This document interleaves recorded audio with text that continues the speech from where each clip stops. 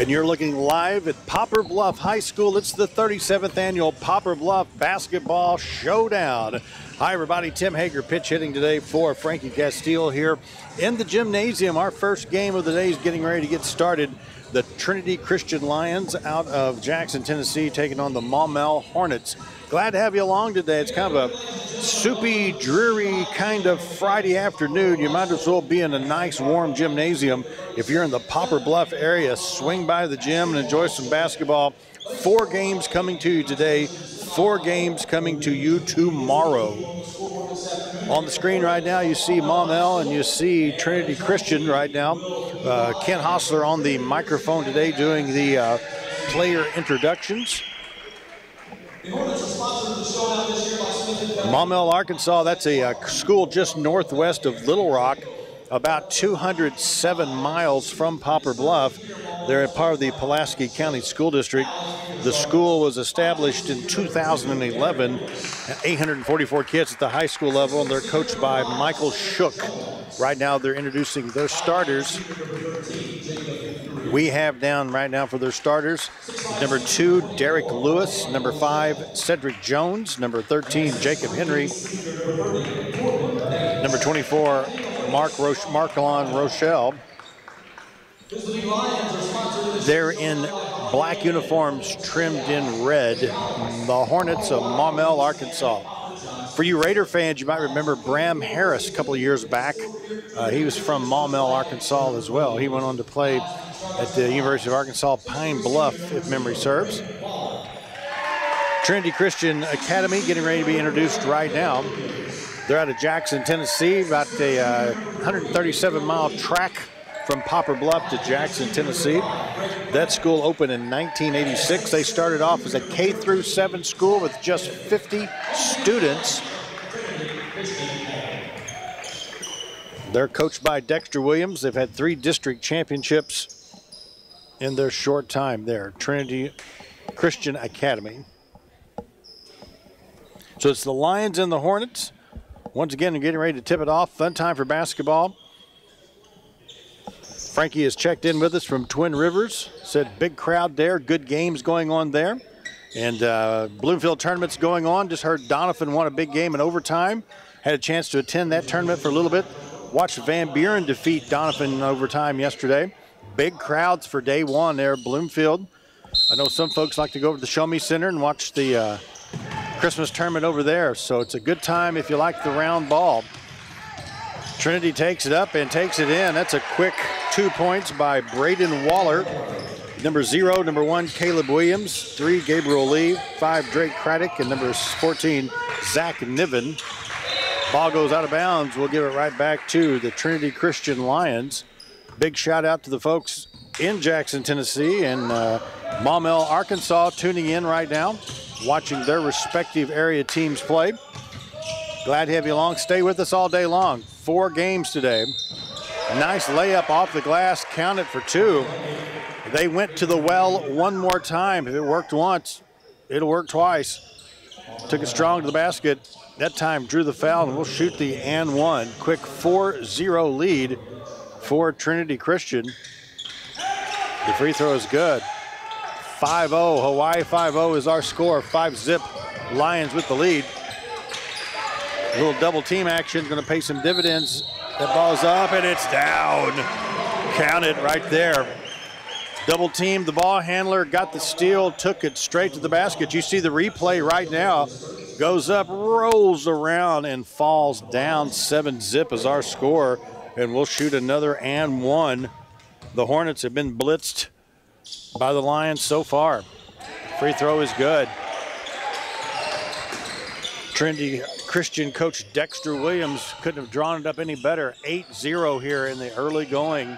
Folks still trickling into the Poplar Bluff High School gym. First game of the day. Put the Hornets on the board. Number 24, Marcolon Rochelle. He had a nice game yesterday. Gets him in the scoring column. There's a block out of there, and there's Rochelle again. Going to go coast to coast. Lays it up with the left hand. Count that one, and he'll draw the foul. One-man show right now. Scored, came down, got the turnover, tipped it out to himself, caught up with it. Took it strong to the rack, scored it, drew the foul, and put him on the line for the and one. Ladies and gentlemen, welcome to the Markelon Rochelle Show. Makes the free throw for the and one. Free throws dropping to down. Suddenly, we go from 8-0 to 8-5 in the blink of an eye. Trinity with the basketball in the paint. They're going to kick it back out to the big guy. Here's a baseline jump shot off the mark by number 1, Caleb Williams, rather. The Hornets will move it quickly to their end of the floor. Goes by the defender, finds the guy slashing to the basket, and that bucket's good by number 13, Jacob Henry. They're going to get the steal on the inbounds pass.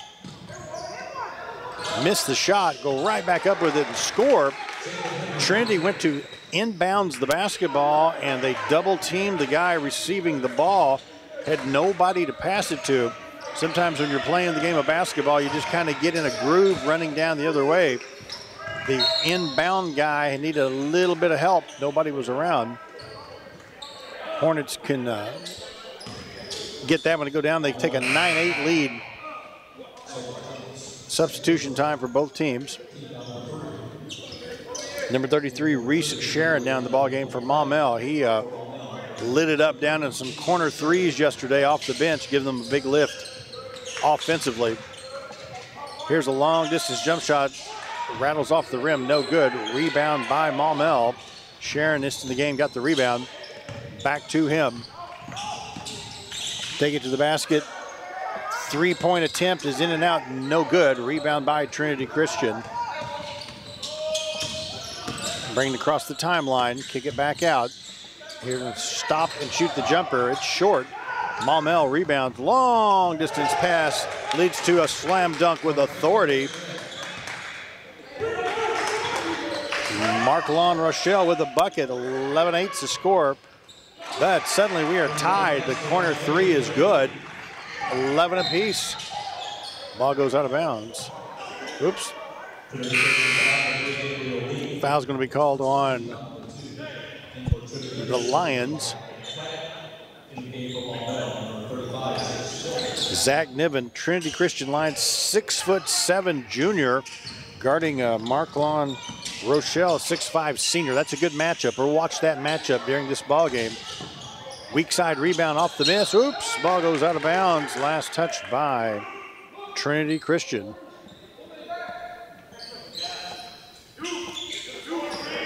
Markelon Rochelle yesterday, 12 points for Maumelle. He's in the groove today already. Hornets with the basketball, 4:55 left here in the first quarter. Just getting it cranked up from Poplar Bluff High School. Rochelle hits the baseline jump shot. It's an episode of Seinfeld. Thank you for catching that, Tim. I know there's some sitcom, the Bette Midler episode, I believe, of Seinfeld. Don't get me started. We'll talk Seinfeldian stuff. It'll be yada, yada, yada, and you know how that goes. So back to the ball game. 14-13 is the game. I would say I wasted a lot of my life, but I've spent way more of my life watching Seinfeld than I should have. I have a new love called The Office. I'm about 15 years late to that show, but that is a fun show for those of us who suffer from sarcasm. Hornets with the basketball. Take it straight to the basket. Miss. Nobody blocked out. They get the rebound. That time they blocked out. Trinity Christian with the ball. They'll scoot across the timeline with it. Takes it strong to the basket. Up and in. Nice basket there by Gabriel Lee. He gets his Festivus gift a little bit late. The ball goes down. 15-14 is our score. Been a lot of airing of grievances at my house lately, but that's another story. There's a baseline jumper in and out. Rebound there by the big guy, Zach Niven. 1-point ball game here in the early going. It's a good matchup. Nice move to the basket. Trinity Christian got a good cheering section here today. They've made the drive over the Boogie Bridge into Missouri to see their team take a 3-point lead right now. But now we're tied, just like that. Jace Tillman drains the three. We're tied at 17. These guys are playing a little transitional basketball, up and down. That three-pointer is going to be off the mark. The aforementioned Jace Tillman rebounds. He'll take it himself. Runner in the lane, misses. Niven gets another rebound. And we'll go the other direction with it. Ball is tipped away. Who touched it last? They're going to say Maumelle touched it last. Of course, these teams, first time they've been a part of the Poplar Bluff Showdown. First time a lot of fans getting a chance to see them, so we're not super familiar with their style of play. Right now, both of them have their feet planted on the accelerator, going up and going down. Makes you wonder if that's the game plan or if they're just kind of got it with the flow of the game. We saw that happen last night, and one of the teams kind of ran out of gas, for lack of a better term. The players logged a lot of minutes, maybe played a little bit too quick of a pace. Poplar Bluff come back and won that ball game. That's an NBA three right there from number 5, Drake Craddock. He's a senior. He puts the Lions back up by 3, 20-17. 2:27 to go here in the first quarter from the Poplar Bluff Showdown. Game number 1, day number 2. There's a shot off the mark. Ooh, a little over the back action there by number 14. Foul's going to be called on Kenan Johnson as he went for the rebound. 4 fouls for the Hornets, 3 for the Lions here in the early going. The big guy shooting the 3 misses. 6'7" dude stepped out. Defender stepped back. He shot the 3, missed. Hornets get it back. In traffic, off the rim, no good. Rebound there by number 5, Craddock. Moves it ahead to Waller. Ball goes out of bounds. This is game number 1 today. Game number 2, McCracken County and Urbana coming up. That'll be around 5:30. Around 7 o'clock, the hosts Poplar Bluff Mules taking on Izard County Consolidated. And then tonight's primetime game, 8:30, Vashon versus Staley. Kansas City versus St. Louis. I-70 game coming up on the primetime, the late game tonight. There's a little cut to the basket. Wow, when that works, it looks so good right there. Little give and go, a little Stockton to Malone action there. Took the drive to the basket, wide open on the backdoor play. 22-17 Lions lead. There's a foul called right there. Each team now with 4 fouls here in the early going. Maumelle, Arkansas will inbounds right in front of the scorer's desk. Ken Hostler on the microphone today. Does a great job here and at Three Rivers both.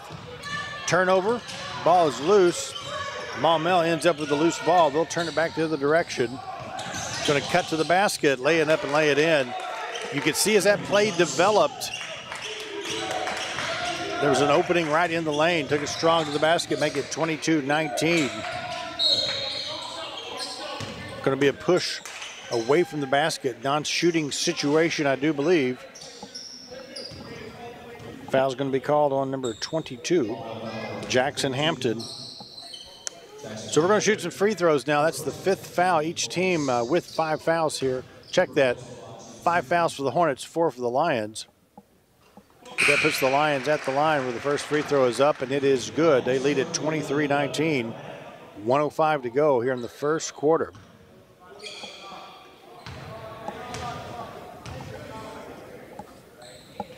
Second one's up, and it is good. 24-19 is our score. Maumelle crosses the timeline. Rochelle, nice pass in the paint. Oh, the shot is blocked from behind.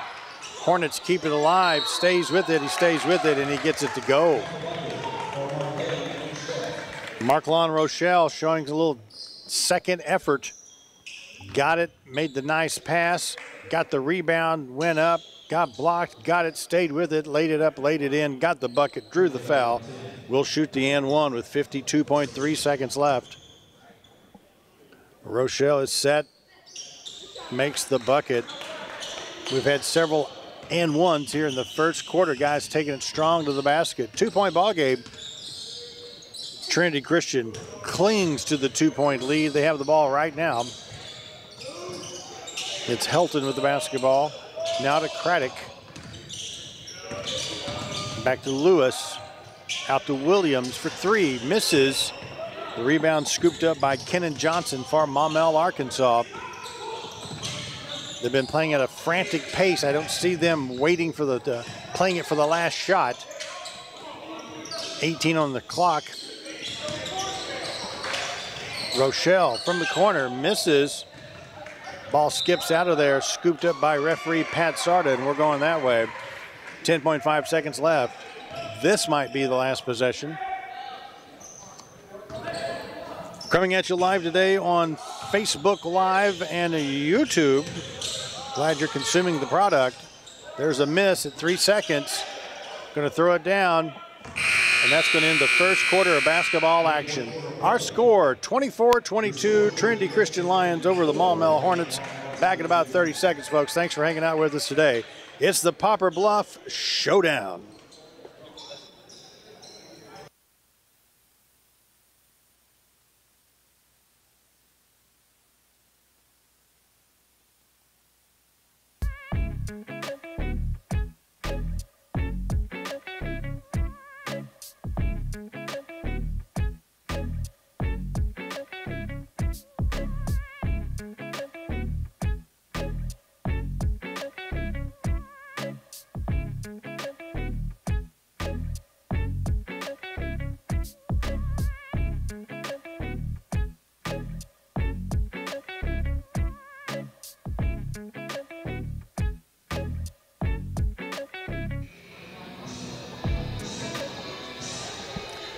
Little Ram Jam in the background as we head to the second quarter of basketball action. 24-22, Trinity Christian with the 2-point lead. As we were talking about today, at least it didn't rain, but it's kind of soggy, yucky, dreary day out. My mood lightened immediately stepping into the gymnasium. Anticipating a big crowd tonight as these games continue to move forward. This is day 2, game number 1 right now. It's a good one. 24-22 is our score. Maumelle will start with the basketball here. Going to say he palmed it, carried it right there, right in front of the official. We'll take it back the other direction with it. Poplar Bluff with a big win last night. A lot of folks coming back to catch them in action. And then tonight's final game, Staley High School out of Kansas City, who is receiving votes as one of the top 6A teams in the state, taking on Vashon, the Wolverines, the #1 team in the state in Class 4A. A team that's been very successful at this Poplar Bluff Showdown in the past. Promises to be a heavy metal matchup tonight. Those last 2 games over in the winners bracket. Trinity was still with the basketball, 7:14 to go. Ball's going to be stolen. A little Euro step action, misses. They get the rebound, and that's the chance you run. They bring their post player, bring him out. There's an advantage to a post player being at the top of the key. They can see the floor, be able to make passes to people cutting to the basket. Sometimes the post players are not the best dribblers on your team. Niven popped out that time. Ball was stripped away from him. That's how Maumelle got it back. There's the shot right there. And they're going to call the charging foul. Number 11, Cole Craddock, held his ground, drew the charge, wave it off, and we'll go back the other direction at the 7:01 mark. Number 35, Jace Tillman now checking back into the ball game for the Hornets. Trinity's going to slow it down a little bit.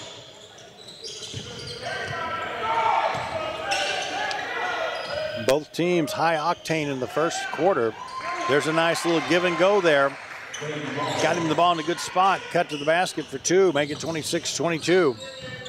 Little isolation there, clear it out. Lobbed it in, made a nice pass, and he converted the shot. There's going to be a travel called there against the Hornets. Again, our score after one was 24-22, just one bucket scored here. Again, it was a frantic pace in the first quarter. We'll see if they can take that pace throughout the game, or if they'll try to slow it down just a little bit. Lions with the basketball. Caleb Williams, number 1, gets it, takes it to the basket, has the shot blocked from behind. Nice play there defensively by number 35, Caleb Horton.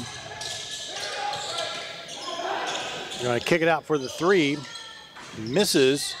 You're going to keep it alive on the long rebound. Back up with it. No luck. Niven rips down the rebound for the Lions. We'll go back the other direction. Lions in white uniforms today. The Hornets in the dark uniforms trimmed in red. Williams backs it out of there.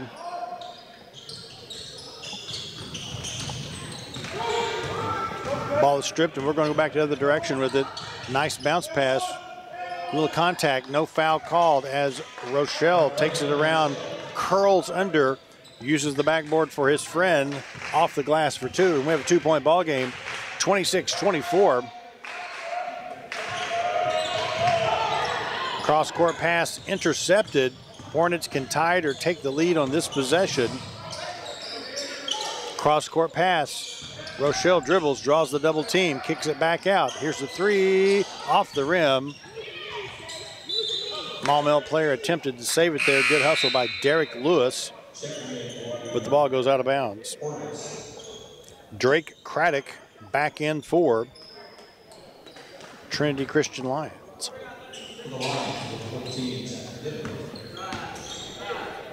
5 minutes now before halftime. After the frantic pace of scoring, a little bit slower pace right now. Quick foul is going to be called there. Number 13, Jacob Henry, went for the ball, ended up getting a little bit more than the ball right there. Incidental foul, but they call it. 26-24. Nice drive to the basket. There's going to be a blocking foul called, and we'll see fouls called on number 14, Kenan Johnson. And that will put Trinity Christian at the line.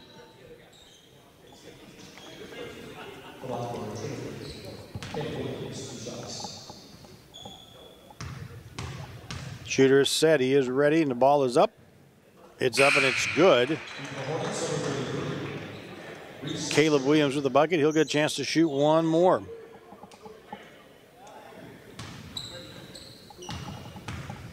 Three-point lead for the Lions. Make it 4. 28-24, 4:46 now before halftime. Tim Hager pitch hitting today. Substitute teacher guy. Frankie Castillo down in the garden spot of Brosley, Missouri today, covering that tournament, Twin Rivers Girls Tournament. Always a big following, girls basketball, a lot of good teams down there. He's covering that game, KWOC, streaming 2 different events at the same time, 2 different gymnasiums. That's why they called in the temporary guy for today's action here at Poplar Bluff. Excited to be here. Usually get a chance to do a little broadcasting for the Three Rivers Raiders and Lady Raiders. Get a chance to drive a couple of miles across town here at Poplar Bluff High School. Get to see a nice inbounds play there by Braden Waller.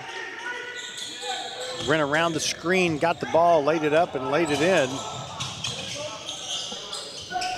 It's a 30-26 ball game. Long distance three-pointer off the mark. Rebound by Trinity Christian Lions. They'll move it across the timeline. Hand it off to Waller. NBA 3. Rattles around, no good. Rochelle saves it. And Maumelle will have to take a look at it. Tillman over to Lewis.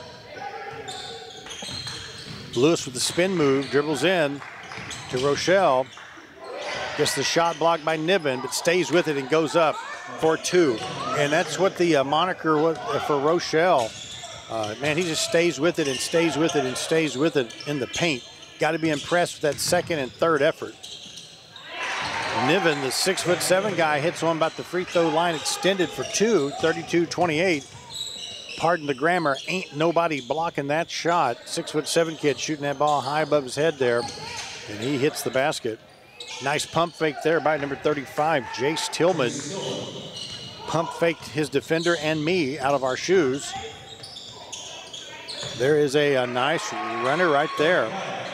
Number 5, Drake Craddock in traffic. Took it to the basket, flipped it up off the glass for 2. It's a 34-30 ball game. Looks like a 30-second timeout called on the floor. We'll take a 30-second timeout as well. Stay close, folks. This is the 37th annual Poplar Bluff Showdown.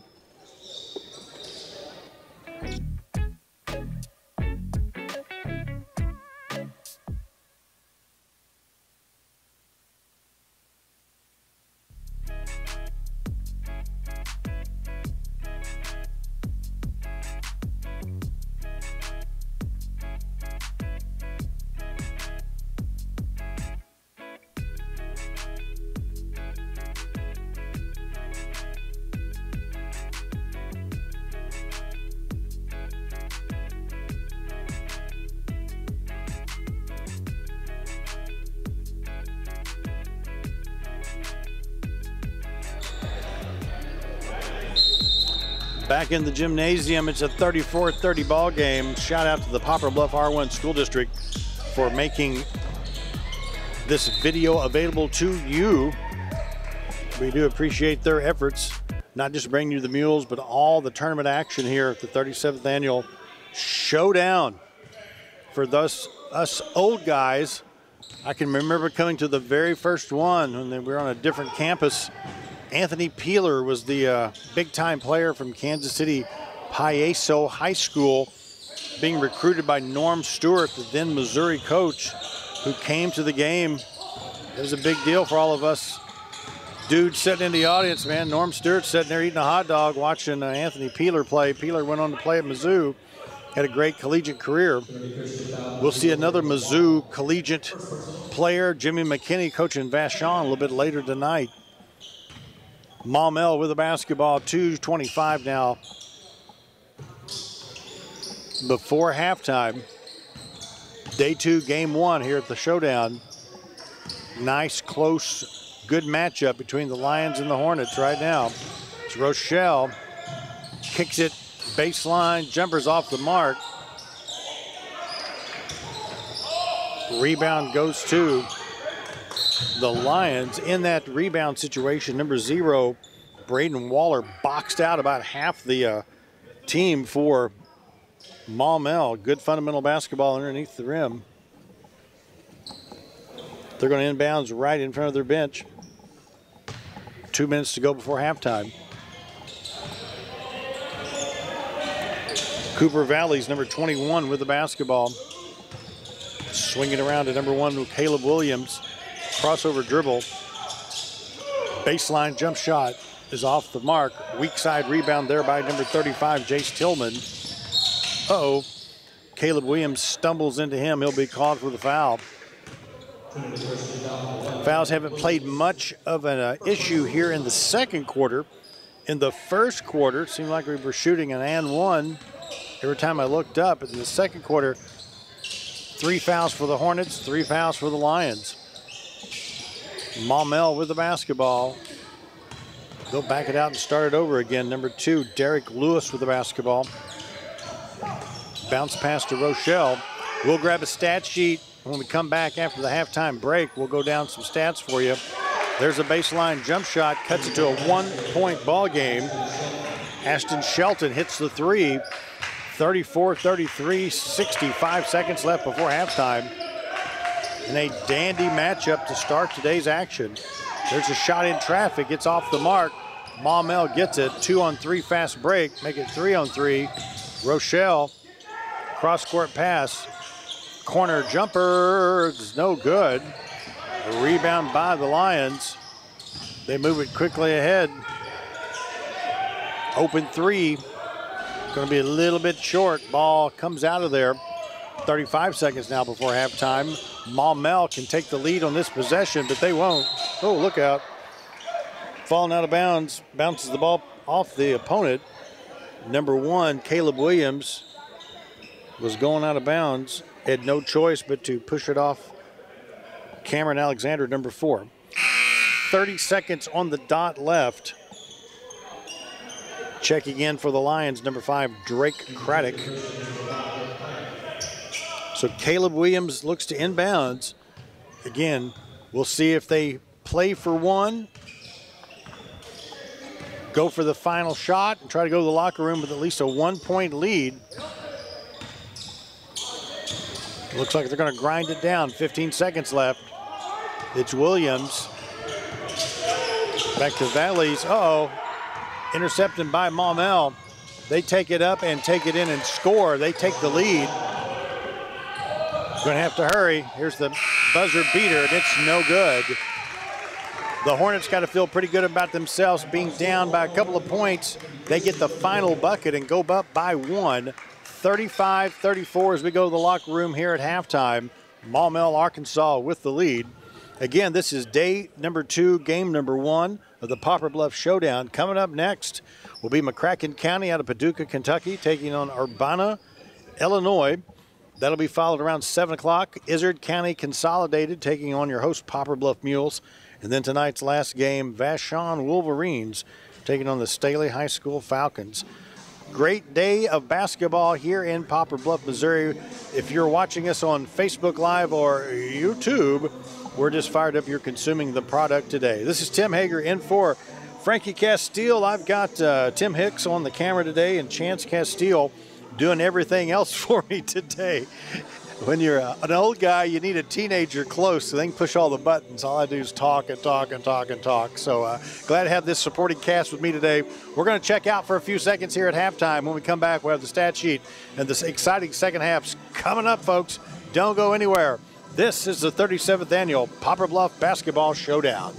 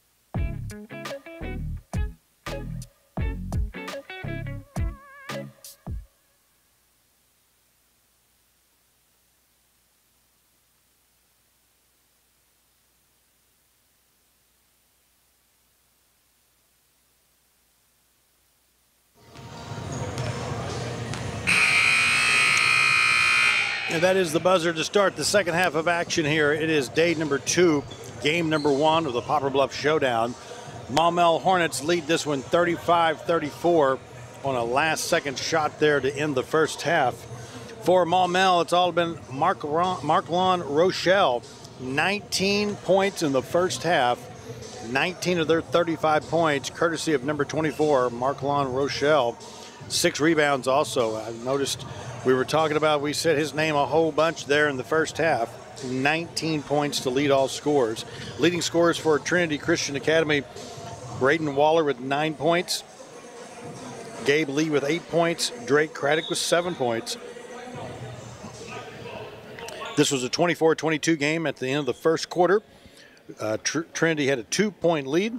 They were outscored 13-10 by the Hornets in the second quarter, hence giving us a 35-34 score at the moment. Only 3 lead changes in the first half. Trinity led most of the first half. Planned for the last shot, turned it over. Maumelle quickly converted before the buzzer to go up by 1. Big momentum switcher there to end the first half. Lions had an 8-point lead at one time in the first half and went to the locker room down by 1. They're down by 3 right now. Quick bucket underneath the basket there by number 13, Jacob Henry.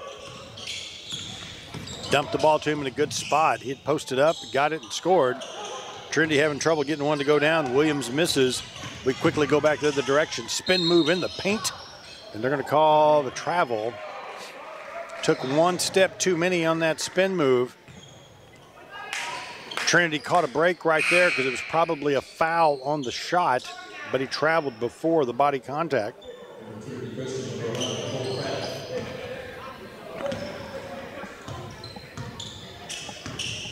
Trinity going left to right on your video screen wearing the white uniforms.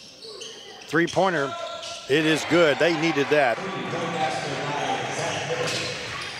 Zach Niven, number 14, 6'7" kid, stepped out and drained the 3. We're tied at 37. They had lost the momentum there at the end of the first half. That 3 gets them right back in this ball game. Niven jumps out, doesn't get the block. Derek Lewis gets the bucket, shoots the 3 and scores with a 6'7" kid with long arms flying at him. He still delivers it right in the middle of the basket. Nice left-handed layup there by number 5, Drake Craddock. There's the block shot. I think they're going to call the foul before the shot. We'll see. Gabe Lee called for the foul. They're going to say it's before the shot. So the Hornets will inbounds underneath their own basket. They get it into Rochelle. There's the block shot. That's a nice play there by Niven.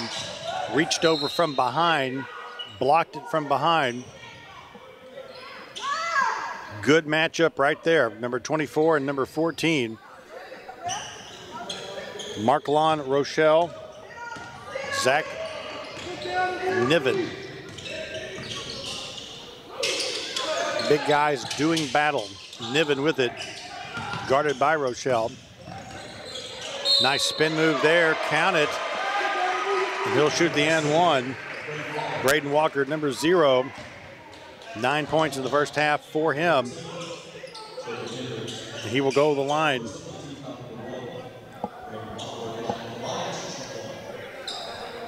Each team now with 1 foul here to start off the third quarter of basketball action. It's a 41-40 game. Free throw is up, and it is good. He makes the and 1. 42-40.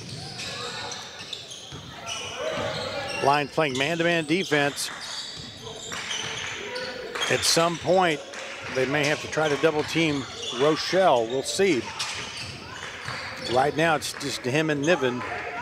They get it into Rochelle. He kicks it out. 3-pointers off the mark. Rebound there by the Lions. Player snuck up, tipped it away. Hornets get it right back.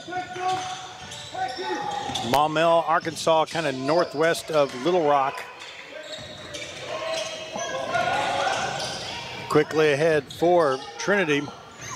The spin move, the player spun, the ball didn't. When the ball goes out of bounds, we'll give it back to the Hornets. This is the first of 4 games today. Glad you're hanging out with us. Tim Hager in for Frankie Castile. He's down at Twin Rivers.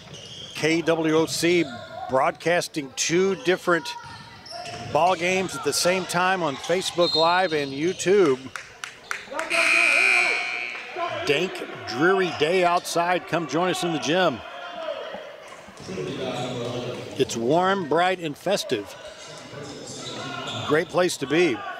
Good basketball abounds. They're at this time of year. Tournaments everywhere around southeast Missouri. And we've got a good one right here, a 42-40 game to kick it off. Spin move, steps back. He'll try the jump shot. Off the mark there by number 35. Jace Tillman. Corner jumpers. I almost called it good. When it left his hand, it looked good. Hit the rim, bounced off, faked me out. We'll try another 3. 3-pointers, it's raining threes right now. Not going down though. They're getting a good look at it, just can't get it to go down. Traveling called right there. As number 3, Gabriel Lee took the extra step. Number 1, Caleb Williams back in the ball game.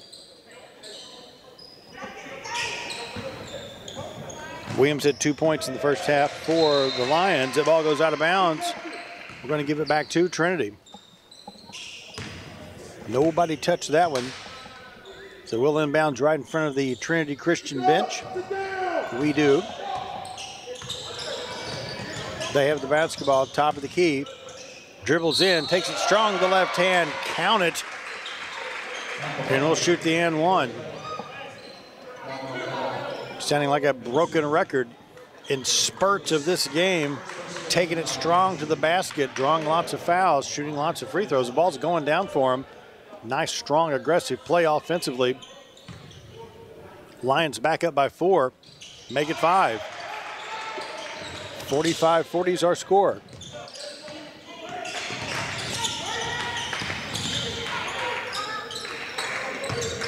Hornets with it. In tight to Rochelle. Takes it up and lays it in. Got it in traffic. Went up with it. Committed with the right hand. Just enough over the rim for the bucket. 45-42. Got a whistle on the floor. Foul's going to be called on Caleb Williams. 3 fouls for the Lions, 2 for the Hornets here in the third quarter. And the Hornets will take the ball out. Maumelle Hornets. About the NBA, you never hear about the Charlotte Hornets. That's a team that's kind of in obscurity. You know, they left, went to New Orleans, and then they reformed the Hornets. I guess Michael Jordan's a part of that ownership group. Can you name 4 players on the Charlotte Hornets right now? I could name 4 players in 1990, but I can't right now. Jordan was an amazing player, but his track record as a basketball administrator and owner, not quite as stellar. There's a shot off the mark. It's your Charlotte Hornets minute there. They did wear trendy uniforms back in the day, though. Back in the Kelly Tripucka, Larry Johnson era. Del Curry, that's Steph's dad. Kids Google that at home. There was a Curry before Steph, believe it or not. He was a pretty good shooter back in the day, Del Curry. Nostalgia. Inbounds pass to Trinity.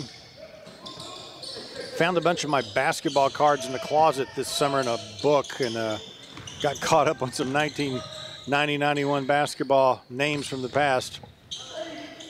There's a shot, just misses. Rebound there by number 35 for Maumelle. Jace Tillman to Rochelle. He takes it strong to the basket. Rochelle knows how to finish around the basket. It's no secret when they're penetrating towards the rack, Rochelle gets open. He plays a nice low post.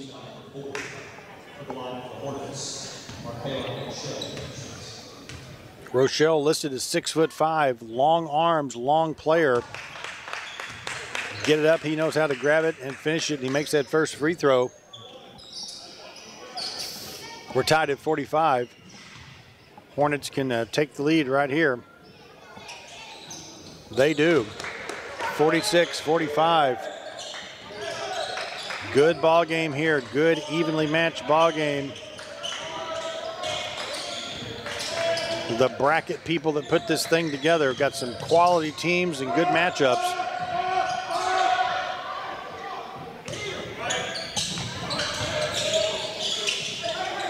Trinity cuts to the basket, lay it up, missed it. Slow developing play, but they got the shot they wanted. Right now they get the call they wanted. They draw the charging foul.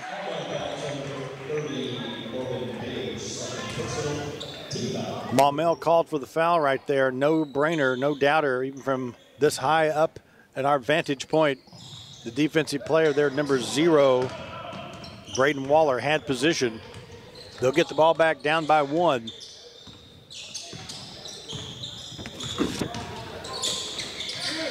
They go to Niven. Niven draws a double team, kicks it back out. There's the three-point attempt. No good. Niven gets the rebound, lays it up and lays it in. Number 14, Zach Niven, 2 points in the first half.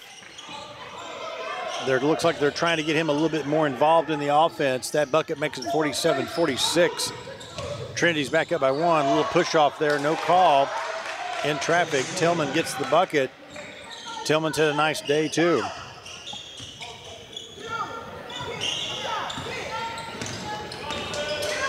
Trinity crosses the timeline with it. Hands it off. Foul's going to be called right there on Tillman. I think I jinxed him. Sorry about that. 1:58 left here in the third quarter. Foul is called. That's going to put number 0, Braden Waller, at the line. Hold that. Is this a shooting foul or we're going to be on the floor? I think we're on the floor. Hornets make a few substitutions. Trinity looks to inbounds the ball underneath their own basket into Niven. Again, guarded by Rochelle. Niven goes baseline and dribbles the other direction. Rochelle does a pretty good job of keeping himself between him and the basket. Nice left-handed scoop shot. It is off the mark. We'll go quickly the other direction. Rochelle takes it up and slams it with authority. Got it, pump fake the defender. And then it was just him and the rim. He slams it home, 50-47. Rochelle putting on a show today. Here's Niven, long distance jumper is good. Niven's hit a couple of big three-pointers. It keeps pulling the Lions back in this one. It's a 50-50 game, 100 points scored. We're tied at 50. Can't get much closer than that. 1:07 to go here in the third quarter. Shot is no good. Rebound by Niven. Quick outlet pass there to number 21. Vales. Whistle on the floor. Foul's going to be called on number 4, Cedric Jones. Check that, Cameron Alexander, number 4. We'll put number 5, Drake Craddock, at the line to shoot a couple of free throws. That free throw is up and it is good. 51-50 is our score for you Van Halen fans. 51-50. Sammy versus Dave. I'm Team Sammy. See them both with Van Halen. Enjoyed both concerts, but I'm a Sammy guy. We'll talk more about that later. Fast break opportunities off the mark. Tillman has it, slows it down, goes to the left hand, a little bit of contact. And they're going to call him for the charge there. Coming in, put that arm bar up just a little bit right in front of the official. Had a good line of sight on it. Calls the foul. Lions up by 1, 33 seconds left. As we close out the third quarter, it's Niven. Out to Waller. Craddock has it. They're going to play, look for the last shot, it looks like. They back it out. 10 on the shot clock. Takes it to the basket and scores. 7 seconds to go. Let's see if Maumelle's got enough time. They quickly advance it at 3. The shot's up at 2. Off the mark and out of bounds at the buzzer. 53-50 is our score at the end of 3. We're being brought to you by the Poplar Bluff R1 School District, and you are watching the 37th Annual Poplar Bluff Basketball Showdown. Back after this.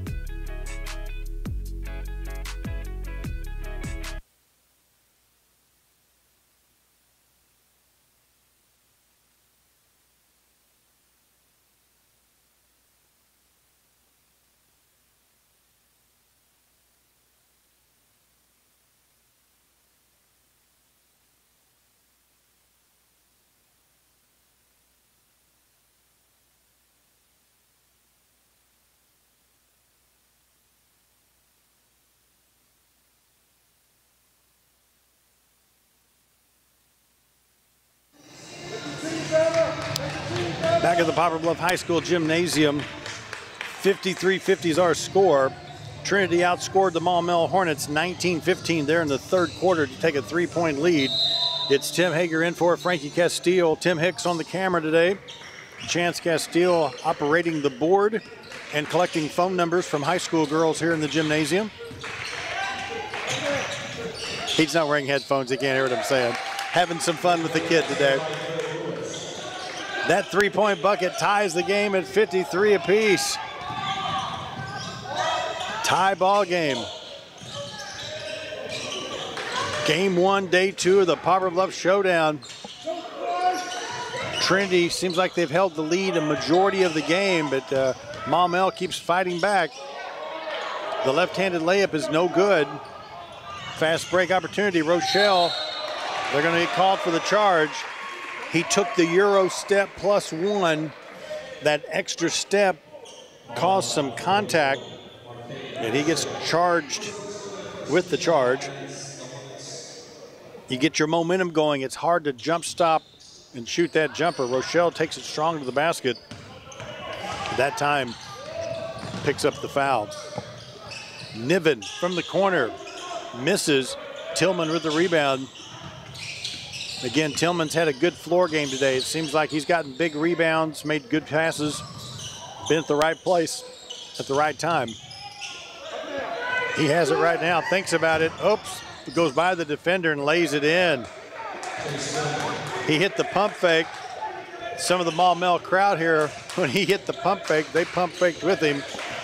Thought about the 3, pump faked the defender and took it strong to the basket. There's a big time 3-point shot by number 5, Drake Craddock. 56-55 with that 3-point shot, 6:39 left in the game. 30-second timeouts called on the floor.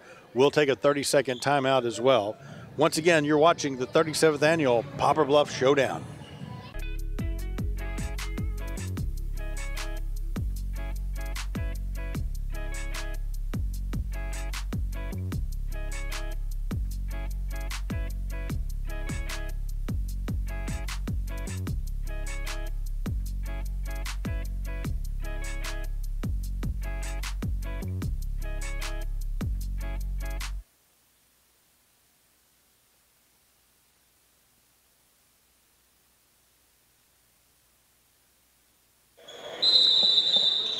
And we're back after that quick timeout, 56-55, with the Lions hitting the big 3-point shot.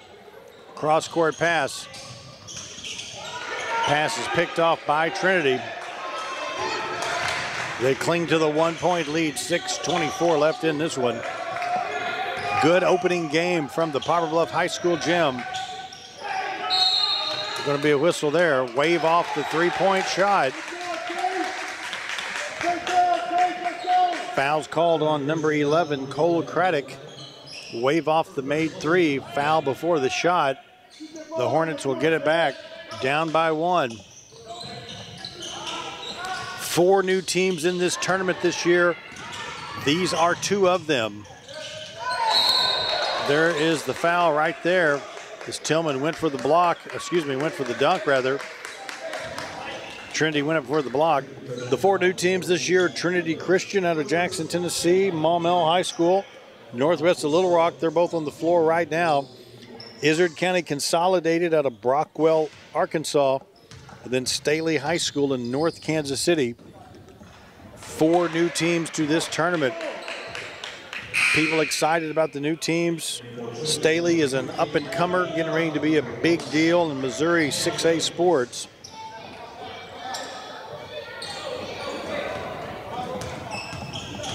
Izard County has got a good tradition of basketball there in north central Arkansas.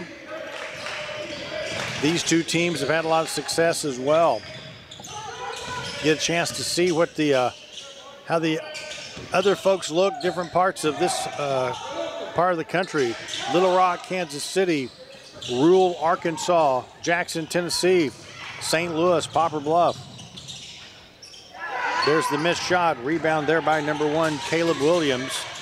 A little fancy dribbling there behind the back. Gets himself open. Now give it to Niven. Here's the three-point shot by number 3, Gabriel Lee. He drains it. 59-55, 4-point lead now for the Lions.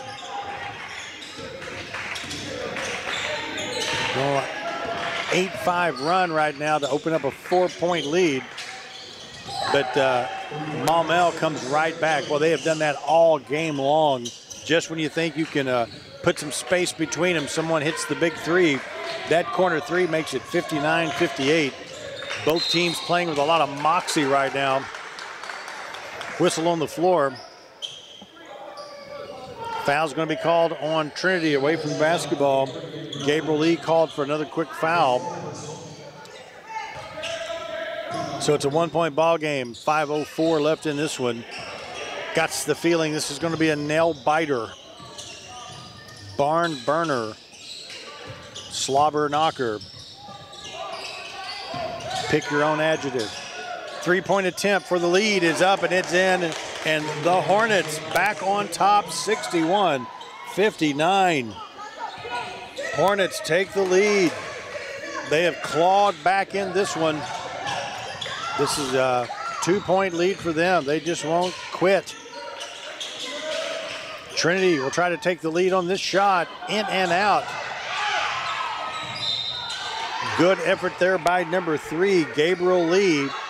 Went up, grabbed it, lost his footing. The ball went out of bounds, last touched by a member of the Hornets team.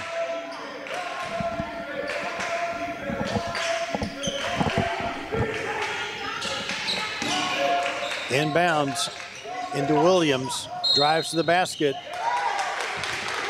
Foul's going to be called with the armbar push-off. Called for the foul, Williams. 3 fouls for him here in the ball game. 4:21 left, 2-point lead, 61-59. Maumelle can extend the lead. They have the basketball. They're going to slow it down into Rochelle. Spin move, takes it up and lays it in. I have another little part-time job. For 7 seasons, I've called games for the Three Rivers Raiders. You kind of get a good idea of what a potential college player looks like playing the high school level. And Marc-Lon Rochelle has got that look. I think his game would transition to the junior college level with ease. He looks very polished from the floor, especially offensively. They got him the ball, then he posted up. He was in a good spot. Quickness, got it. Spin move to the basket, real fundamental. Good form, used that backboard for 2. He's putting on a show today. That bucket makes it 63-59. Trinity now shooting a couple of free throws. They missed the first one. It's number 5, Drake Craddock. Misses the second one. Tillman gets the rebound. 4-point lead for Maumelle, Arkansas. There's a three-point shot. It's up and it's good by number 5, Cedric Jones. 7-point lead, biggest lead of the day for Maumelle. Corner jumper misses. Rochelle rebounds, but the ball is stolen. Hey, we'll shoot the three. It's going to be short. Rochelle gets the rebound again. Quick outlet pass. Rochelle looks a little gimpy coming down the floor right now. Might have got foot stepped on, or he may have stepped on someone's foot. They're in traffic. Foul's called here on the other end. That's going to put Maumelle at the line as Tillman will shoot a couple of free throws. One of the officials checks in there with Rochelle to make sure he's okay. He's going to stay in the ball game. Again, both teams displaying lots of moxie here today. 3:10 to go. Tillman at the line. Makes the first free throw.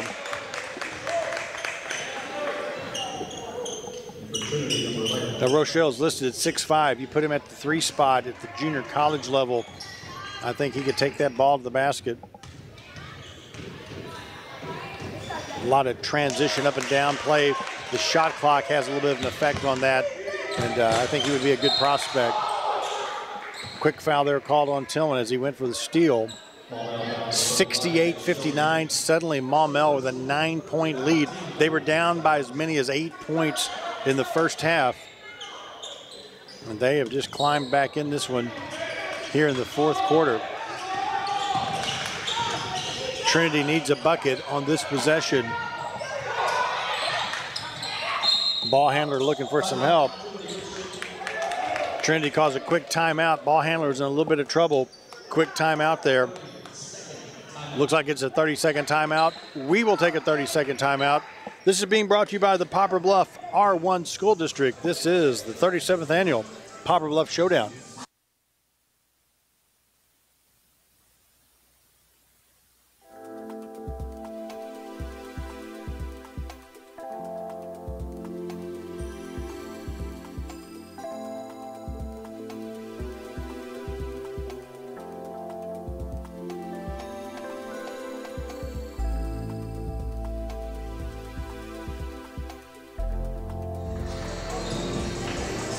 .258 left in this one. It's been all Maumelle here in the fourth quarter. They've outscored Trinity 18-6 here in the fourth quarter.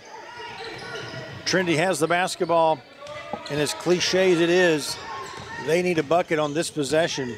They need it bad. Get back in this one. There's the jumper. It's off the mark. Ball goes out of bounds. Last touch by Maumelle. Maumelle's got the momentum going right now. But Trinity has the ball. See if they can convert a bucket.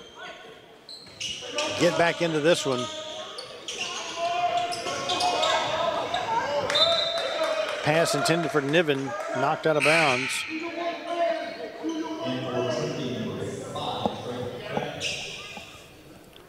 Trinity will take it out right in front of their own basket. Into Williams. Bounce pass to Waller, now to Craddock. Looking for some help. Ball is scooped up. We'll do it again. We'll set it back up. Be patient. They need a good shot right here. 2:22. Here's the ball in the air. Missed three-point attempt. Whistle on the floor.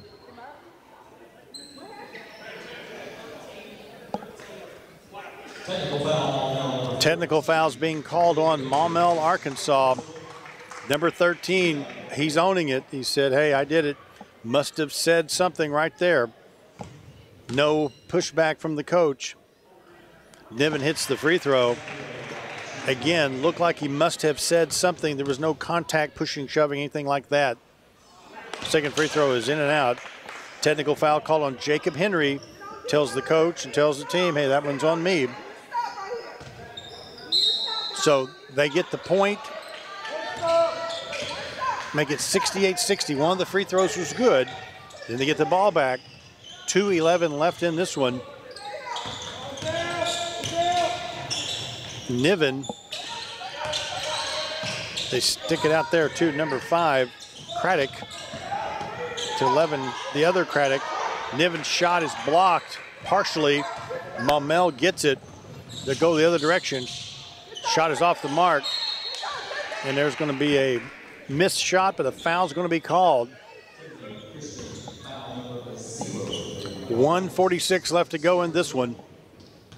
Maumelle at the free throw line, up by 8. That free throw clanks off the rim, no good. They'll give him one more shot at it.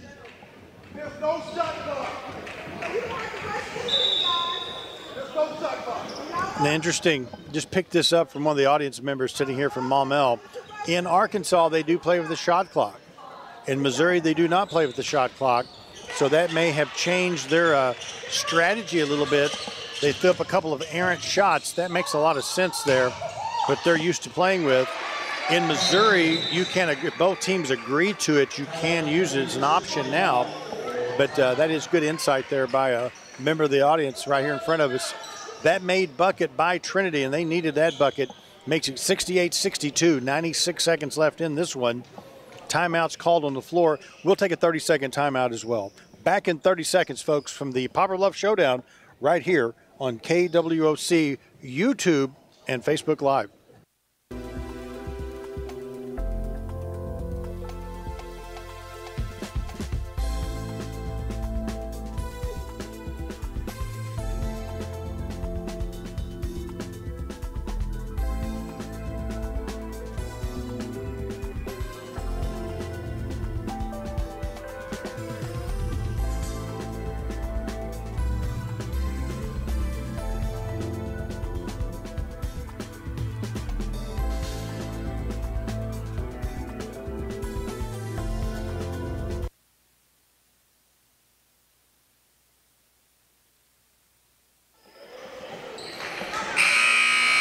(68-62), 1:36 left in this one. Hey, folks, this is the first game. We got 3 more to go tonight. McCracken County out of Paducah, Kentucky, taking on Urbana, Illinois next. We'll flip over to the other side of the bracket. Izard County Consolidated versus Poplar Bluff. That should tip off around 7. And then Vashon and Staley in the late night game, tipping off around 8:30. Right now, the Hornets with the basketball. They inbounds. Got to watch that clock now. Trinity's going to go for the steal, try to double team the ball handler. They do. They gamble defensively, and they get burned that time as the ball is up, and it is in by number 14, Kenan Johnson. He draws the foul, and he'll shoot the and one. That bucket makes it 70-62. Trinity's in a position to go for the steal.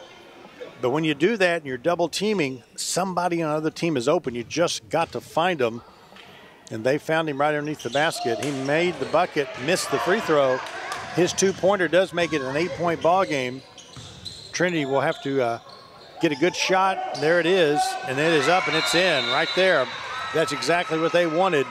Don't panic just yet. Get the good shot. They had the wide open 3 and they knock it down. Makes it 70-65, 1:17 to go. 5-point ball game. This has been an entertaining game. Yesterday, these two teams were in action on day number 1. Yesterday, game number 1 was Izard County with a 58-54 win over McCracken County, followed by game number 2. Vashon won over this Trinity Christian team, 78-43. Game 3 last night was a nail-biter with the Poplar Bluff Mules with a big comeback win, 57-53 over Urbana. And then in the nightcap last night, Staley took on this Maumelle Hornet team in a really good ball game. Staley ended up winning it 75-66. That was day 1 coverage. Now we're in day number 2, and this is game number 1. And it's a dandy, 70-65. Folks come out early for this game. We got a lot of people coming in Poplar Bluff clothing, coming out a little bit early to catch some action. Poplar Bluff plays game 3 tonight, and we're expecting a big crowd tonight for games 3 and 4 especially. Staley versus Vashon. That's a powerhouse matchup in the world of big school basketball in the state of Missouri. Vashon being the number 1 team in 4A right now. Vashon has been a staple of this tournament and has won it several times. There's the turnover. There's the shot off the mark. Inbounds pass went right to the wrong guy. Trinity got it. Missed the shot. Got the rebound, missed another shot. They had the opportunity there. Could not get to three to go down. And they took the wide open three. There is a school of thought there. Go for the quick two. But when you're wide open, why not let it fly? And they miss. It's going to put Rochelle at the line. Marklon Rochelle has had quite a tournament. 12 points last night. He had 19 at halftime tonight. We'll grab the stat sheet after this game's over, and we'll kind of fill you in on some of the details as we kick off the next game, which will be McCracken County and Urbana, Illinois next. But for now, Rochelle makes the free throw. Back to a 6-point, check it, 7-point game, 72-65. 1 minute left in this one. The clock is the ally of the Hornets right now. Niven shoots and misses. Maumelle gets the rebound. They're going to push it ahead. They're going to dribble around and grind some time. It gets double teamed in the corner. And their coach just calls the quick timeout. Michael Shook saw his player trapped in the corner. Full timeout is called, so it's a 60-second timeout. 72-65, 45.9 seconds left. We will step back and take a break. Don't go anywhere, folks. Nail biter from the Poplar Bluff Gym. It's the Lions and the Hornets. Stay close. It's all a part of the 37th annual Poplar Bluff Showdown.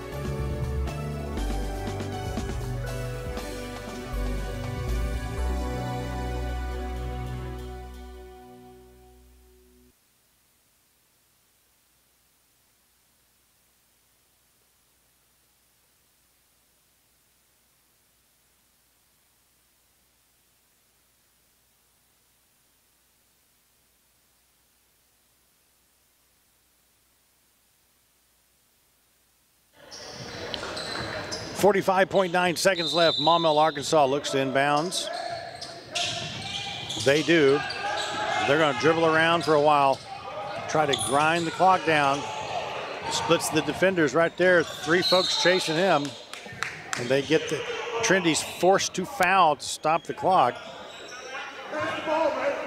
Number 5, Cedric Jones there, playing keep away. Had three guys chasing him. He's able to grind about 12 seconds off the clock.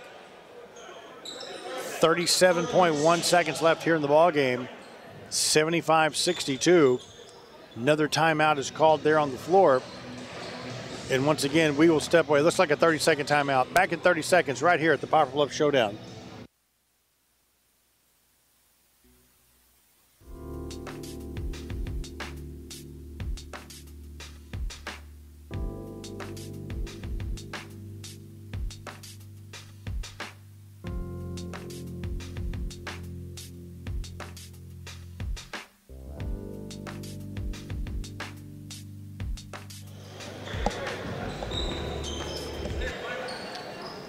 .1 left. Maumelle will continue to try to kill the clock if they can. Get out of here with the win. Again, they triple team the ball handler. Got a whistle on the floor. So we're going to have a, we've saved our timeouts here to the end of the ball game. We're going to call them all. That's strategic. Ball handler was triple teamed. By the time he jumped up and threw it out of there, the coach had called timeout. He didn't want his player to get trapped. They're up by 7, 31.7 to go in this one.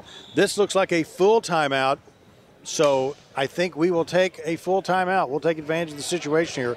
Don't go anywhere, folks. The exciting conclusions next right here at the Poplar Bluff Showdown.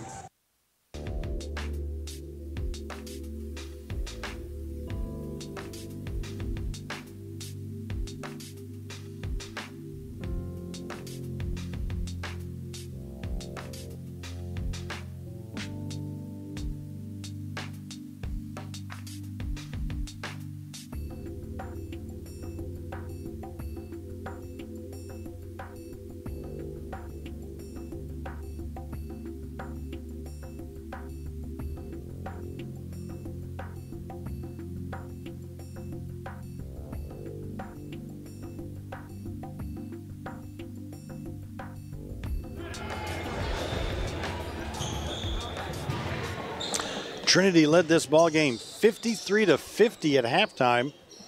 Right now it's a 72-65 Hornet advantage.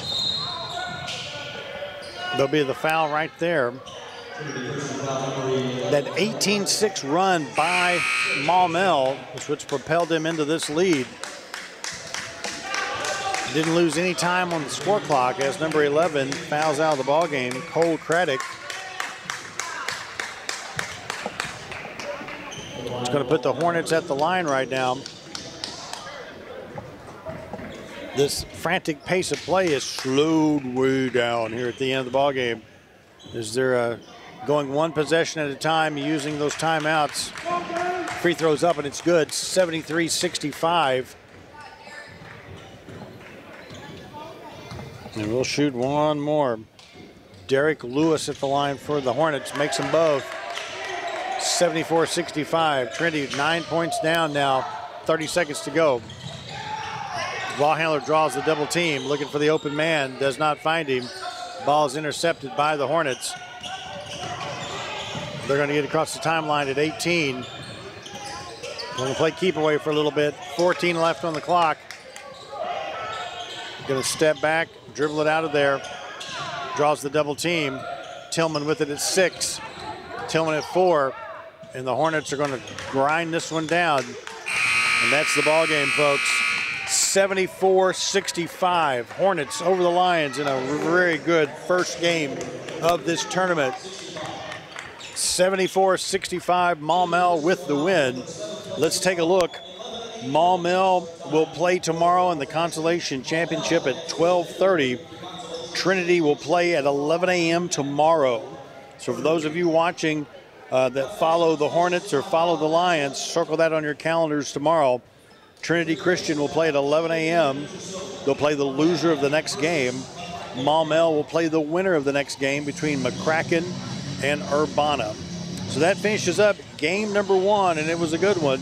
Maumelle comes with a big come-from-behind win and a big run there in the fourth quarter, and they win it, and they will move on tomorrow in the Consolation Championship. Hey, this is Tim Hager filling in for Frankie Castile today. I've got Tim Hicks and Chance Castile with me. We're broadcasting on Facebook Live and on YouTube. And we're glad to have you along for the ride. We're going to step away for a few moments and get ready for McCracken County and Urbana coming up next. Don't go anywhere, folks. It's day 2. Game 2's coming up. This is the 37th annual Poplar Bluff Showdown.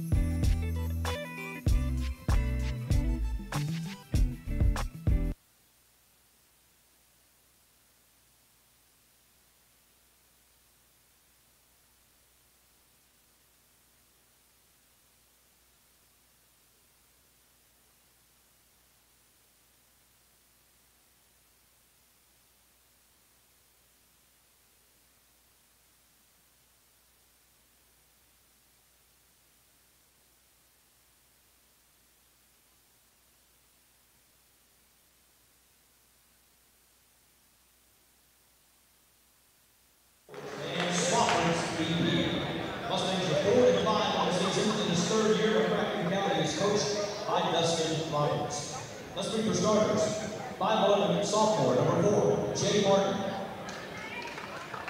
6'1" senior, number 5, Dylan Jackson. 6'1" sophomore, number 22, Eric Miller. 5'10" sophomore, number 25, Aiden Culture. And 6'4" sophomore, number 35, Max Tanner. Visiting the Mustangs from McCracken County. Tigers in Urbana is home to number 4 for tonight's Consolation tournament by Subway, Trinity, Pepsi, Fellowship Christian Athletes, and Edmondson and Holt. Tigers are 3-4 this season. In his 7th year, Urbana is coached by Maumelle Jones. Starting out for the Tigers, 6'2" freshman, number 1, Jordy Izard. 6'3" junior, number 11, Kyrie Hilsman. 6'4" senior, number 14, Jalen McCracken.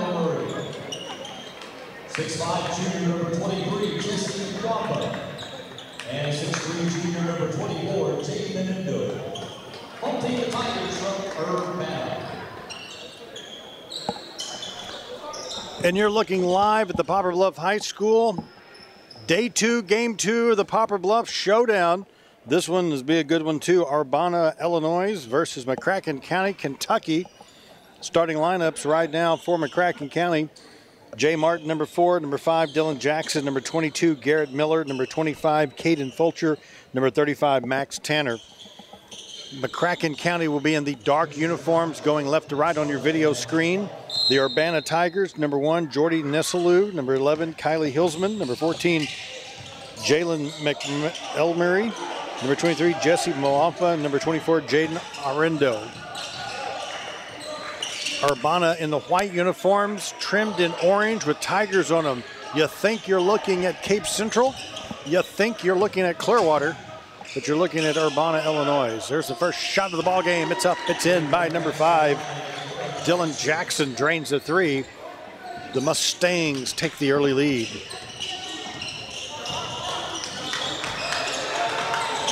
Little slice to the basket, and the ball is blocked out of bounds there. Jalen McElmurray, I'll get that right in a second. Listen to Ken Hostler do the announcements. He's on the PA mic tonight here at Poplar Bluff High School. Does a great job as always.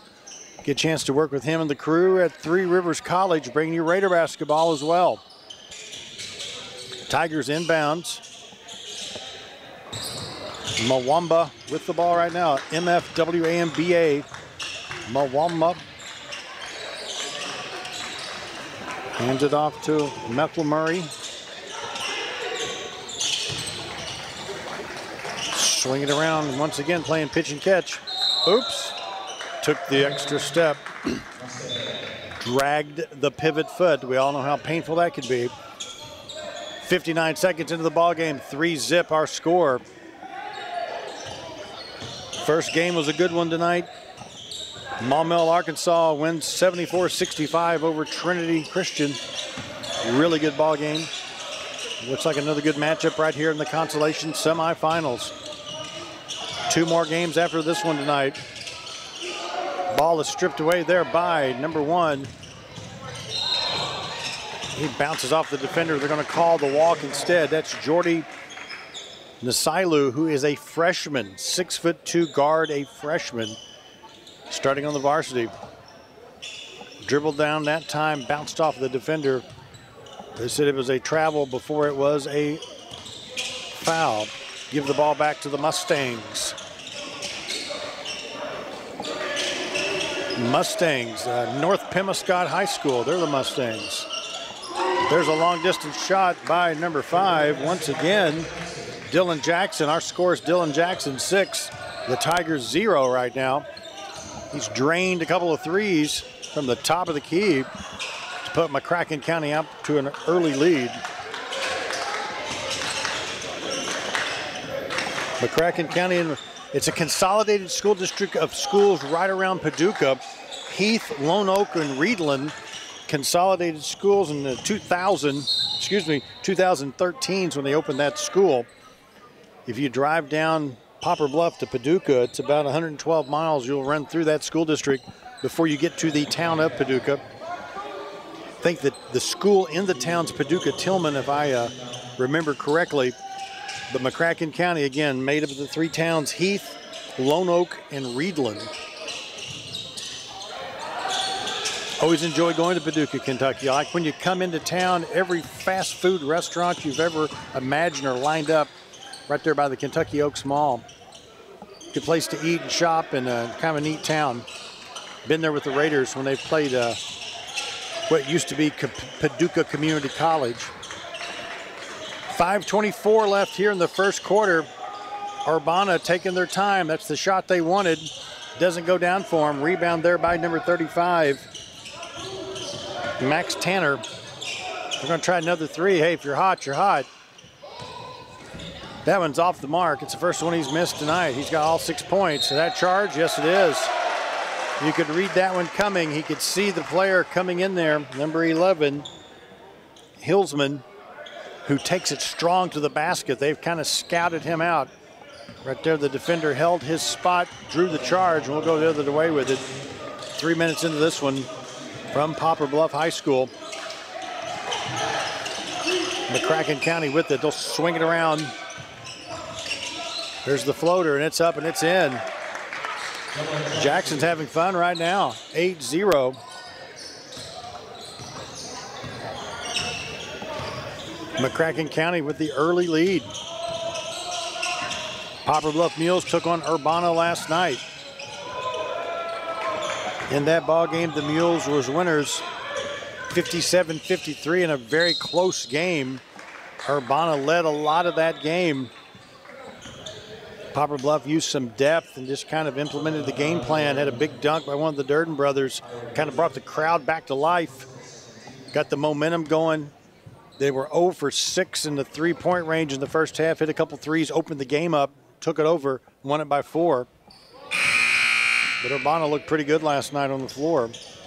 They're down early here, 8-0 to McCracken County. Substitutions now for the Mustangs. As number 4 is at the line, Jay Martin, 5'9" sophomore. That one's up and it's good. 9-zip here in the early going. 9-0. Urbana's going to go back to the drawing board just a little bit here. They're going to slow it down, look for a good high percentage shot. They hand the ball off to the freshman. Now swinging around to Johnson, who just checked in the ball game. Ball's on the perimeter. They're going to look for the 3. There it is, and they got it.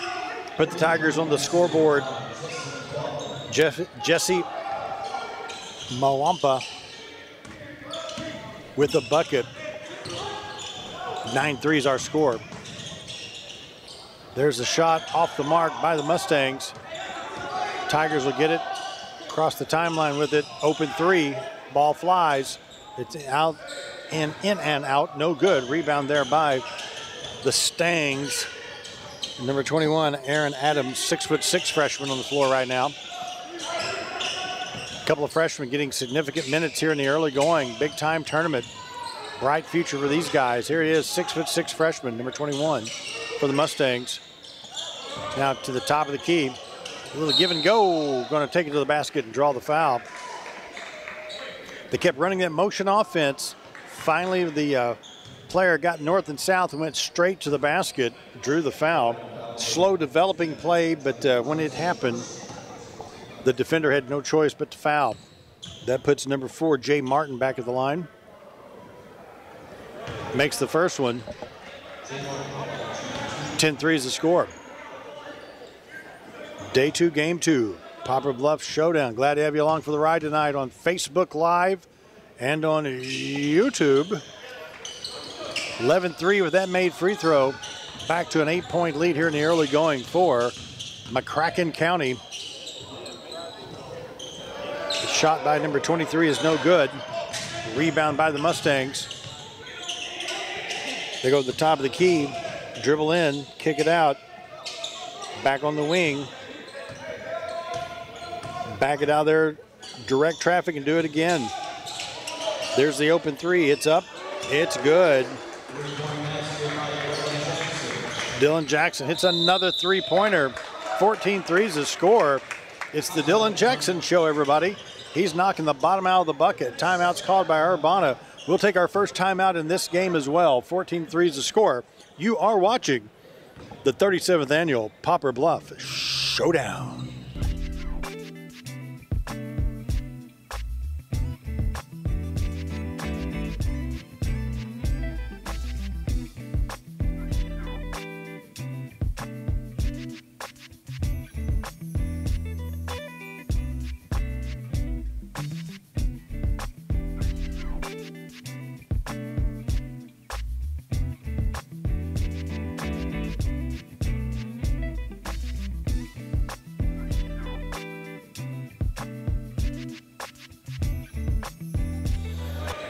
Coming out of the timeout, 14-3 is the score. 2:36 left here in the early going of day 2, game 2, Poplar Bluff Showdown. It's that time of year. Hoop action galore going on all over the place. Poplar Bluff, Bloomfield, Twin Rivers girls. Frankie Castile's down right now doing that tournament. KWOC broadcasting 2 different events at the same time. That's why they called me in to help out with this one. It's an honor to be here. You usually catch me doing 3 Rivers basketball on YouTube. We broadcast home ball games. January 11th, Raiders be back at home. Lady Raiders against Crowder around 2 o'clock. Men taking on the West Plains Grizzlies about 7 o'clock. Region 16 basketball finally getting started here in January. I'm looking forward to that. So usually I'm at the college level. It was fun to get the phone call to see if I could help out a little bit, as Frankie's clone machine was down, so he couldn't be at 2 places at the same time. So it was great to get a chance to pitch hit here for you guys. Good time here at the Poplar Bluff tournament. Had a chance to go to Bloomfield yesterday and then come to the Poplar Bluff, did 2 tournaments. Saw some quality basketball. Big win by the Mules last night. Got to see Staley in action. The Falcons will play later tonight against Vashon, which will be a heavyweight showdown tonight. That'll be Creed and Balboa. That'll be good stuff. Right now it's 14-3. The good stuff is the Mustangs. It's been all Mustangs so far. Tigers could use a bucket right here. They're patient, waiting for a good high percentage shot. Going to call the travel right there. Number 23, Jesse Muthwamba, trying to make something happen. When you look at the score like this at 14-3, you got to give the Mustang defense some credit right there. There just hasn't been much for the Tigers to get going offensively. Tip your cap defensively to the McCracken County Mustangs at the moment. 1 minute to go here in the first quarter. Going to have a whistle away from the ball. 23 illegal screen there. Back in the old school era, we call that a pick. Set me a pick. You hear it called a screen a little bit more, but when you do that, you got to be stationary. You can't be moving one way or the other. And usually when you hear that call made, the person setting the screen is moved a little bit. That was the case that time. Each team now with 3 fouls here in the first quarter. We're under a minute to go here. Tigers with the basketball. They're at the top of the key with Timbo, to Sherry Timbo, Tembo. There's what he was trying to do, go baseline and then kick it out. Corner jumper, in and out, no good. Rebound there by McCracken. Bullet pass picked off by number 24, Jaden Anindo. NBA 3 off the mark. Rebound there on the weak side by number 25, Caden Fulcher. McCracken takes it strong to the basket. Fulcher for 2.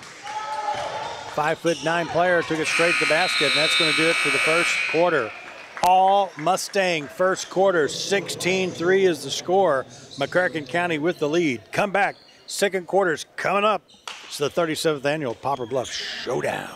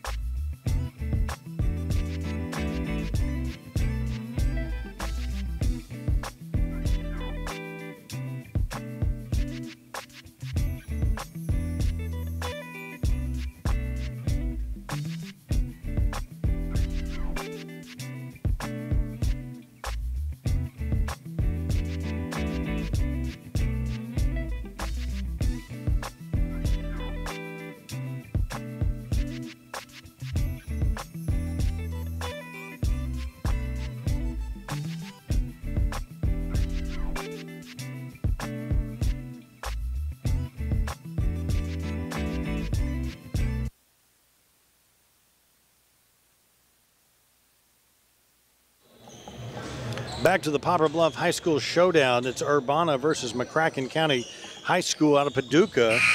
McCracken County has the 16-3 lead. Urbana High School was established in 1872. They moved into their main high school building in 1914. Who was president in 1914? Got to give that some thought. That's right past the Teddy Roosevelt administration, I believe. Pretty close to that time era. Their main building, 1914. They got 1,171 students, just a smidgen smaller than Poplar Bluff High School. Coach Verdell Jones, he's been with them about 7 years. He's not panicking. He called timeout, and we were kind of peeking in on the timeout. You know, very stoic, very in control, very calm in nature, and kind of drawing it up. They're down 16-3. Let's see if they can chip away and get back into this ball game right now. Not getting much on the inside. This zone defense seems to be working really well for McCracken this time. Kind of just daring the Tigers to shoot it over them. That ball goes out of bounds. We'll give it back to McCracken County. McCracken County has 2,000 in their high school enrollment, which would be a smidgen bigger than Poplar Bluff. It goes about 1,500. There's a nice play on the inside. That ball does not go down. They had man open. Just couldn't get it to fall for him. We'll go the other direction with the Tigers. Here's the shot. Rattles around and it goes down. Number 11, Kyrie Hilsman, gets the shooter's roll to go down. 16-6. About the first break the Tigers have had so far. There's a shot off the mark. Offensive glass and the bucket by number 23. Jackson Diaz, 6'2" junior, stayed with it, got it, stuck it right back in. 18-6 is the score. McCracken County has won 5 state cheer championships. How about that for some trivia? That's a cheerleader school. Big time cheerleader school, it sounds like. 5 state championships. They're coached by Dustin Roberts. Again, Paducah, just a little over 2-hour drive from Poplar Bluff. Urbana is 308 miles away from Poplar Bluff. I think these guys had a little bit of a trip. After the whistle, we're going to go the other direction, back with the Mustangs. 6:11 left here before halftime. A lot of anticipation tonight for the winner's side of the bracket. First, Poplar Bluff taking on a scrappy team out of Izard County, Arkansas. Then the nightcap, the Staley High School Falcons against Vashon. Talking to folks off mic between games. People excited about that doubleheader to end day number 2. Mustangs call a quick timeout. Coach Dustin Roberts wants to talk it over. It's a 30-second timeout. We'll be back in 30 seconds at the Poplar Bluff Showdown.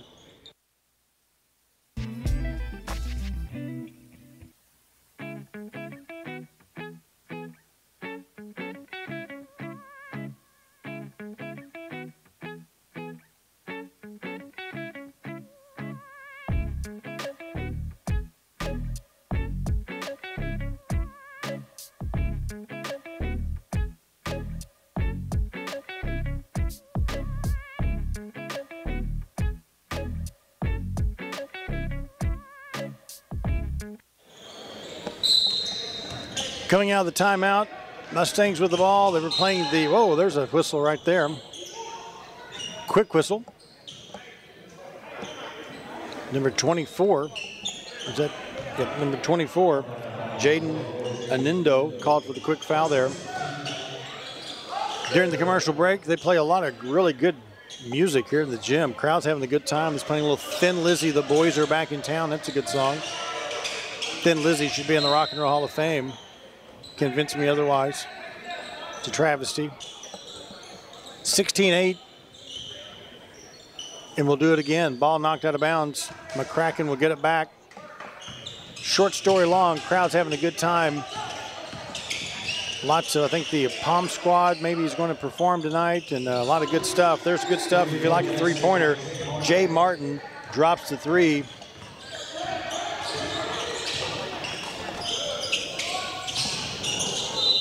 Shot is off the mark, no good.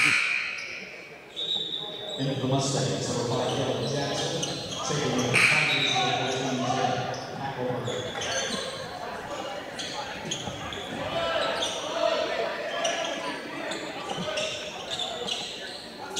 Tigers look to inbounds.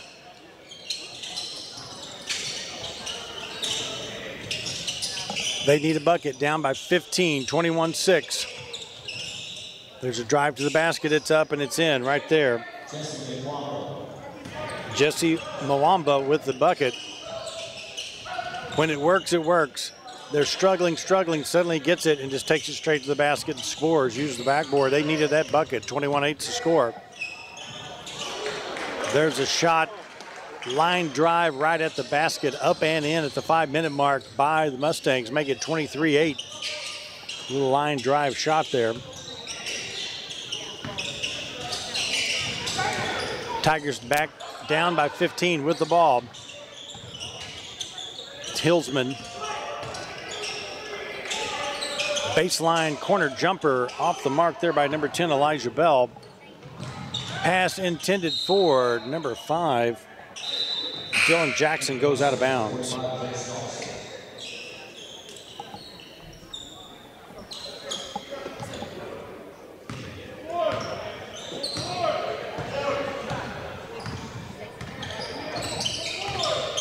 Urbana High School with the basketball once again. McCracken jumps back out into a man-to-man defense right now. Switched out of the zone. Urbana backs it up. They're going to take their time with it. Looking for a good high percentage shot. Nothing there. They're going to dribble in, kick it out. Three-pointer going to be short. Ball goes off the fingertips of number 4, Jay Martin.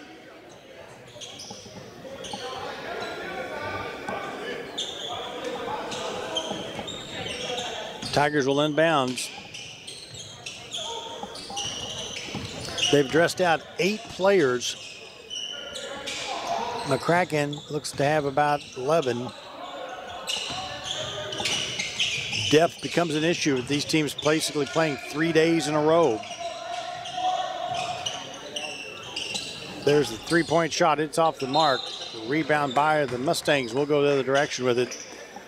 Also, the fouls could be a situation. Elijah Bell whistled for that one for the Tigers. Depth is a luxury in basketball when you can get them coming in and out, keep fresh legs on the floor, keep people out of foul trouble. Again, I have a chance to work with the Three Rivers Raiders and Lady Raiders. Coach Robert Kirby blessed with depth this year. That's been a hallmark of the Lady Raiders for several seasons with Coach Alex Wiggs. Get the stat sheet at the end of the game. Lots of times you see the starters playing X amount of minutes, and the last person on the bench plays about that much minutes. He can sub in, 4 out, line changes, 5 in, 5 out, keep fresh legs, keep pressure on the other team. Right now the pressure's on the Tigers. They're down 23-8. They have the basketball right now. Corner jumper is going to be off the mark. Ball goes out of bounds. Nice hustle right there. Good effort by the Mustangs as number 3 chases the ball, and I do not have number 3 on the roster that was given to me. We'll have to dig a little deeper and see if we can find the name of that player. Tigers have it right now. 3:08 left here before halftime. Dribble to the basket. Going to be a foul called on the floor. Foul's going to be called on Dylan Jackson, number 5. Jackson had the hot hand to start this ball game for McCracken County. Tigers look to inbounds.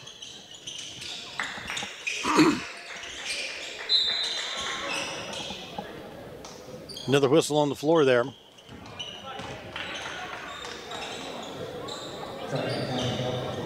Foul's going to be called on number 45, Jace Dawson. Tigers look to inbounds. They do. Roll baseline, kick it back out. Gonna drive to the basket, shoot, miss, short arms it. Good hustle though. Players on the floor everywhere. Look out. Got a player down right now. McCracken's gonna score real quick. Number 23, Jesse Mwamba, dove for the ball. Player fell over him. It looked like maybe his nose might have hit the floor as the player, he was face down chasing the basketball, diving for it, showing a lot of grit. The player come over the top of him there. Looks like he might have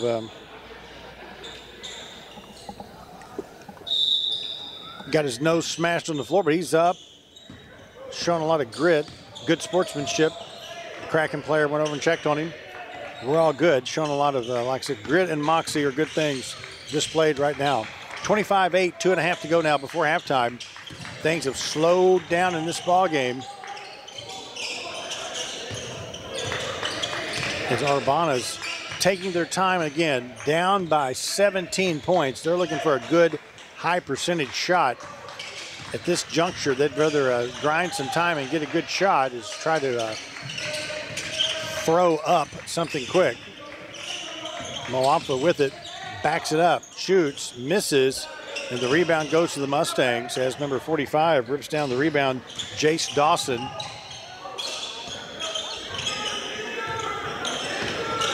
McCracken with the basketball. Fulcher to Grogan. Got a whistle on the floor there. The ball goes out of bounds.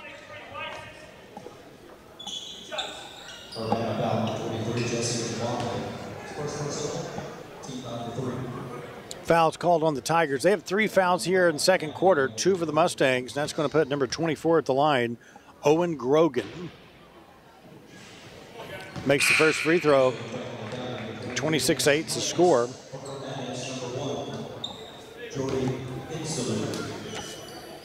The game before this one was Maumelle Hornets with a 74-65 win over the Trinity Christian Academy. Second free throw is good. In that ball game, Marc-Lon Rochelle, 29 points, 12 rebounds to lead the Hornets. Quite a performance by that young man today. Fadeaway jumper, left-handed, is good. That bucket counted as a 2-pointer, make it 27-10. For Trinity Christian, 15 points for Walker, 11 for Niven, 13 for Drake Craddock. 3-pointers off the mark by the freshman. Goes out of bounds. Tigers will get a chance to get it back. So once again, in game number 1, Maumelle 74, Trinity Academy 65. This is game number 2. Right now it's been all McCracken County. They lead it 27-10. 1 minute now before halftime.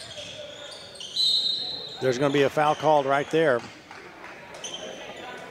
Hillsman, number 11, they just kind of cleared it out for him, letting him take it strong to the basket, either make it or draw the foul. He gets the foul, and we'll put him at the free throw line. And sometimes when it's just not gelling offensively, sometimes you just clear it out and let one dude give me the ball and get out of my way and see what happens.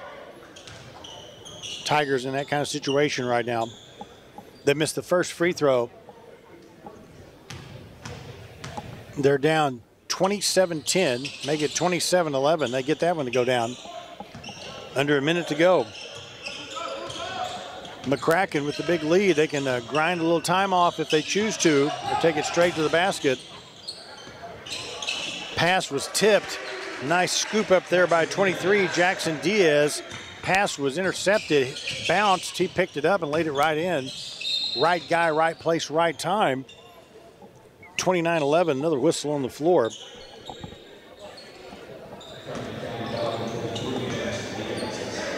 Jackson Diaz called for the foul.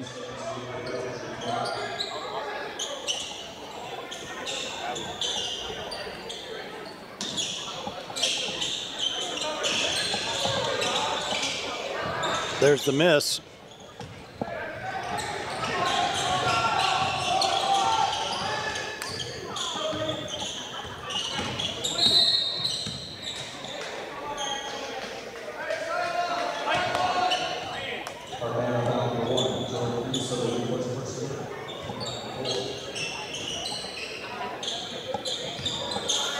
Looking through my notes here from the previous game, Braden Waller is misspelt on my notes. Walker is Braden Waller, number 0, 15 points for Trinity Christian Academy in the first game. Again, typo, Braden Waller.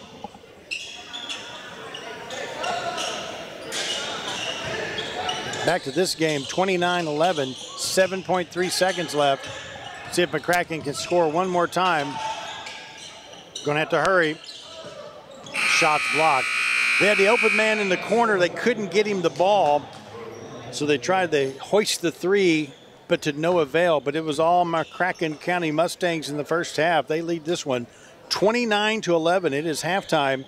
Game number 2, day number 2 of the 37th annual Poplar Bluff Showdown. This is Tim Hager filling in for Frankie Castile tonight. Frankie's down at Twin Rivers High School. It's the Twin Rivers Ladies Tournament, Christmas Tournament, and he's covering that for KWOC tonight. So they're broadcasting 2 different events on Facebook Live and YouTube, and they've asked me to kind of pitch hit here for this one. And it's a pleasure to be here, honored to be here working with the crack staff of Tim Hicks on the camera, and Chance Castile pushing all the buttons that I don't know how to push. And this is all being brought to you by the Poplar Bluff R1 School District, the 37th annual Poplar Bluff Showdown. Good times. Again, this is game number 2 for the basketball folks that want to see some good action. This is the place to be. Coming up next, game number 3, when this one concludes, will be Poplar Bluff Mules hosting Izard County Consolidated. And the last game of the night, Vashon taking on Staley High School Falcons. Powerhouse night of basketball right here for you from Poplar Bluff. It is halftime once again. Our score is 29-11. We will step away. Back with the third quarter coming up. Don't go anywhere, folks. This is the Poplar Bluff Basketball Showdown.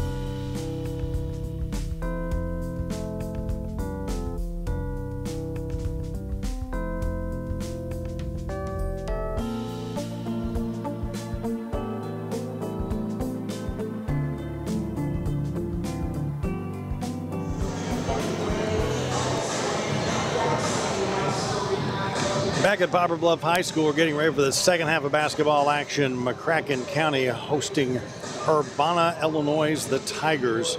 It's been all Mustangs. They lead this one 29-11 for the Tigers. 4 from 20 from the floor, 2 for 12 from the three-point arc, 1 for 2 from the free throw line.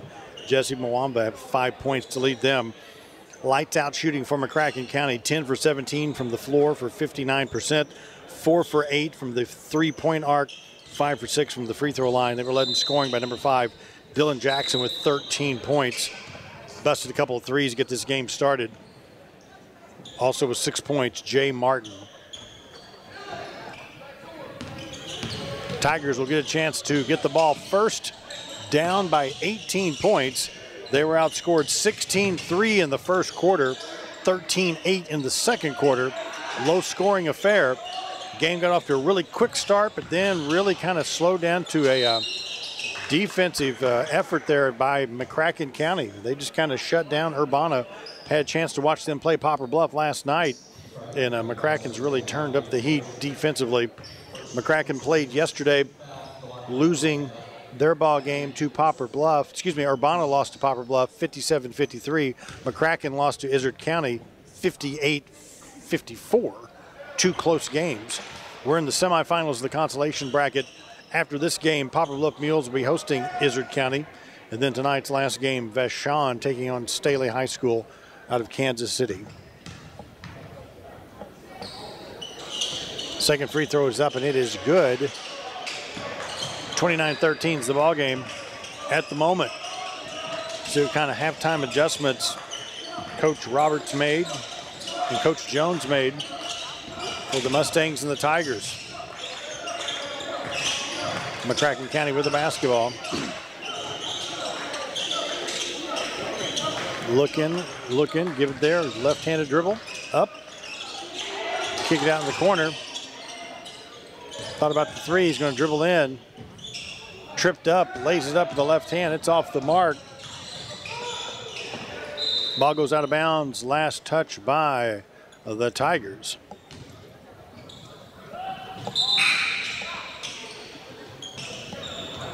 Just getting it started here in the third quarter.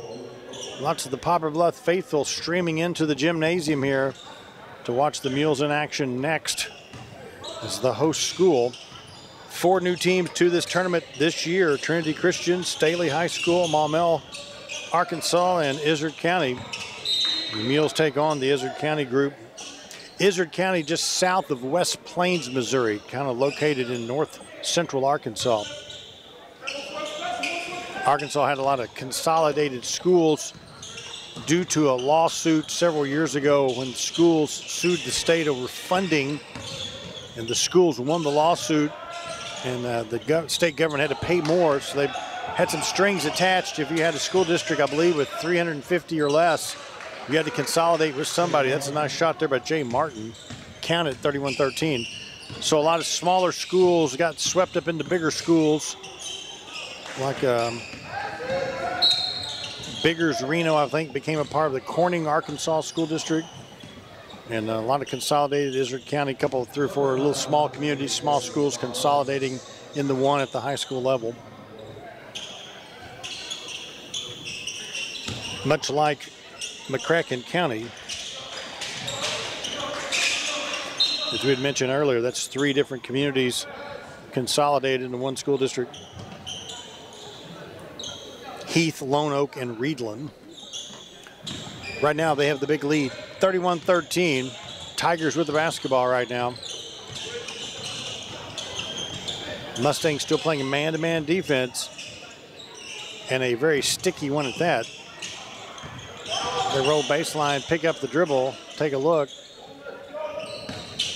McElmurray had nothing, give it to the freshman, Nasailu, who misses. Gonna split the defense, kick it out. Here's the jumper. In and out, no good. Rebound there by the freshman, number 1, Jordy Nasailu. McElmurray takes it, shoots it. Nice little spin move there by number 14. Jalen McElmurray, 6'4" senior, gets the bucket, 31-15.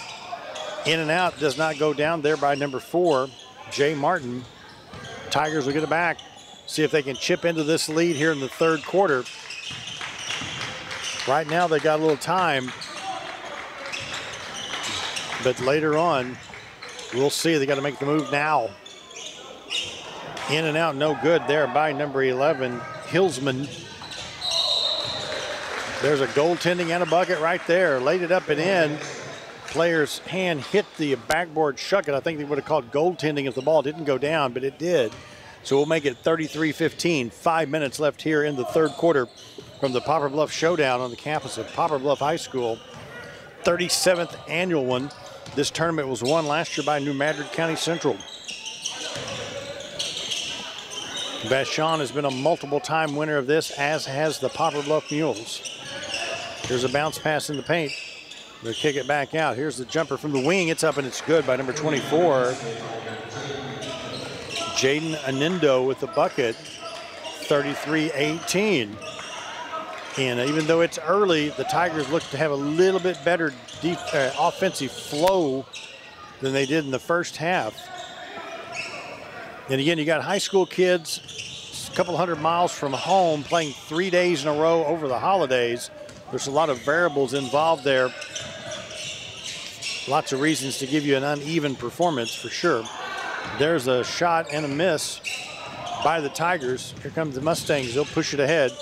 Wide open three, top of the key is off the mark. They get the offensive glass, go up. Shot is blocked. Number 24, Owen Grogan went up with it. Shot was blocked. We'll go the other direction. Here's the jumper. It's no good. Rebound by McCracken County. And there's going to be a foul called right there as number 35, Max Tanner, come down with a rebound. Tanner, 6'4", sophomore. Garrett Miller, 6'2", sophomore, also back in the ballgame for the Stangs.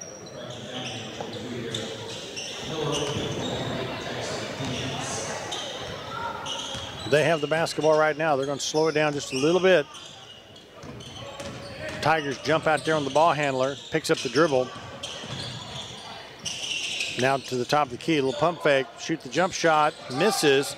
To get the weak side rebound, they'll keep it alive. Going to have a traveling called there. The defense opened up. Number 24 saw the opening, and Grogan took the extra step before he took off. We'll call it traveling. So the 3:25 mark here in the third quarter, 33-18 is the score. Tigers with the basketball. It's number 11, Hilsman, out to Nasailu, who hits the three-pointer. He's a left-handed freshman. He hits the bottom of the bucket there, 33-21. Tigers are chipping away at it. Not getting a whole bunch of points in a bulk, but just kind of chipping away.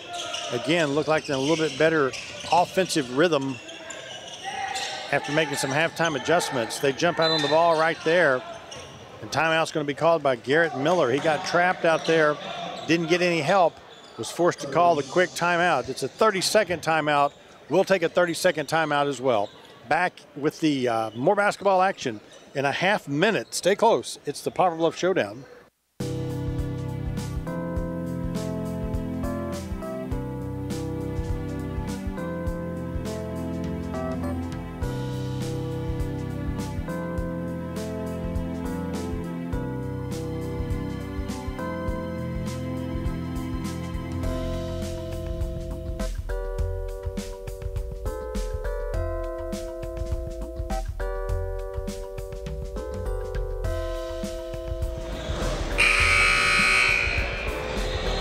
.21's our score. Third quarter action from the Poplar Bluff Showdown. Coming out of the timeout, Mustangs with the basketball. Looks like number 5, Dylan Jackson, will inbounds. They run baseline. Ball goes off the fingertips, but scooped back up by the Mustangs. They'll set it up again. Driven to the left hand. 23, Diaz goes up, shots blocked, tipped it back out. They keep it alive. Fulcher with it, dribbles with the right hand, guarded by Timbo.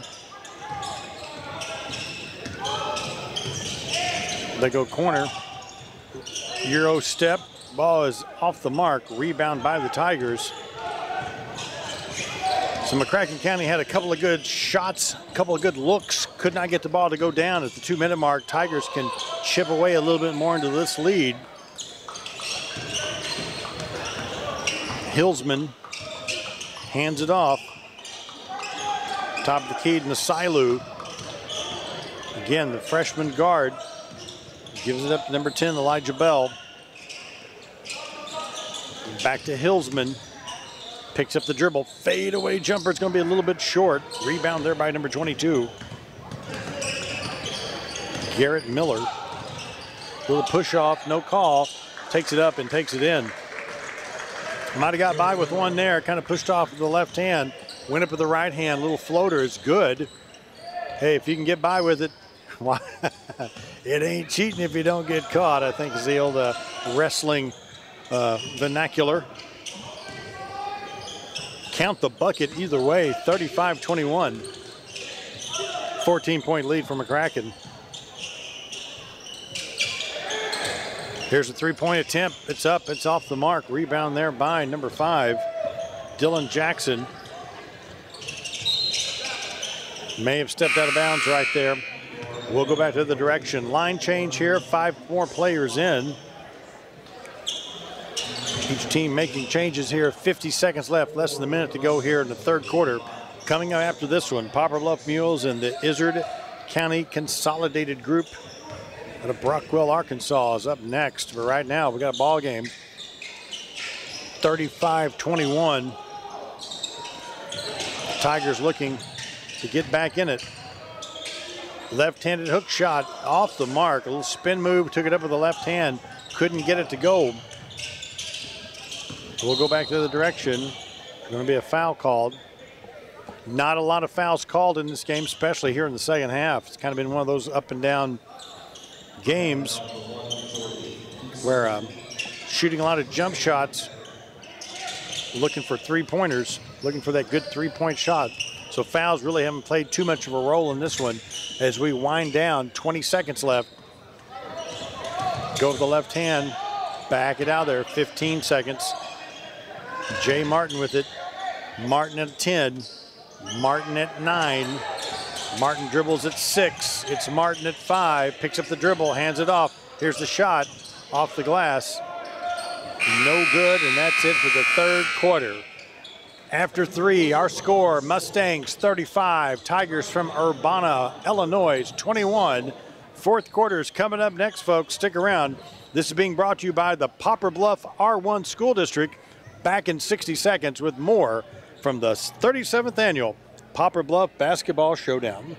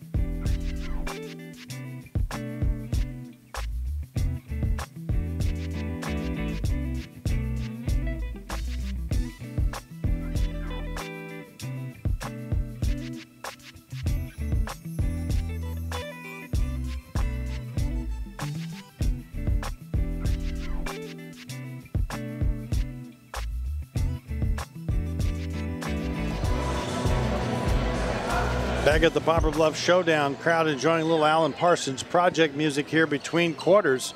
Alan Parsons Project going to be in concert in Tulsa, Oklahoma coming up. Believe it or not, yeah, that'd be an interesting show to see. I've heard people talk to people that have seen that performance by Alan Parsons. It's phenomenal. That would be a bucket list item for me. McCracken with the basketball to start the fourth quarter. They're in no hurry. They were outscored 10-6 by the Tigers in the third quarter, but they still lead it by 14. Again, I choose to look at defense. This has been a real defensive battle, I believe. Mustangs come out pretty quick, got a big lead right off the bat, and it's kind of been a defensive struggle since then. Hard to get good, clean shots. Good defenders. If you like this type of basketball where you guard people, this is it, the game for you. There's a good example right there as the player took it to the basket. They call him for travel. Why did he travel? Because the defender didn't let him around him. Defender stayed between him and the basket. Again, it's maybe a little Gene Best rubbing off on all of us, but you can keep the other team from scoring. You might win a lot of ball games, maybe 1,300 of them. Tigers have the basketball right now, 7:16 to go. Here's the freshman, Jordy Nasailu.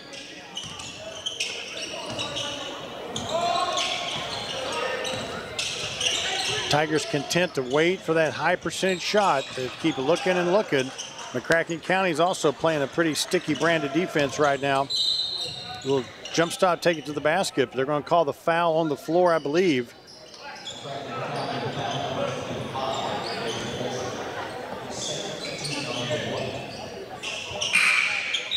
Each team now with one foul here in the fourth quarter. Tigers will inbounds underneath their own basket. They get it in. Quick shot there is up, and it is good by number 11, Hillsman. Hillsman, big physical kid, 6'3" junior. Got it, didn't keep it for long. When he let it fly, we knew it was in the basket. What you're seeing on your video screens, essentially our view here at Media Row, and you can kind of tell sometimes when you're lined up just right, it had a good look when it left his hand. Here's another freshman. The corner jumper is off the mark there by number 21, Aaron Adams. Going to call the block right there. This is the semifinals of the consolation bracket. The game previous to this one, Maumelle, Arkansas was the winner, 74-65 over Trinity Christian Academy.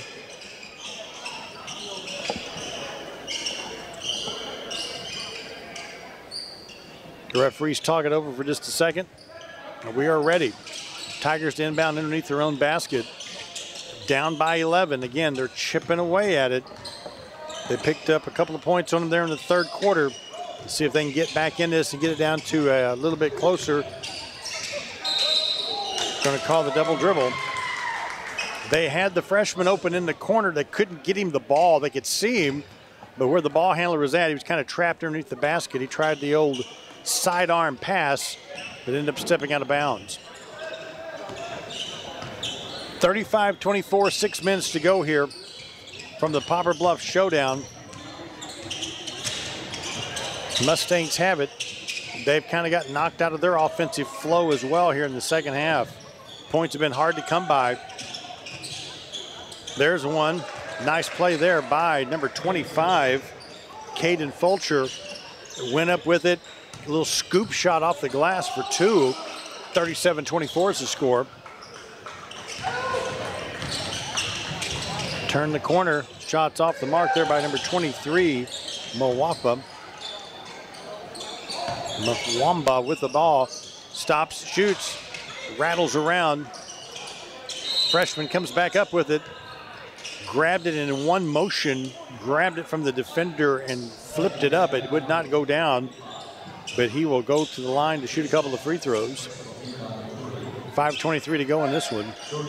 Tim Hager in for Frankie Castile tonight. He's down in Brosley, Missouri. Twin Rivers Ladies Classic going on down there. Usually that tournament is completed before Christmas, but there was 1 week less between Thanksgiving, fell late, a little fewer days between Thanksgiving and Christmas. So they started the tournament, now they're finishing up that tournament right after the Christmas holiday. Frankie's there on the spot. He'll be there today and tomorrow. It finishes up tomorrow. I will also get a chance to join you tomorrow night for the finals of the 37th annual Poplar Bluff Showdown. Excited for that assignment. Honored to be helping out as the pitch hitter, substitute teacher, the temporary guy. Again, I get to call Raider basketball games for Three Rivers. It's a great retired guy job, best part-time job in America for sure. Get paid to go to basketball games. You can't beat it. There's the foul called right there. We're just under 5 minutes left here in the ball game.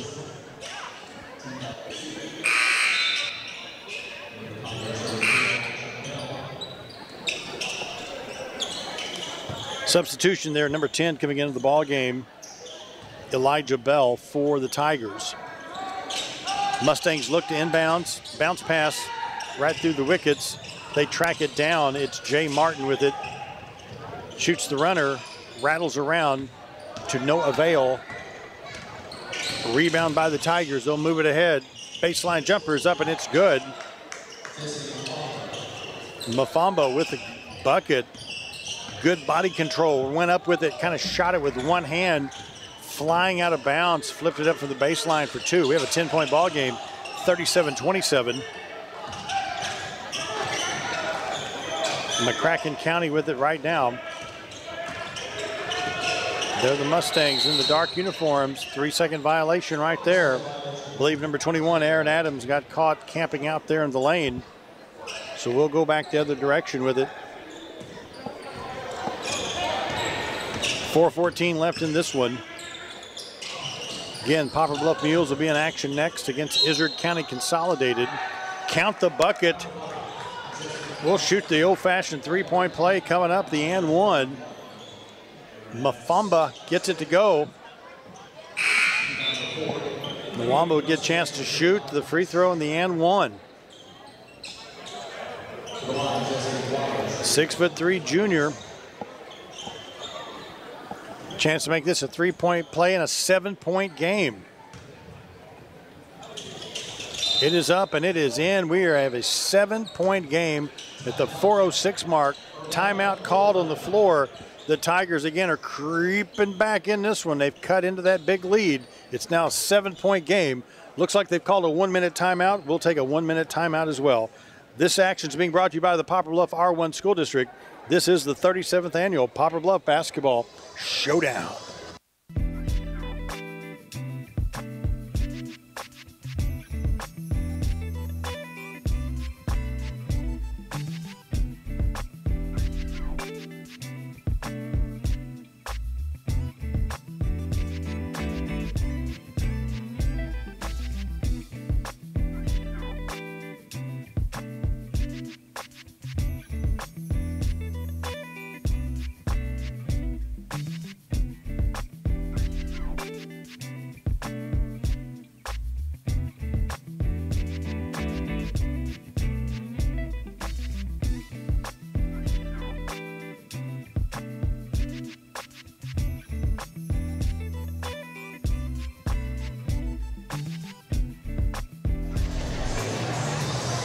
Seven-point ball game. How did that happen?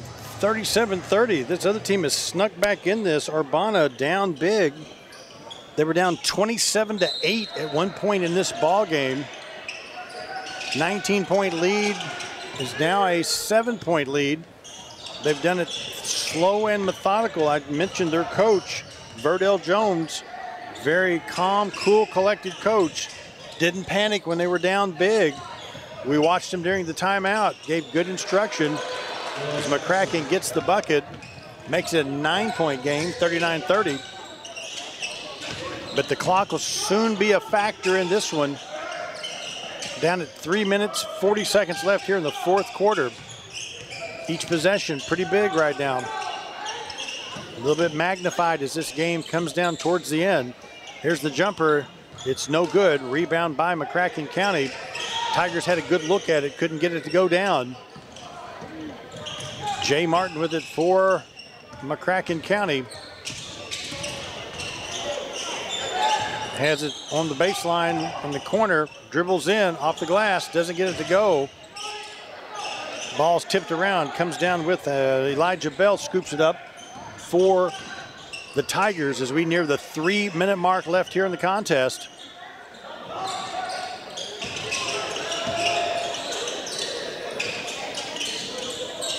Number 14, McElmurray goes in, goes to the floor, gets tripped up.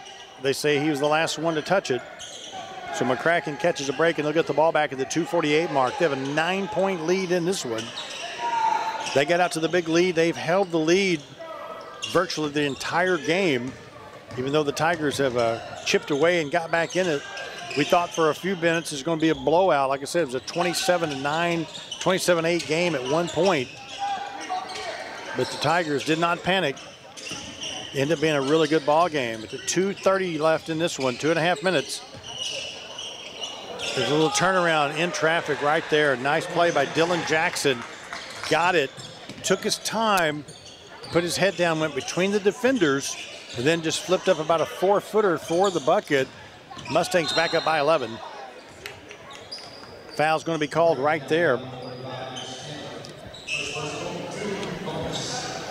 We're in the bonus. 5 fouls against the Mustangs. That's going to put the Tigers at the line to shoot a couple here as we finish out this ball game. Day 2, game 2, right now. Tigers of Urbana, Illinois. Again, they were 4-point losers last night to the Poplar Bluff Mules. And McCracken lost a close one to Izard County, also by 4 points. Good matchups all the way through in this tournament.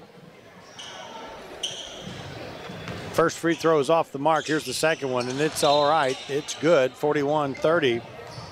11-point lead, 2:13 to go.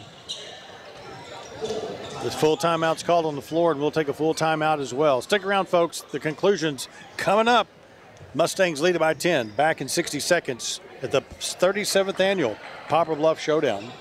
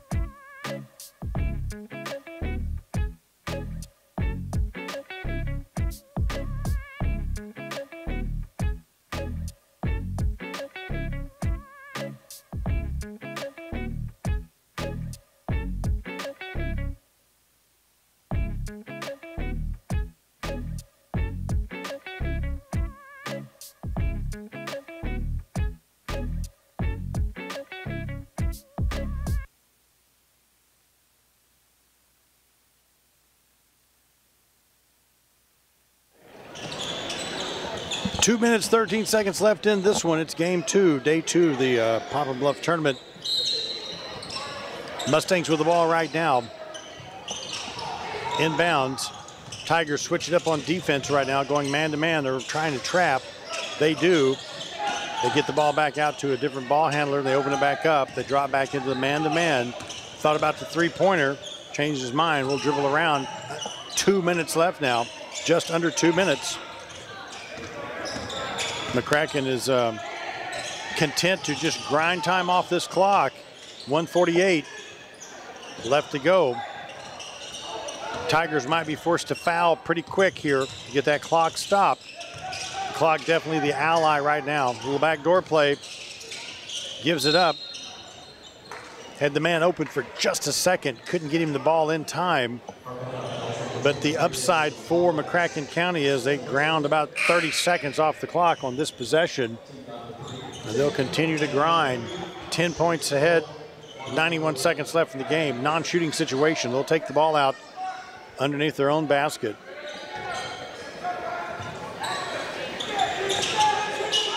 Quick inbounds play right there. Quick bucket. Way to draw that one up. McCracken County coach pumps his fist with happiness there. Just the way they drew it up. The quick inbounds got it and went right back up with the quick 2. Makes it 43-31. But they do foul and stop the clock. That's going to put McElroy at the line to shoot.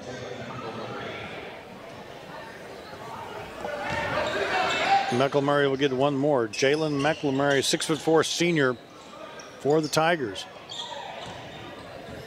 The winner of this game will play Maumelle, Arkansas tomorrow. The loser will play Trinity Christian.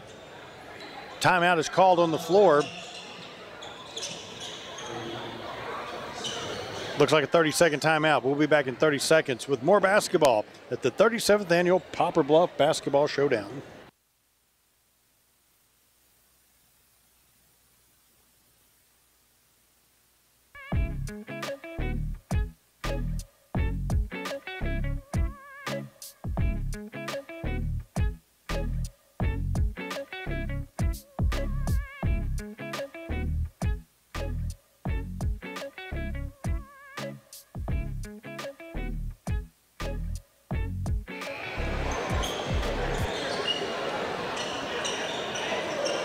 Mustangs get the basketball. 1:18 left. Let's get it. They want to grind time off this thing. 1:14 to go. Dribbling around. They get the double team. They get it to the open man. Then they get it back to Jay Martin. No incentive to shoot if they can grind time, and they do. It's down to 1:04. Tigers were forced to foul. Still a non-shooting situation. Mustangs with 5 fouls, Tigers with 4.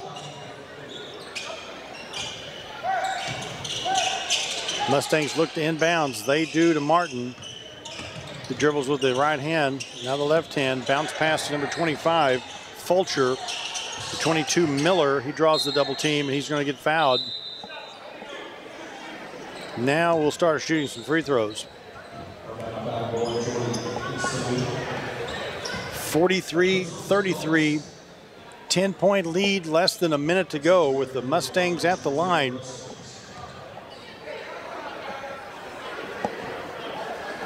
Free throw is up and it is good. 44-33.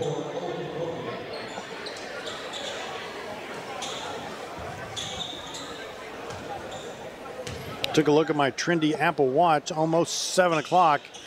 So we're running pretty good. We're about 10 minutes off, 15 minutes off where we need to be. Again, keep in mind, Poplar Bluff Mules will be next against the Cougars of Izard County Consolidated. Tigers get the miss there. Rebound goes to McCracken. Long pass. Whistle on the floor. McCracken County takes a timeout. Full timeout. So we'll throw it back to our broadcast center for a 1-minute timeout. Back in 60 seconds. Once again, this is all being brought to you by your good friends at the Poplar Bluff R1 School District, and this is the 37th annual Poplar Bluff Basketball Showdown.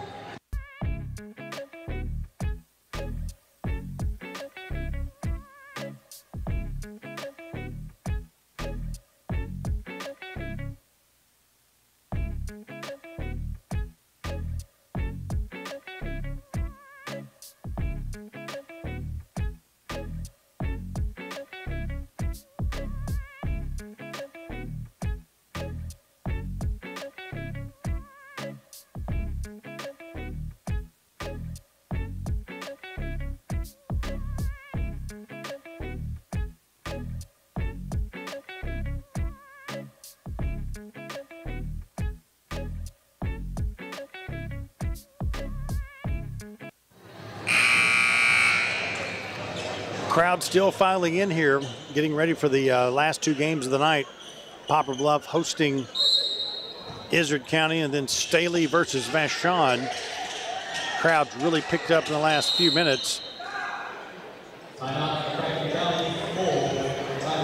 Izard County unable to get the ball inbound, so they call a full timeout. We'll keep it right here. 6:59 p.m. Again, the next game is supposed to have tipped off at 7. Then it's tournament. Stuff happens like that. This game has been a little bit slow here in the second half. So we'll be tipping it off probably 7:15, 7:20. Then Poplar Bluff versus Izard County. And again, 8:30 is the scheduled time for Staley and Vashon. I got the feeling I'll probably be closer to a 9 p.m. tip-off. That promises to be an outstanding ball game. Staley High School out of Kansas City. They've only been around since the fall of 2008. when they passed a bond issue there in North Kansas City School District to build a new high school. The Falcons are coached by Chris Neff. The school a little bit bigger than Poplar Bluff, about 1,900 students, taking on Vashon, one of the oldest St. Louis public school district high schools. Five-time winner of the Poplar Bluff Showdown. Right now they're the #1 team in Class 4A and have a pretty loyal following. They're kind of a known product year in and year out, pretty consistently winning. They get the ball inbounds, and the Mustangs get fouled, and they will go to the line with 38 seconds left. Again, this ball game was a quick start by McCracken County. Got out to the quick big lead. And Dylan Jackson drained a couple of threes to get this one started. The Tigers down 17, 18 points, clawed back in this one, got it down to a 7-point game. But the last 2 minutes, it's been the Mustangs controlling the narrative, grinding time off the clock, and adding to their lead, which is now 13 points on the made free throw. It's 46-33. Three-pointer flies by McLemurray. It's off the mark. Rebound tracked down by McCracken County. 28.1 seconds, and we're going to shoot some more free throws.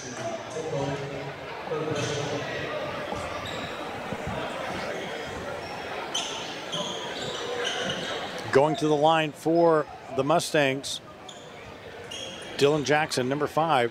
We'll grab a stat sheet from this game, and we'll give you some details about it coming up in our next game, which will be Poplar Bluff and Izard County. Free throw's good, 47-33.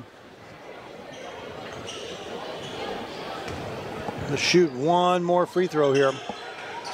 It is good, 48-33 is the score. 25 seconds left. Here's the shot. It's up and it's good by number 11, Kyrie Hillsman. Another full timeout's called on the floor. 19.1 seconds left. We'll take a 60-second timeout. You're watching the 37th annual Poplar Bluff Showdown.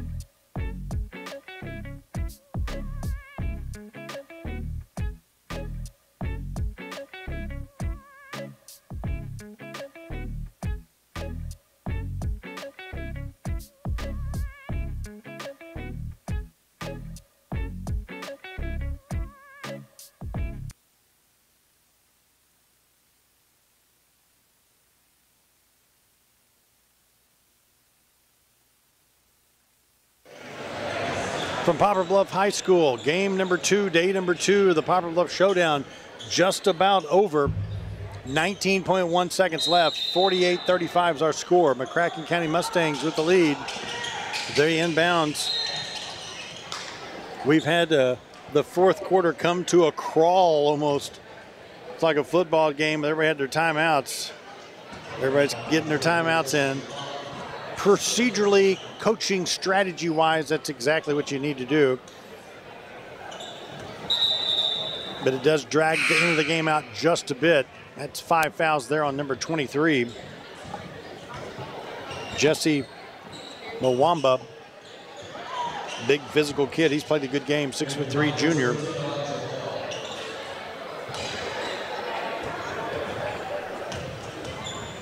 At the free throw line, the ball is up and it is good. Give that point to Jay Martin. Martin's played a nice game at the guard position tonight. He's a 5'9" sophomore for the Mustangs. 49-35. Again, this was a 7-point game just a few moments ago. Second free throw is good. 50-35 is our score. And the ball goes out of bounds. The Tigers were trying to score quickly. Tigers looked like they was in a lot better offensive flow last night. Tonight they had a good third quarter, but it was all McCracken County the rest of the time. Again, last night, Tigers looked really good for most of the game against the Mules. They kind of faded there at the end. And that is the ball game, folks. 50-35 is our final score. That's game number 2 here at the Poplar Bluff Showdown. Stick around. Poplar Bluff Mules in action next, taking on the Izard County Consolidated Cougars, followed by Vashon versus Staley High School. Lots of good hoop coming up. If you're in the Poplar Bluff area or you're watching this, hey, come on out. It's a dreary, soupy, rainy, damp kind of Friday night. Get out of the house. You've eaten enough leftovers. Come on out to the gym and enjoy some hoop live, and you can't make it. Thanks for hanging out with us here on YouTube and Facebook Live. Tim Hager in for Frankie Castile. Got the A-team with me tonight here. Tim Hicks on the cameras tonight. And another Castile, Chance Castile running the buttons. He's pushing all the buttons I don't know how to push. You know, when you get an old guy on the microphone, you got to have a teenager to show him how it's done. So he's doing a great job for us tonight. Got everything up and rolling. We're halfway through. Poplar Bluff coming up next. We're going to step away for a few moments between games. When we come back, Game 3's coming up next. Don't go anywhere. The Mules are next in action. And then it's all brought to you by the Poplar Bluff R1 School District. This is the 37th Annual Poplar Bluff Basketball Showdown.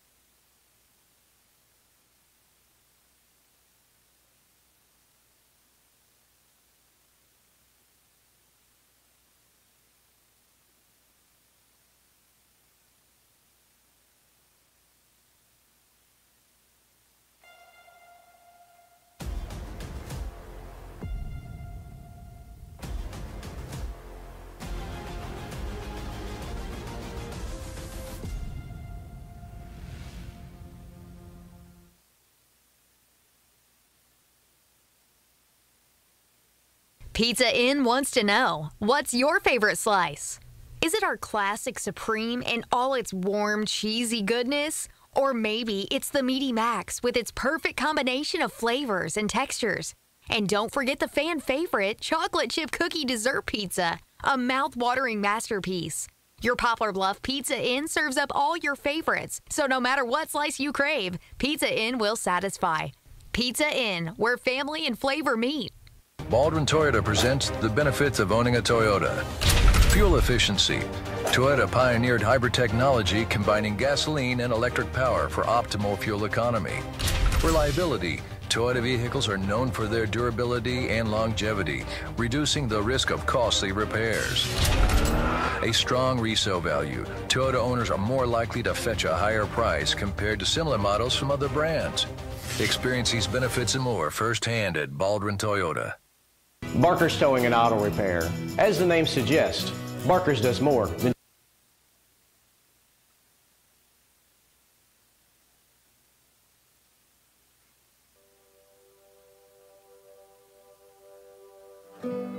Here at Mossy Oak Properties Mozark Realty, our clients come first. Our team of full-time agents go the extra mile to make sure you are satisfied.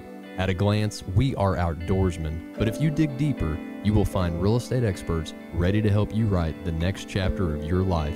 Contact any of the full-time agents of Mozark Realty at 712-2252 or online at mozark.com.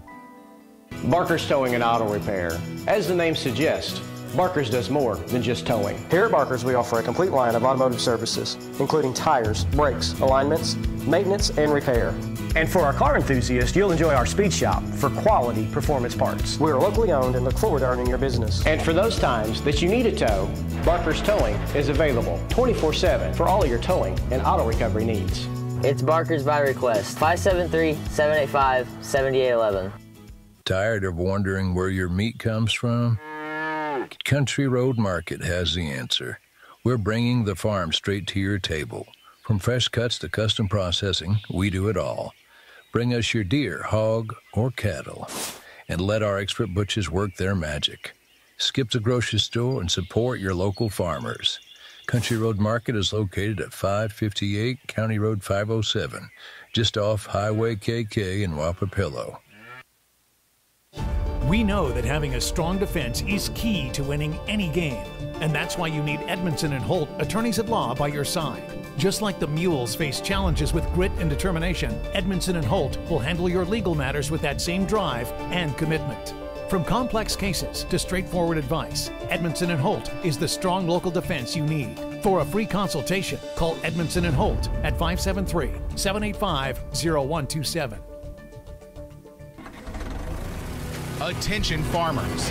Kevin's Auto Repair and Tire is running a farm special on tractor tires until the end of the year. Yes, you heard that correctly. Until the end of the year, Kevin's Auto Repair and Tire carries all the big names you know and trust. They also offer all sizes. No matter what size tractor you have, they can get you taken care of. For all of your tractor tire needs, call Kevin's Auto Repair and Tire at 573-840-5053 and ask for Shannon Bradley. That's 573-840-5053. Insurance decisions shouldn't be a shot in the dark. With expert advice, personalized service, and a wide range of carriers, Ozark Legacy Insurance Partners should be your first choice. We're not just experienced agents. We're your partners. We offer a wide range of carriers for tailored coverage and better rates. So expect a handshake, a chat, and solutions that fit like a well-tailored suit. For auto, home, business, life, health, and even Medicare, make Ozark Legacy Insurance Partners your first choice for insurance. It's our family protecting your family.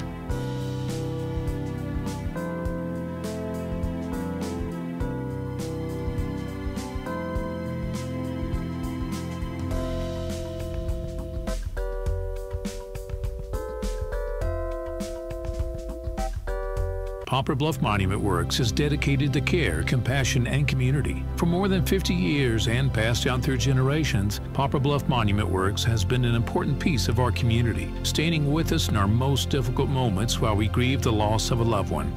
Poplar Bluff Monument Works is there to guide you through the entire process. From vision and design concepts to the expertly etched stone monument that beautifully reflects your loved one's life. Poplar Bluff Monument Works, memories carved in stone.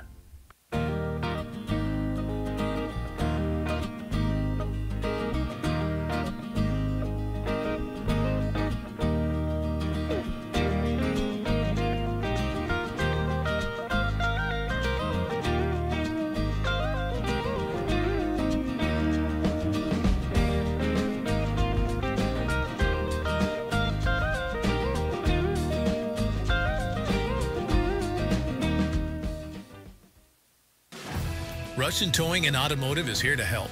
A cracked windshield or unexpected car trouble? Russian Towing has you covered. Since 1956, the Russian family has been dedicated to keeping our roads safe. Now Russian's Towing offers comprehensive auto repairs, on-site windshield repairs, and full windshield replacements. Whether it's a cracked windshield, an oil change, unexpected car trouble, or you need a tow, it's Russians to the rescue at 573-785-6349. Refresh and refuel at Village Express, your ultimate fuel partner. Fill up on $30 or more in fuel and get a free fountain drink. Show your school spirit and wear a Poplar Bluffs Mule shirt and get an exclusive grab-and-go game day meal for cheap. Wings and 2 sides for just $5.99. Village Express is located on the corner of PP Highway and West Boulevard. Your official fuel partner for every Poplar Bluff game. Go Mules!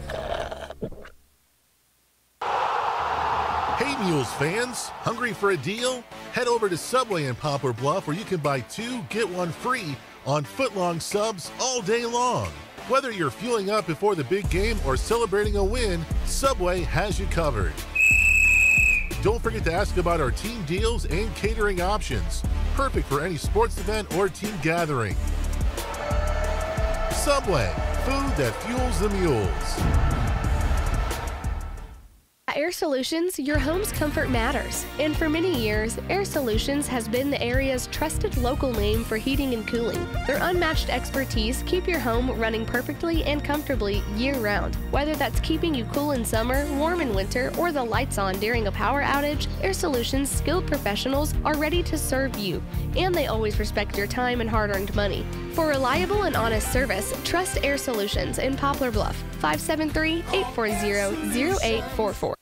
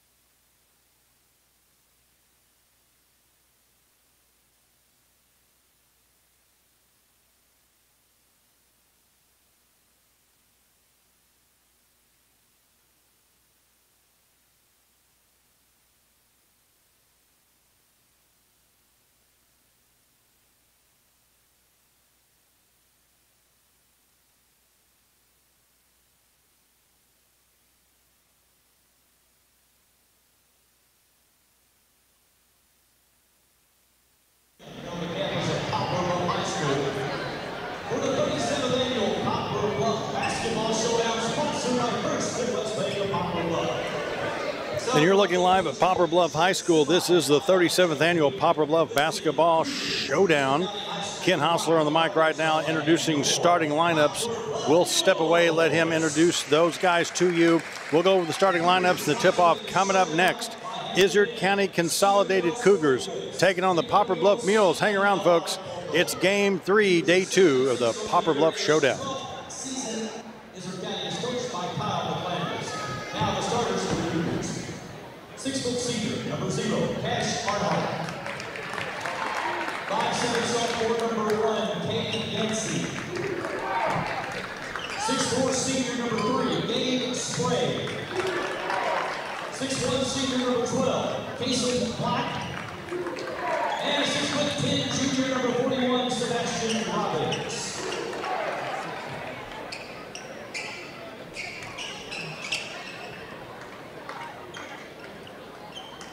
And now for your Poplar Bluff Mules. Sponsored in the tournament by First Investment, Poplar Bluff Chamber of Commerce, the Mules Booster Club, and McCracken Transport Company Incorporated.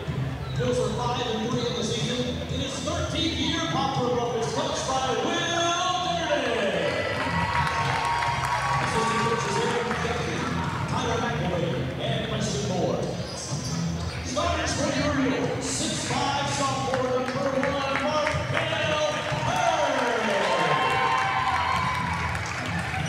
A 5'11" senior, number 3, Jay Edmondson. 6'4" junior, number 4, Dallas Williams. 6'1" senior, number 30, Brenda Gooden. And 6'4" sophomore, number 34, Sadie Davis. Starting lineups for Izard County Cougars. Number 0, Cash Arnhart. Number 1, Kate Yancey. Number 2, Noah Mosley. Number 3, Gabe Spray. Number 12, Kason Black. And number 41, Sebastian Robbins, 6'11", number 41. For Poplar Bluff, number 1, Markel Hurd. Number 3, Jay Edmondson. Number 4, Dallas Williams. Number 30, Brendan Durden. And number 34, Sammy Durden. Mules going right to left on your video screen in white uniforms tonight, trimmed in red. The Cougars in black, trimmed in gray, wearing Trinity green sneakers.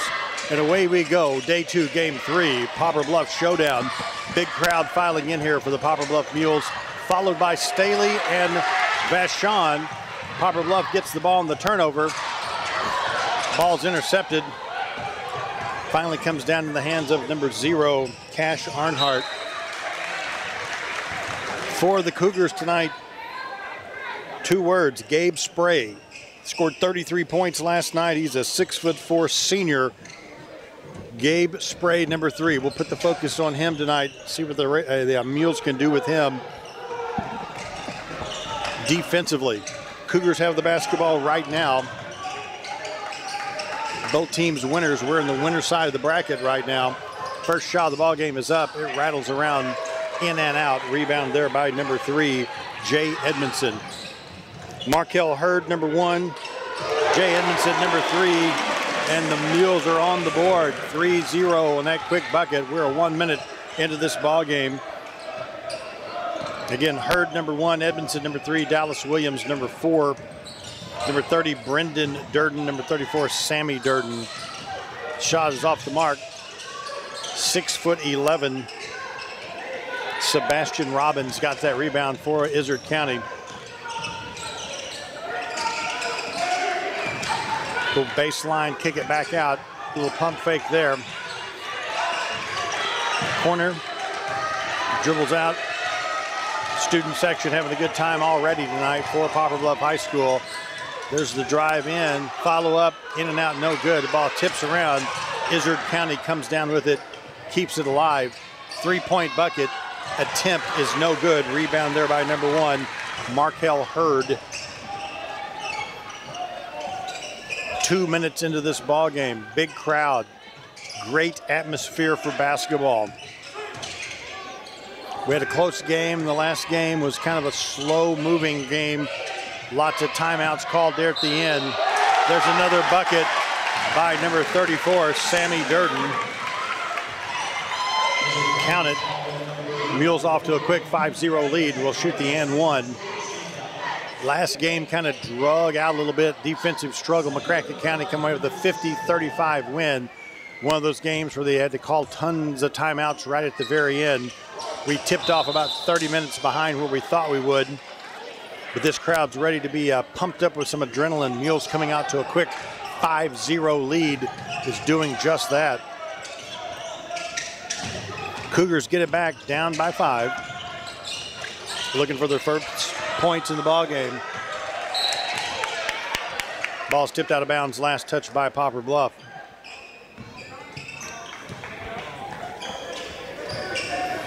But again, electric atmosphere for high school basketball.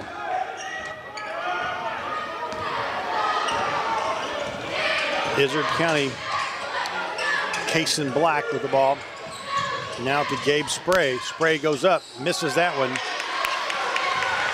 He's coming off a 33-point performance last night.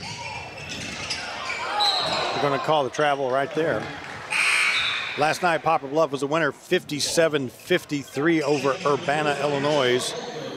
Izard County won a close one over McCracken County, Kentucky, 58-54. There's a steal and the lay-in right there by number 2, J.R. Latham.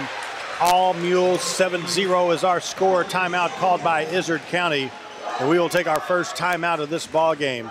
This ball game is being brought to you by the Poplar Bluff R1 School District. Back in 30 seconds. Here's a quick and easy test to see if you need new tires. Insert a penny upside down, and if you see the top of Honest Abe's head, your tread is too low. If you don't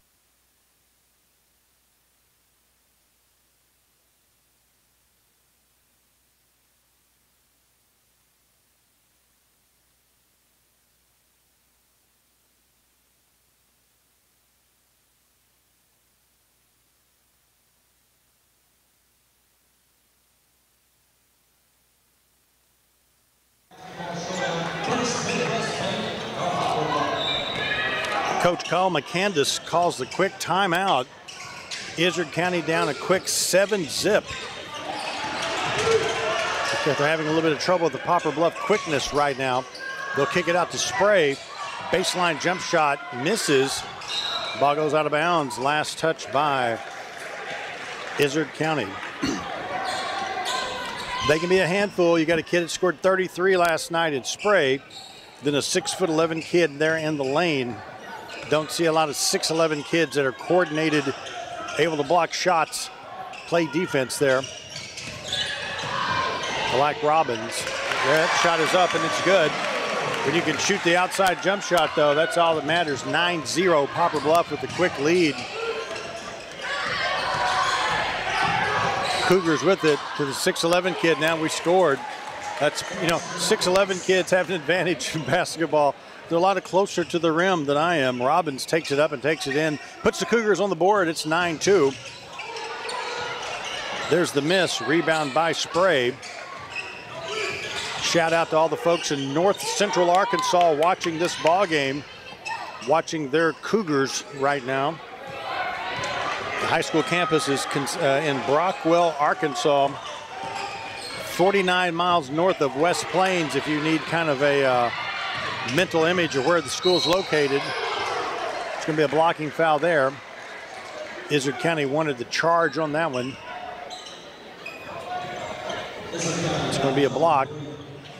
We're going to shoot a couple. 114 miles from Poplar Bluff. Izard County consolidated. The school was formed in 1985. They were the state champs in their division in Arkansas in 2008.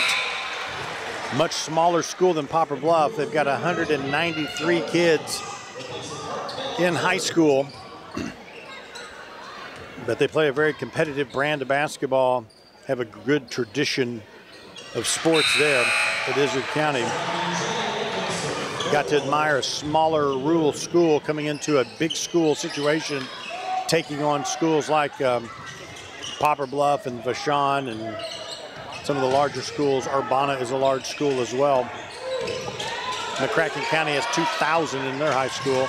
School district of 7,000. Izard County with it. Spray, pump fakes, goes up, misses, gets his own rebound. In traffic, lays it up and lays it in. That's just moxie right there. Gabe Spray showing some grit. Went in there, 3 defenders, went up with it, missed, got his own rebound, pump fake, went back up and scored it. 11-4 is the score. Poplar Bluff misses, but they get it back. There's the charge right there.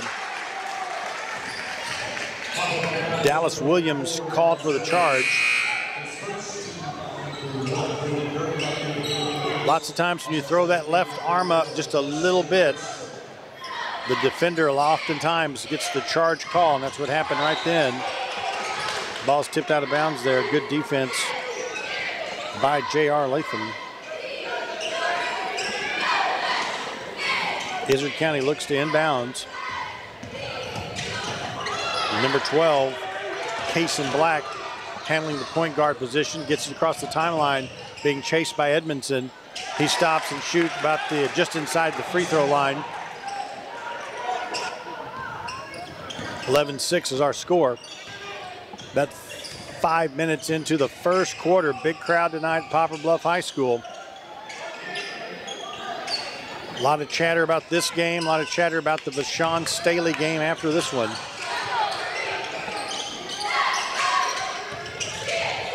Lots of basketball going on around Southeast Missouri right now. Christmas tournaments. There's the miss, rebound by Spray. To Arnhart, back to Spray. Spray draws the double team, turns it over.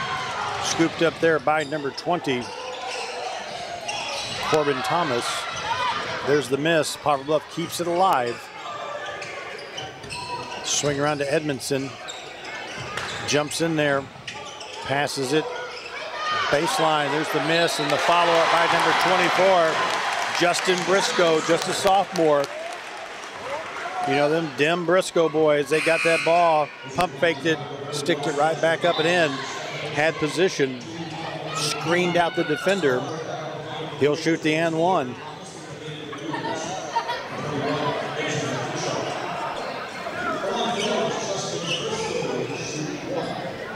Justin Briscoe, number 24. Shot is up, misses the free throw, rebound by Gabe Spray.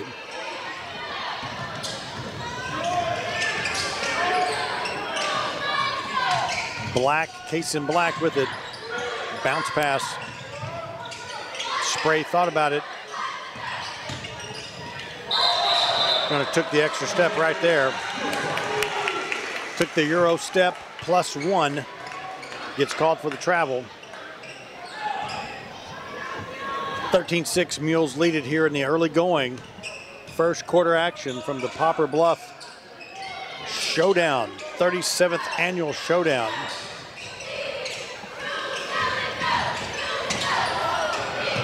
Bounce pass goes to number 2, Mosley. Check that, Latham. There's the miss, ball's tipped out of there. Izard County comes down with it. In traffic, foul's gonna be called. Late whistle there as number 0, Cash Arnhart, took it strong to the basket. For Poplar Bluff, 2 fouls thus far, 3 on the Cougars.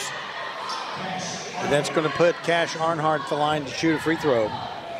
1:28 left here in the first quarter. Free throw is up and it is in.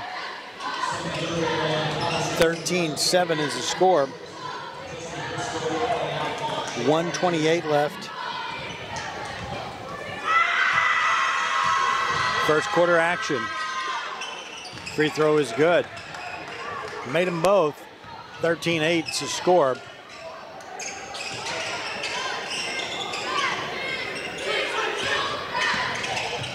Markel Hurd, number 1, directing traffic now to Edmondson. Dallas Williams back out to Edmondson on the wing. We're nearing the 1-minute mark here in the first quarter. Edmondson drives with the right hand, gives it back out to Durden, Brendan Durden, number 30. The stutter step, looking for something. Good defense by the Cougars. Off-balance shot is no good, but the rebound goes to Williams, who turns around and scores. Dallas Williams with the bucket. 15-8, Mules lead it. 37 seconds left here in the first quarter. There's the off-balance jumper, and it's up and good by Spray. Makes it 15-10. Poplar Bluff does not want Spray to get any kind of rhythm going offensively. 20 seconds, we see if they'll play for the last shot. They're at 17. Mules have it at 14 seconds. Now at 10. Hurd lets it fly, misses at 8. 7 seconds, rebound by Izard. 5, Izard at 4. 3, Spray's gonna let it go. Off balance shot, misses at the buzzer. After 1, Mules lead it 15-10 over Izard County Consolidated. Stick around, folks. This broadcast is being brought to you by the Poplar Bluff R1 School District. Back in 1 minute with more from the 37th Annual Poplar Bluff Basketball Showdown. Here's a quick and easy test to see if you need new tires. Insert a penny upside down, and if you see the top of Honest Abe's head, your tread is too low. If you don't, you're good to go. So when it's time for new tires, remember, Christian Automotive and Tire, keeping you safe on the road. Imagine playing sports, reading, or driving without needing contact lenses or glasses. The eye LASIK procedure at Eye Care Specialists could be the answer to help you improve your vision. Call Eye Care Specialists to schedule a free screening.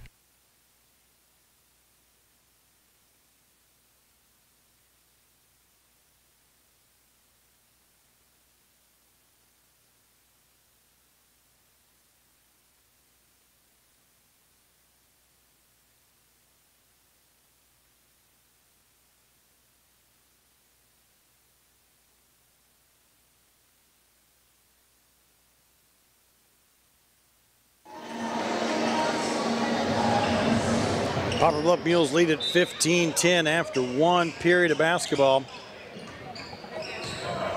Again, electric atmosphere here in the gym tonight, folks. Ready for a good time playing, watching a little basketball. Here's Poplar Bluff. They get the ball first. Going to have a push there called on number 21, Benjamin Tashok.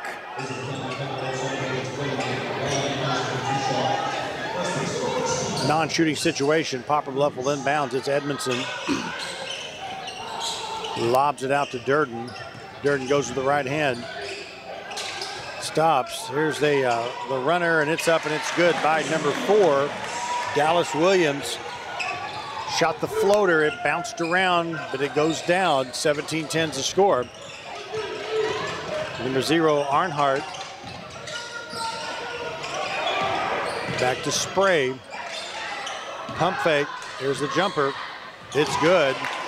Number 0, Cash Arnhart, 5'10" senior, gets the ball to go down. We got a 4-point ball game. 17-13.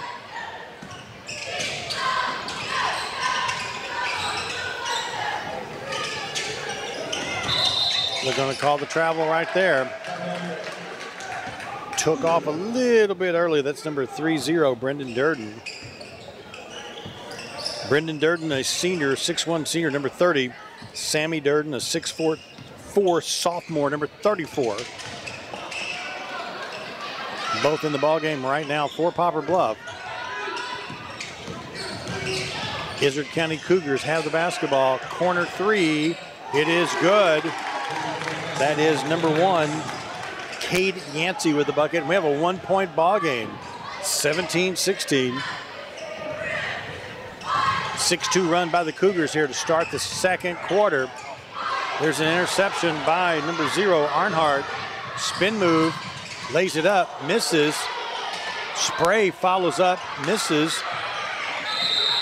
We're gonna call a jump ball.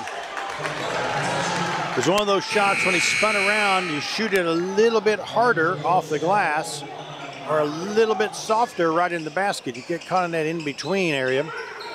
Spray followed up, couldn't get it to go down. They call the jump ball. Cougars will get it with a chance to take the lead right here. Gonna have to hurry. They get it into Spray just in time. Bounce pass in the corner, now back to Spray. Cross-court pass. Ball's kicked out of bounds. It'll be Cougar basketball, I think. Looks like it is. I'm digging the Trinity green sneakers by the Cougars. There's a three-point attempt off the mark. Ball is tracked down. Last touch by Izard County. Poplar Bluff will get it back. They're up by 1. 6:04 now before halftime. Game 3, day 2. Plenty of hoops still to go tonight. The big game followed by many across the state. Staley High School out of Kansas City versus Vashon. I got here early today to set up the stuff, set up my notes and all that stuff, and got to watch a little bit of Vashon's walkthrough today. They're the real deal. I'm looking forward to seeing them in action. It's been a while since I've seen the Wolverines. I have never seen them under Coach Jimmy McKinney, so I am looking forward to this. The previous coach, now the head coach at Mineral Area College. Mineral Area with the new coach this year. Three Rivers College with the new coach on the men's side, Coach Robert Kirby. Right now, Mules with the basketball. They cling to a 1-point lead, 5.5 before halftime. Durden with the shot, misses. Tracked down there by Latham. Back to Durden, goes up and scores. Number 30, Brendan Durden, 6'1" senior with the bucket. Good follow-up, good possession there by the Mules to go up by 3. It's 19-16. Izard County with the basketball. Bounce pass to number 12, Black. He'll shoot it, and it goes down. When it left his hand, I didn't think he'd have enough mustard on it to get there, but it rattled around. He gets the shooter's roll. Back to a 1-point lead for Poplar Bluff off that bucket. 19-18. That's our score. It's also a very good movie. 19-18. Get a chance to watch that one, do. 4:38 to go before halftime. Ball goes out of bounds. Last touch by Izard County. Again, I'm beating the dead horse, but the energy level in this building just went up dramatically when this game started. The last game was a good game. Defensive struggle. It was one of those they had to call a ton of timeouts at the end. This crowd was ready to watch the Mules, and I think they're ready to see the Staley-Vashon matchup as well. Folks still filing into this place. Nice crowd here. I was at Bloomfield yesterday. Big crowd there for game 1. Day 1, rather. Don't have any scores other than someone texted me the Donovan Dons won in overtime today. I think East Carter maybe won earlier today. Twin Rivers was a winner earlier today. Frankie Castile down at Twin Rivers for the girls tournament. That's a quality tournament. Poplar Bluff Lady Mules playing that. Donovan Donettes, Neelaville Lady Tigers, the basketball factory, coached by Becky Hale. Lots of good teams in that tournament as well. That one's been around for a while. Good tournaments everywhere. Lots of good basketball. Spray with the basketball, falls down. 2-point lead for the Mules. Cougars can tie or take the lead right here. Back to Arnhart. There's the shot by Yancey off the mark. Rebound by the Mules. They move it quickly ahead. 4 minutes to go now before halftime. Edmondson has the basketball on the wing. Now goes baseline. Little floater is off the mark. Nice follow-up there by number 1, Markel Hurd, the 6'5" sophomore. Followed it up, jumped up, caught it, tipped it all in one motion. 22-18. Baseline jumper misses. Here's Spray. Goes up and it is in. You can see why Gabe Spray dropped 33 last night. He's all around the basket. Got a knack for the ball, nose for the ball. Right place, right time. Got it, scores it. 22-20. Mules by 2. Hurd slipped. Ball goes back to Izard County. Cougar basketball. There's a trip right there. Foul's gonna be called on J.R. Latham. As he got close, he slipped. Didn't mean to do that, but it happened. Called for the foul. 2 fouls on the, check that. 4 fouls on the Cougars. 5 fouls on the Mules here in the early going in the second quarter. Loose ball. Izard County comes down with it. They're going to call the foul on Edmondson with the reach around.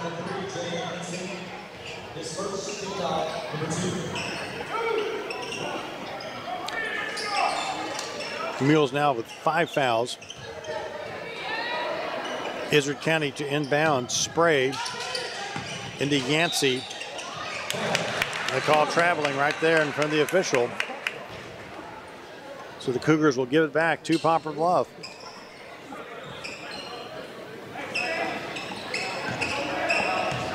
.254 before halftime. Poplar Bluff with the basketball. Spin move, shot is up and it is in. Dallas Williams, the 6'4" junior. Got it, turned, spun, did a little fade-away jumper, gets it to go. 24-20 is the score. Cougars with the basketball. Back to the top of the key with Kason Black.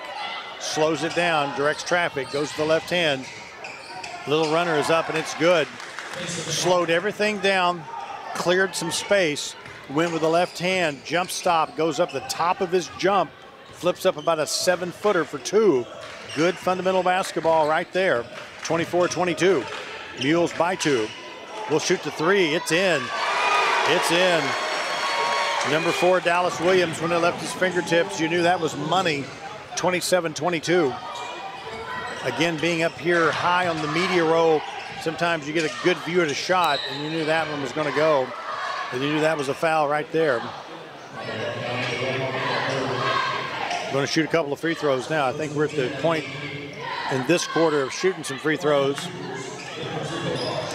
Poplar Bluff with 5 fouls, and that's going to put number 0, Cash Arnhart, at the line.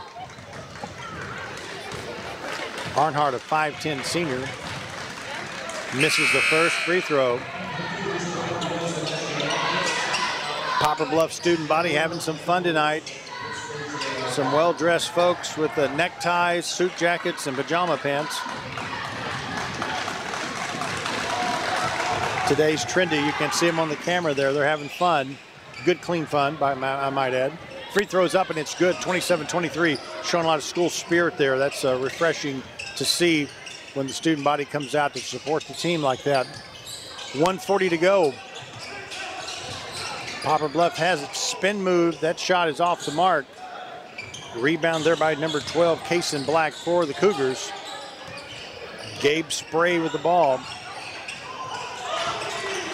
I do a lot of basketball announcing at the college level. A lot of cool names. Gabe Spray is a good basketball name. Number 12 there, Black, might have got fouled. They had no call. Cougars will keep it alive. Spray draws the double team, draws a triple team. There's the turnover and the steal by number 2. Look out, that ball's tipped. I thought it was going down. Ball goes out of bounds. Last touch by the Cougars. Number 3-0, Brendan Durden, slow to get up there. He was part of the crash there. Several bodies hit the floor. Sebastian Robbins, the 6'11" post player, back in for Izard County. Again, 27-23 is the score, less than a minute now before halftime. Inbounds pass, wide open 3, bounces around, no good. Poplar Bluff gets the rebound. Robbins swats it out of there. Ball's on the floor. Izard County comes down with it. 46 seconds left. They'll slow it down just a little bit. Crossover dribble. They go in the corner. Now on the wing. Number 0, Cash Arnhart with the ball. directs traffic. 28 seconds. He dribbles in, gives it to the post player. McRobbins kicks it out. Here's the three-point shot, and it's good. Cade Yancey hits that bucket. 1-point ball game.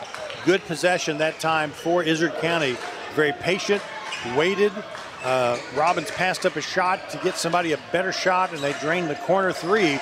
Cut it to a 1-point game.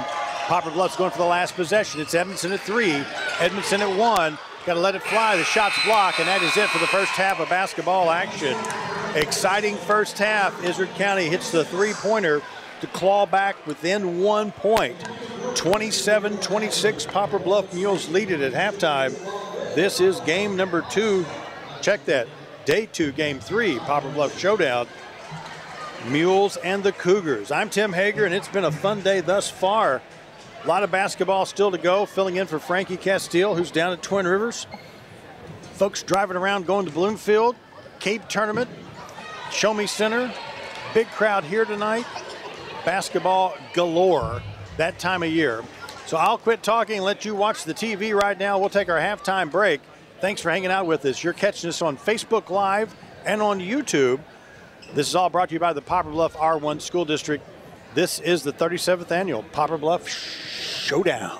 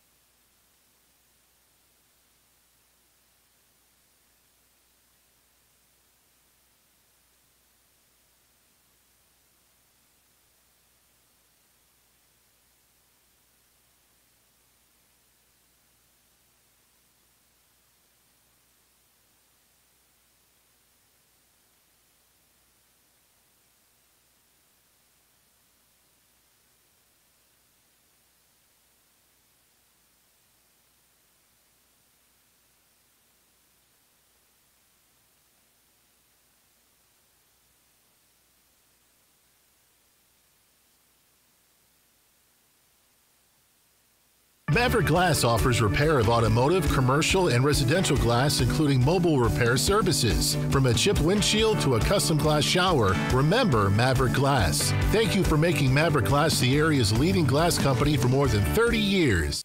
Whitworth Gift Chest Jewelers is a third-generation family-owned jewelry and repair store who have served the Poplar Bluff community for over 60 years. Our family has always worked hard to provide the finest jewelry creations and service imaginable.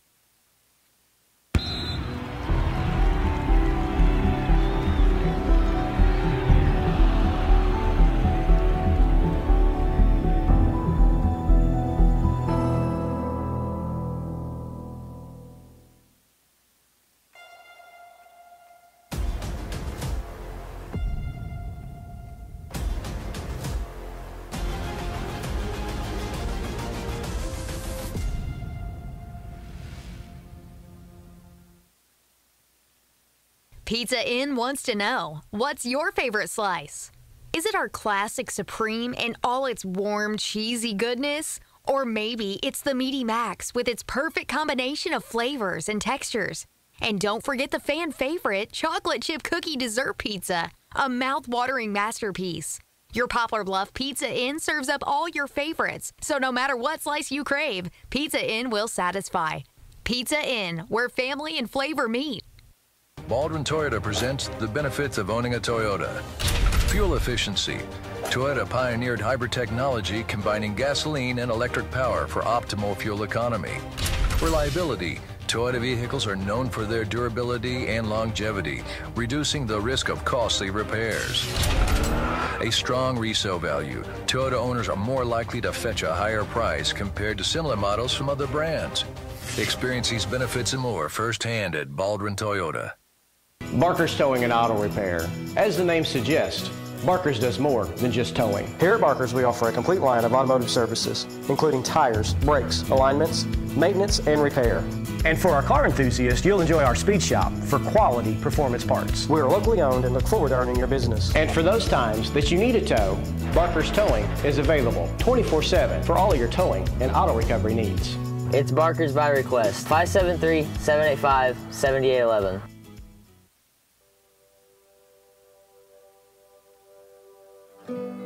Here at Mossy Oak Properties Mozark Realty, our clients come first. Our team of full-time agents go the extra mile to make sure you are satisfied. At a glance, we are outdoorsmen, but if you dig deeper, you will find real estate experts ready to help you write the next chapter of your life. Contact any of the full-time agents of Mozark Realty at 712-2252 or online at mozark.com. Tired of wondering where your meat comes from? Country Road Market has the answer. We're bringing the farm straight to your table. From fresh cuts to custom processing, we do it all. Bring us your deer, hog, or cattle, and let our expert butchers work their magic. Skip the grocery store and support your local farmers. Country Road Market is located at 558 County Road 507, just off Highway KK in Wapapillo. We know that having a strong defense is key to winning any game, and that's why you need Edmondson & Holt, attorneys at law, by your side. Just like the Mules face challenges with grit and determination, Edmondson & Holt will handle your legal matters with that same drive and commitment. From complex cases to straightforward advice, Edmondson & Holt is the strong local defense you need. For a free consultation, call Edmondson & Holt at 573-785-0127. Attention farmers. Kevin's Auto Repair and Tire is running a farm special on tractor tires until the end of the year. Yes, you heard that correctly. Until the end of the year, Kevin's Auto Repair and Tire carries all the big names you know and trust. They also offer all sizes. No matter what size tractor you have, they can get you taken care of. For all of your tractor tire needs, call Kevin's Auto Repair and Tire at 573-840-5053 and ask for Shannon Bradley. That's 573-840-5053. Insurance decisions shouldn't be a shot in the dark. With expert advice, personalized service, and a wide range of carriers, Ozark Legacy Insurance Partners should be your first choice. We're not just experienced agents. We're your partners. We offer a wide range of carriers for tailored coverage and better rates. So expect a handshake, a chat, and solutions that fit like a well-tailored suit. For auto, home, business, life, health, and even Medicare, make Ozark Legacy Insurance Partners your first choice for insurance. It's our family protecting your family.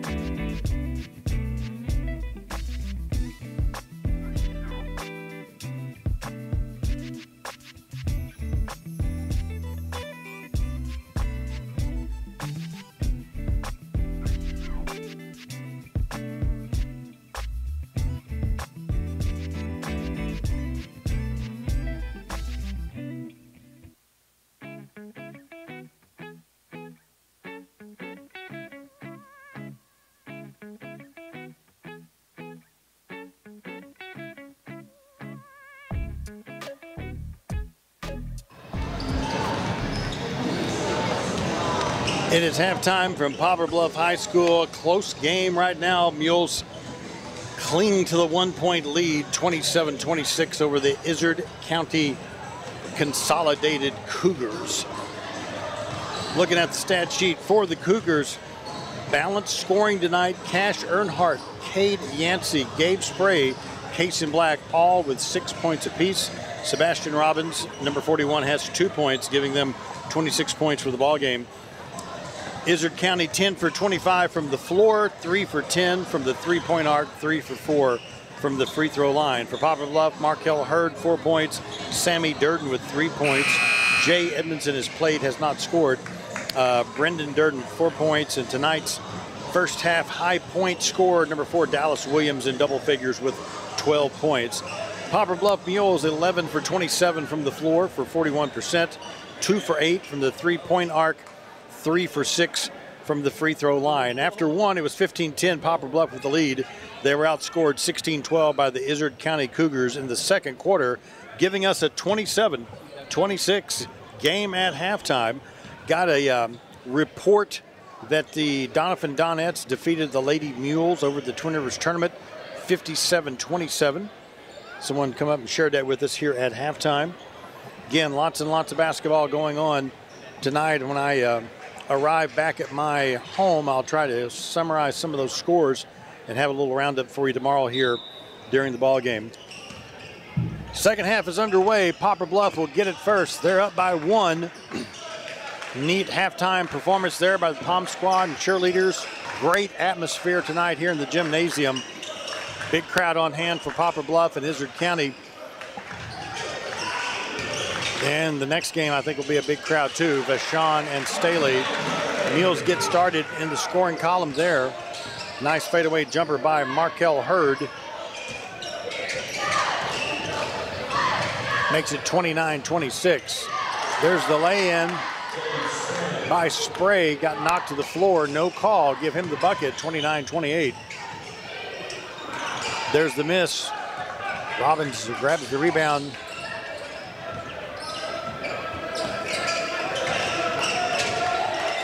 Cougars with the basketball.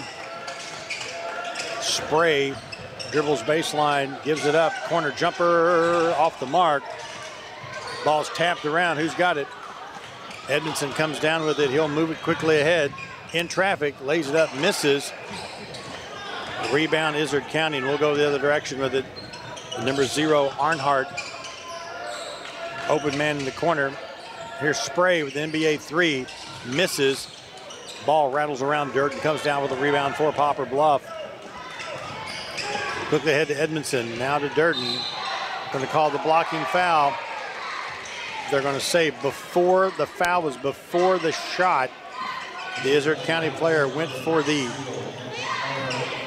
charge, didn't get it. But they call it before the shot, so they'll inbounds. Here's to Durden. Turns around, lays it up and lays it in. Number 34, Sammy Durden with the bucket. Makes it 31-28. Official hits the whistle. Looks like maybe a wet spot on the floor right there. We'll take a second to do a little custodial work, get that floor good and dry. And kudos to the referee. Saw something there, blew the whistle, didn't affect the play. We're about a minute and a half into this third quarter. Give everybody a chance to get a quick breath or two. Guys are playing hard, accumulating a lot of minutes right now. And away we go.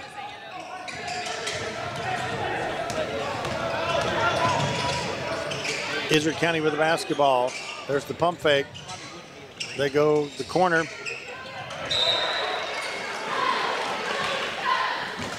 Ball goes out of bounds, last touch by the Mules. 6:07 left here in the third quarter.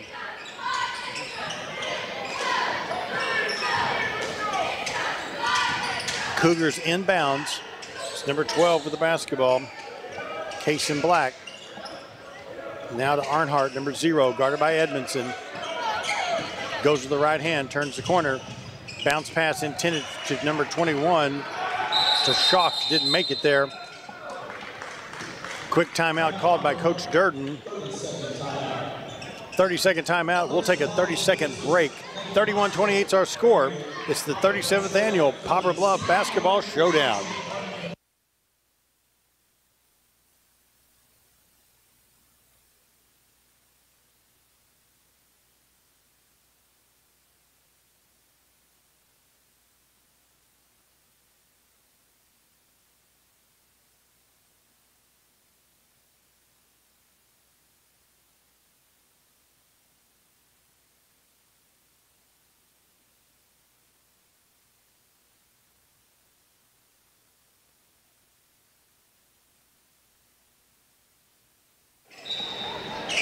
After the timeout, Mules with the basketball. They lead it by 3, 31-28. Brendan Durden with the basketball, hands off to Markel Hurd. Hurd dribbles in, he'll shoot it, misses, rebound there by number 21 to Shock for the Cougars. They cross the timeline with it. Case in Black, point guard, pointing, giving directions. Playing quarterback on the floor right now for Izard County. He gets the basketball on the baseline, now dribbles it out of there. Over to Arnhart. Goes with the right hand, dribbles in traffic, lays it up and lays it in. Split the defenders, went up with it. The defender might have even got a finger on that ball, but it goes up and in, makes it 31-30 the score. 5 minutes now left in the third quarter. Poplar Bluff has had the lead, I think, the entire game. Cougars have cut it to 1 a couple of times.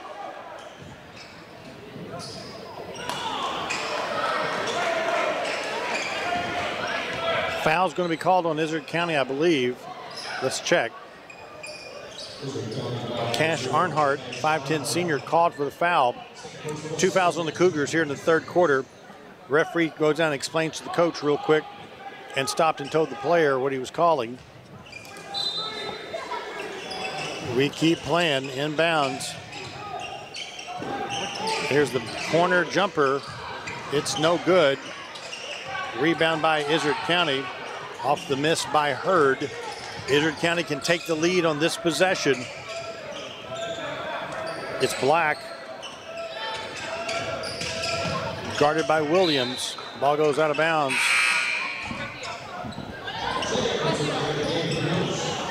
Edmondson back in. Ball was last touched by the Mules.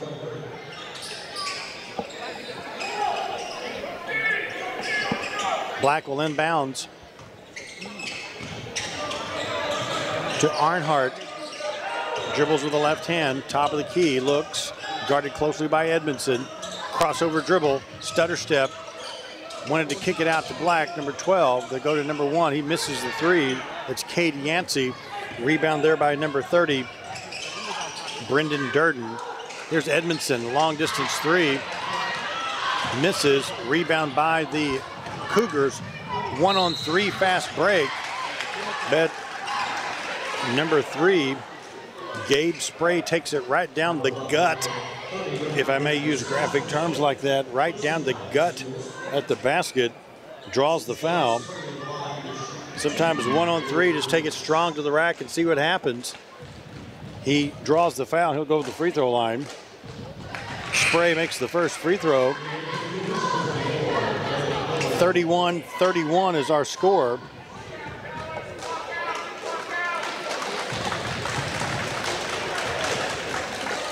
Shoots the second one, misses. We're tied at 31. 4:01 left in the third quarter. We are tied. Ball's last touched by the Mules and goes out of bounds. Izard County's fought back to tie it. They can take the lead on this possession. We'll see what happens. Arnhart over to Black. He slows it down. I think that's kind of their game plan tonight, be a little bit methodical with it. Dribble in, pick up a double team. Now number 24 pops out. Garrett Dillard has it. Dillard shoots and scores. Dillard puts the Cougars on top, 33-31, 3:26. Cougars have just kind of quietly snuck back in it and taken the lead. Nothing flashy, just real fundamental Step-by-step basketball. Here's Durden. Might have got fouled. No call there. Cougars might have caught a break. Looked like it got him on the arm off the miss. Cougars get it. It's Spray. They're going to call the block right there. Spray helps Durden up. Good sportsmanship as he takes it strong to the basket at the 3:02 mark. Non-shooting situation. Each team now with 2 fouls here in the third quarter. Going to wait a second, let him a chance to tie those shoes.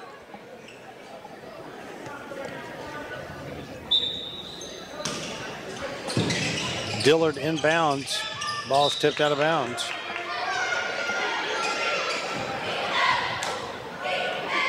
We'll do it again. Dillard, number 24, looks, slaps the ball, looks. Bounce pass intended for number 21 to Shock. Ball goes off somebody. They say it's off Poplar Bluff, out of bounds. We'll do it again. We're going to switch sides now. Spray looks to inbounds.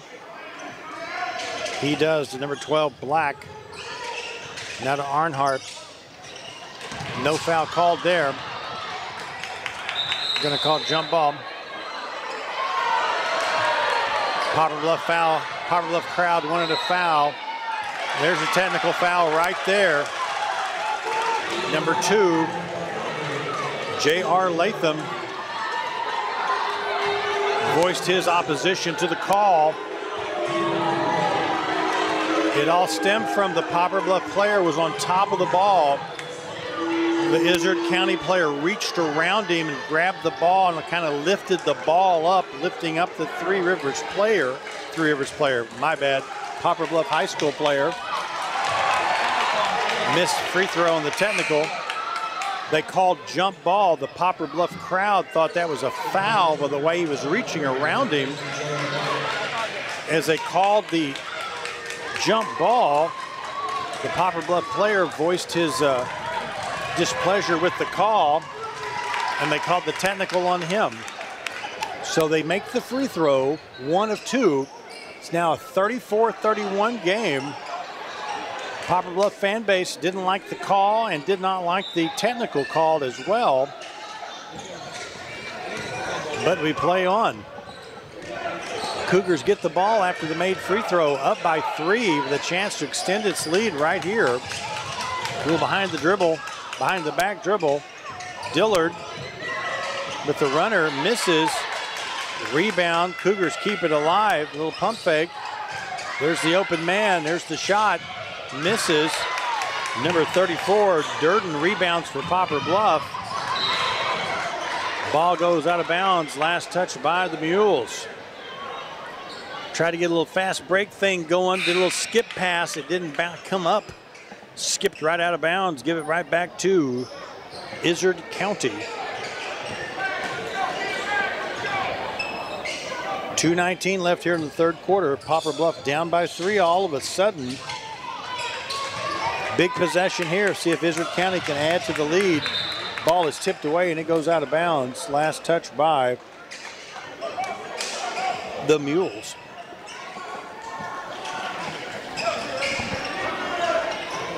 Izard County gets a chance right here at inbounds. Another whistle, and they're going to call a foul right there. Foul's going to be called on number 4, Dallas Williams, as they were stacking up right there.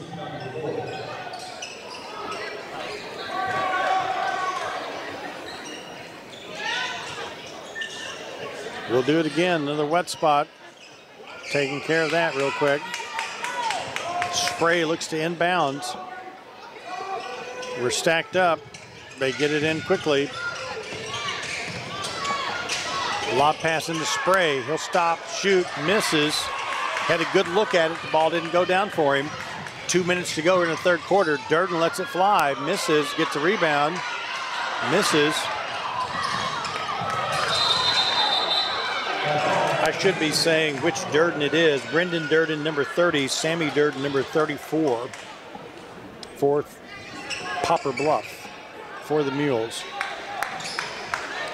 1:50 to go. This game was chugging right along. It's kind of just got a little quagmire-ish here for just a moment. Sometimes that's a defensive thing where they've stepped up the defense. 34-31, low-scoring affair.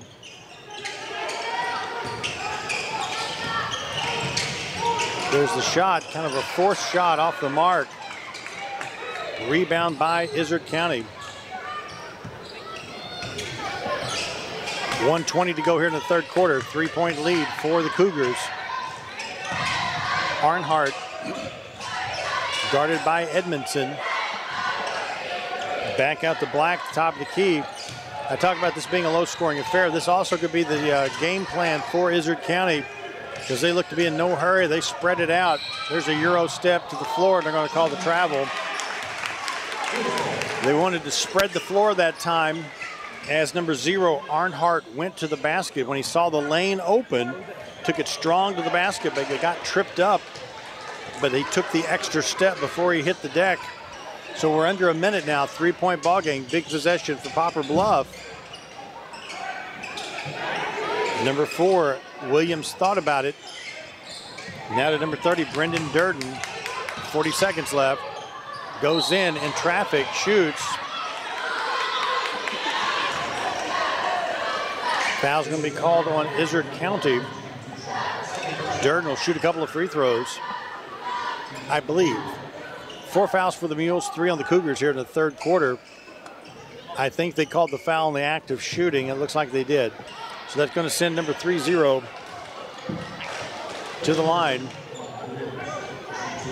Brendan Durden, 6'1" senior, makes the first free throw. 34-31. Durden is set. Misses.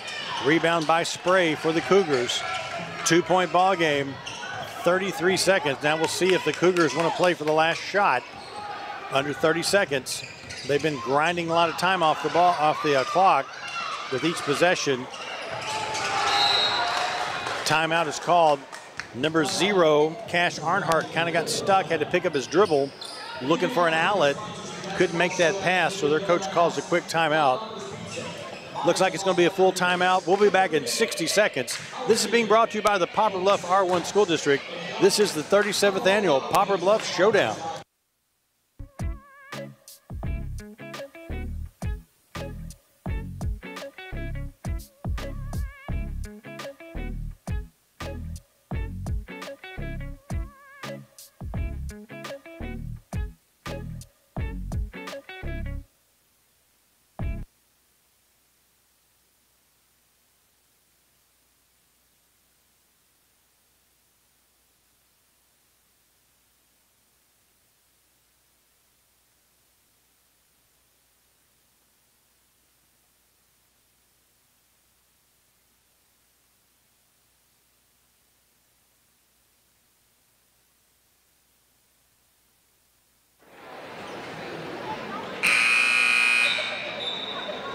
.1 seconds left. Izard County with the basketball. They have a 2-point lead as we end up here in the third quarter. One of their players kind of got in us trapped out there. Nobody to pass it to. Their coach called the quick timeout to keep them from having the turnover. Probably kind of a good opportunity to draw up something here to end the third quarter. One would assume they would play for the last shot. They have it at 15 seconds. Izard County now at 12 seconds. Arnhart has it into Spray at 8. Spray double fakes, goes up and draws the foul at 6.7 seconds left. Again, Spray dropped 33 last night in the ball game against McCracken County. Poplar Bluff's done a good job on him tonight, basically kind of just denying him the ball. They've been looking for him, but Poplar Bluff has had a lot of defense on him. Hasn't had the opportunity to score too many points tonight. Makes that free throw. Puts the Cougars up by 3, 35-32. They'll have a chance to shoot one more. 6.7 seconds left here in the third quarter. Spray makes both free throws. 4-point lead. Poplar Bluff has 6.7 seconds. It's Durden at 4. Dribbles down, shoots about the free throw line. In and out, no good, but tipped in by number 34. Sammy Durden gets the tip in. Poplar Bluff dodges the bullet there. Big time play by number 34, Sammy Durden, with the tip in at the buzzer. Count the point. 36-34. One more quarter to go, folks. Don't go anywhere. Barn burner from Poplar Bluff High School tonight. Izard County Consolidated in the Mules. Coming up next, back after this. This is the Poplar Bluff Showdown. Poplar Bluff Monument Works is dedicated to care, compassion, and community. For more than 50 years and passed down through generations, Poplar Bluff Monument Works has been an important piece of our community, standing with us in our most difficult moments while we grieve the loss of a loved one. Poplar Bluff Monument Works is there to guide you through the entire process. From vision and design concepts to the expertly etched stone monument that beautifully reflects your loved one's life. Poplar Bluff Monument Works, memories carved in stone.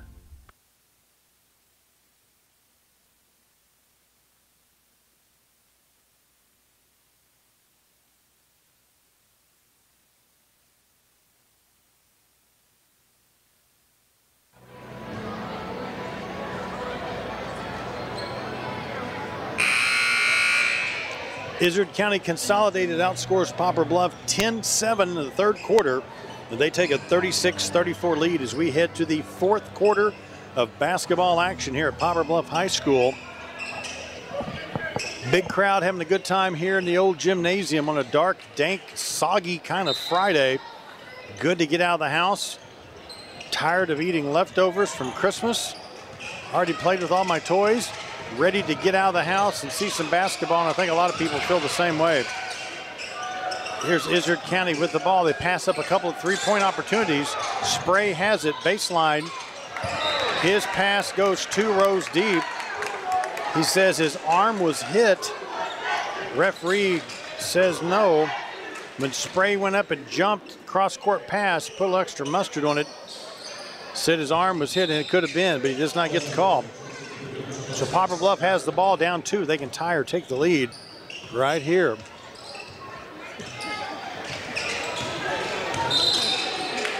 Going to have a whistle there. Illegal screen away from the ball. Called on Edmondson. Away from the action. Went to set the pick. Apparently was moving. Izard County will get it back. 36-34. Arnhart with it. Dribbles with the right hand. Goes with the left hand now in the paint. Gonna have to zip it out of there. He does to Yancey. Back to Arnhart. Here's the shot by number 12. Black, it's off the mark, ends up with the rebound. Spray has it on the corner. Dribbles out. Back to Arnhart. He'll try a 3. Misses. Edmondson gets the rebound for 3 Rivers. Cougars had a couple of good looks at it, couldn't get it to go down.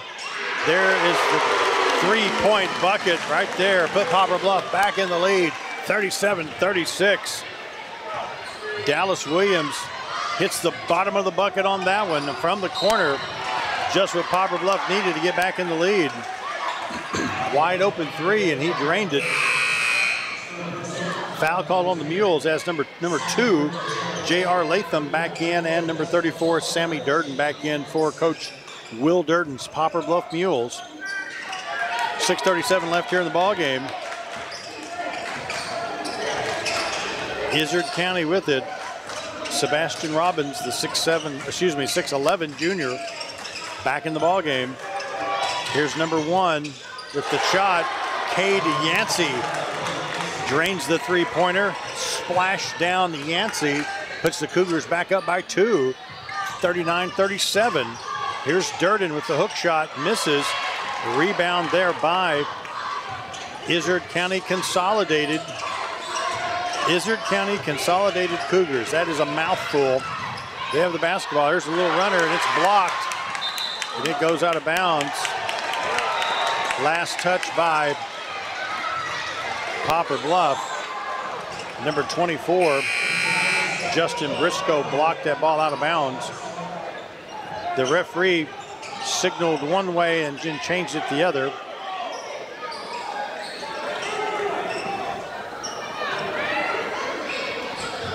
So the Cougars will inbounds underneath their own basket. They do to Spray. Spray to Arnhart.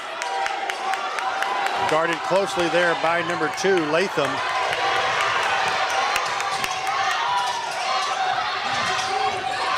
Playing keep away right now. There the Mules get it, take it up and lay it in. Just the way I called it, all of a sudden Izard County looked like they were playing keep away. They were just dribbling around. They couldn't find the open man. When they finally went to make the pass, Latham anticipated it. You could watch him read the play, picked it off, went down and scored, and we're tied at 39. 5:34 left in this one, tied at 39. Let's take a quick break. Right back with the Mules on the Poplar Bluff Showdown.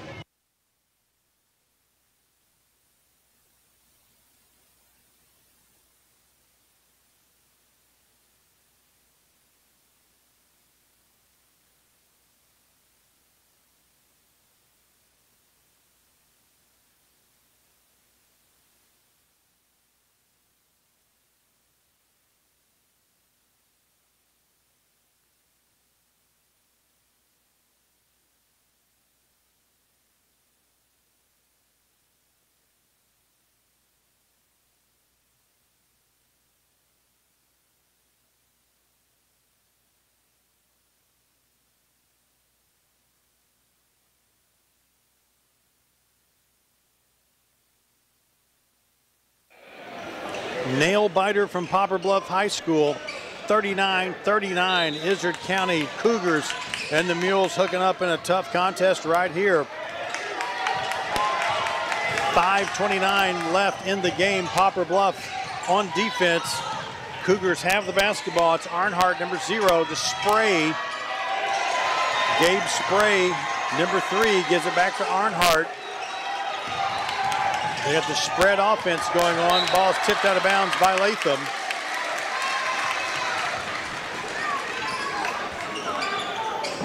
Will inbounds right next to Willie Hilburn, who's doing stats tonight for Poplar Bluff Schools. We appreciate him doing the stat sheet for us. Corner jump shot off the mark. It rattles around. Izard County gets the rebound. Give it to Spray, who goes baseline. There'll be a block called right there. Durden slid over, didn't get there quite in time, according to the referee. He's chit-chatting with Spray right there.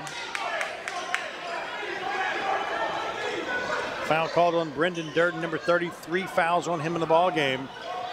3 fouls for the Mules, 0 for the Cougars here in the fourth quarter. That could play a role later too when we get shooting some free throws later.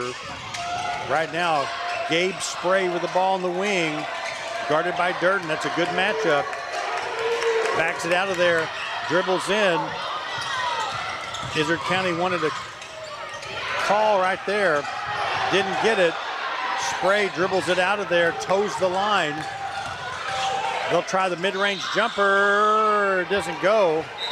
Almost goaltending there. As Robbins, the 6'11" guy, was up around that. No goaltending called. Almost offensive pass shot interference.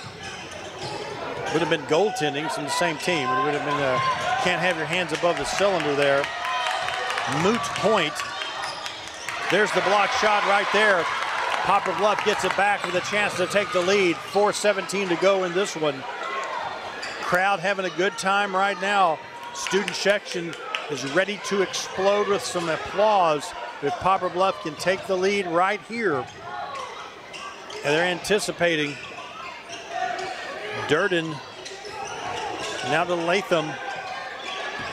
Back to Dallas Williams. Picks up his dribble. They lob it in to Durden. His brother goes up. Shots blocked from behind. but he'll go to the line. Number 30, Brendan Durden, took it strong to the basket. Robbins come from behind, blocked the shot, got him with the body. That's going to put Durden at the line with the opportunity to put the Mules in the lead. Again, we're tied at 39. This is a fun basketball atmosphere right now, folks. Poplar Bluff takes the lead, 40-39. Crowd getting their entertainment buck tonight. And we still got a game to go, featuring the #1 team in the state in 4A against one of the top teams in 6A. It's day 2, game 3. Poplar Bluff is up by 2 as both free throws are good. Here comes Spray to Yancey.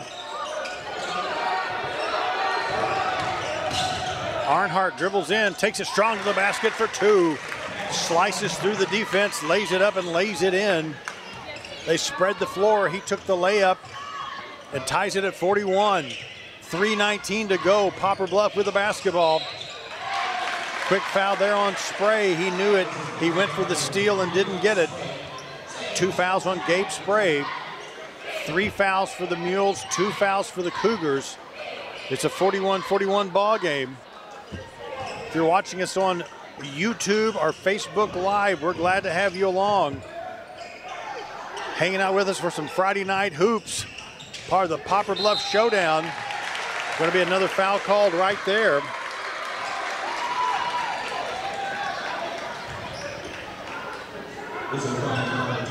Fouls on the floor before the shot. So Edmondson will take it out for Poplar Bluff. Right from the Mule cheer squad. Durden has it, dribbles in, lays it up, misses. Ball's tipped around. Robbins comes down with it for Izard County. Now they can take the lead. Just under 3 minutes left in this one. Spin move, Spray, lays it up and in, misses. Gets his own rebound, went up, altered his shot, and the Mules come out of there with it. There's the lay-in by number 2, Latham, who uses speed right there. Just hit the accelerator and took off on the steal. Spray had to alter his shot as he went in, and when it was tipped out, Latham got it, took it the length of the court, put the Mules up by 2. 2:28 to go in this one. Poplar Bluff by 2. Izard County with it. Here's Spray. Ball is swapped away from him. Here's Edmondson. 2-on-1 fast break. Edmondson gets a shot blocked, but it's a follow-up by number 4, Williams. Puts the Mules up by 4 points. I think 43-41. That shot, did it go? There you go, 45-41. 45-41, okay. Referee was late to call it down. 45-41, Mules by 4. 2:13 left in this one. Can't blame someone for being a second behind. This is fast and furious all of a sudden. Timeout is called on the floor. They'll take a quick timeout. Don't go anywhere, folks. This is all brought to you by the Poplar Bluff R1 School District. This is the Poplar Bluff Showdown.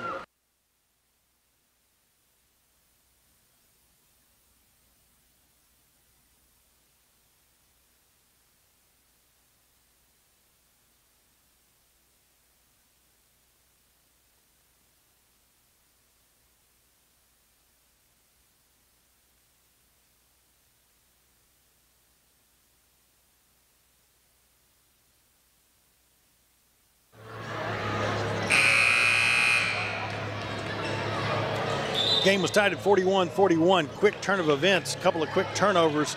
Poplar Bluff able to convert on the other end. Got the crowd back in this in a big way. 45-41, they lead it by 4. Super big possession right now by Izard County coming out of the timeout. Momentum has went the other direction. They get the ball. They need to cut into this lead if they have a shot. This is big for them.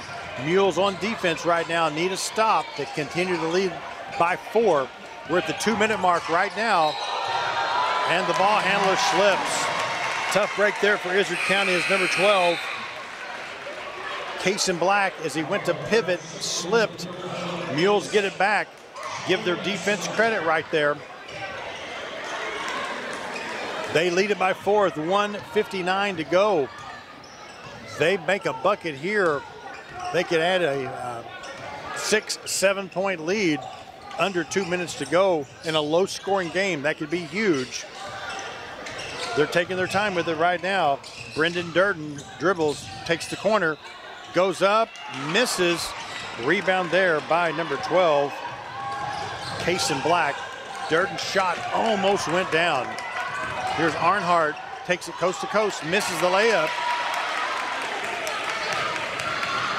He had a lane, missed the layup. Poplar Bluff gets it back. Big miss there for the Cougars. Down by 4. Coach Durden calls timeout. Cougars got the shot they wanted, just couldn't get it to go down. This looks like a 30-second timeout. We'll keep it right here. Taking a look at the Poplar Bluff Showdown right now. Tomorrow, the 7th place game will be at 11 a.m. We'll start the morning. Remember, now tomorrow we switch back to day games. 11 a.m. Trinity Christian versus Urbana in the 7th place game. In the Consolation Championship around 12:30 will be McCracken County versus Maumelle, Arkansas. The loser of this game will play in the 3rd place game at 2 p.m. The winner moves on to the championship game at 3:30. Quick turnover, quick change for us. Late night game, turnaround, early morning game. The 11 a.m. tip-off tomorrow. Circle it on your calendar.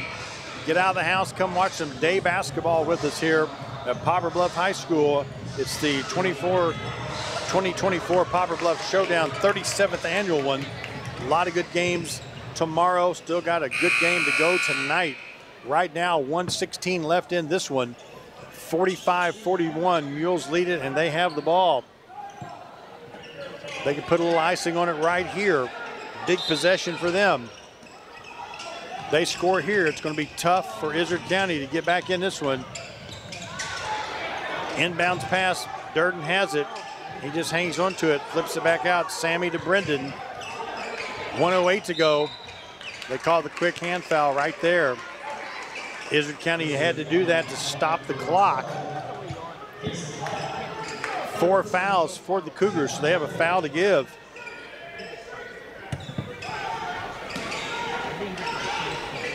Mules look to inbounds. They do. Almost stolen. And the quick foul is going to be called on Arnhart. His momentum carried him into Brendan Durden. That's the 5th foul. Now we'll shoot some free throws. 2 quick fouls there by Izard County. And that's going to put Brendan Durden at the line to shoot. He is set. 6'1" senior, shoots, misses. He'll get one more. 45-41, Mules lead it, 1:06 to go. Second free throw is up. It's in. 5-point ball game. Izard County is going to need a bucket on this possession. The spread offense. There's going to be the foul right there. Coach Durden looks frustrated right there with the defender.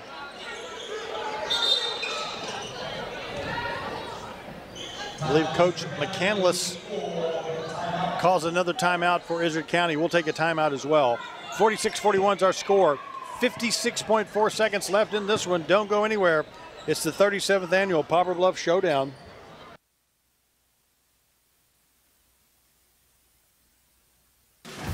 Russian Towing and Automotive is here to help.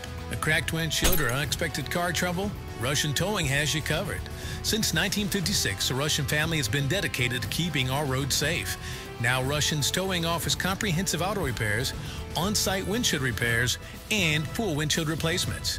Whether it's a cracked windshield, an oil change, unexpected car trouble, or you need a tow, it's Russians to the rescue at 573-785-6349.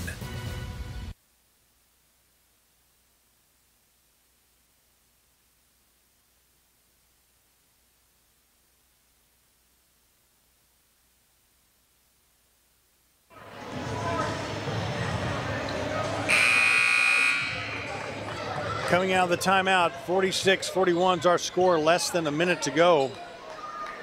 The Staley players are watching from one side, Vashon players watching from the other. The winner of this game gets the winner of that game tomorrow. 3:30 championship here. Right now, 55 seconds. Izard County with the ball. Ball is stripped away as number 12 took it strong to the basket. Case in black.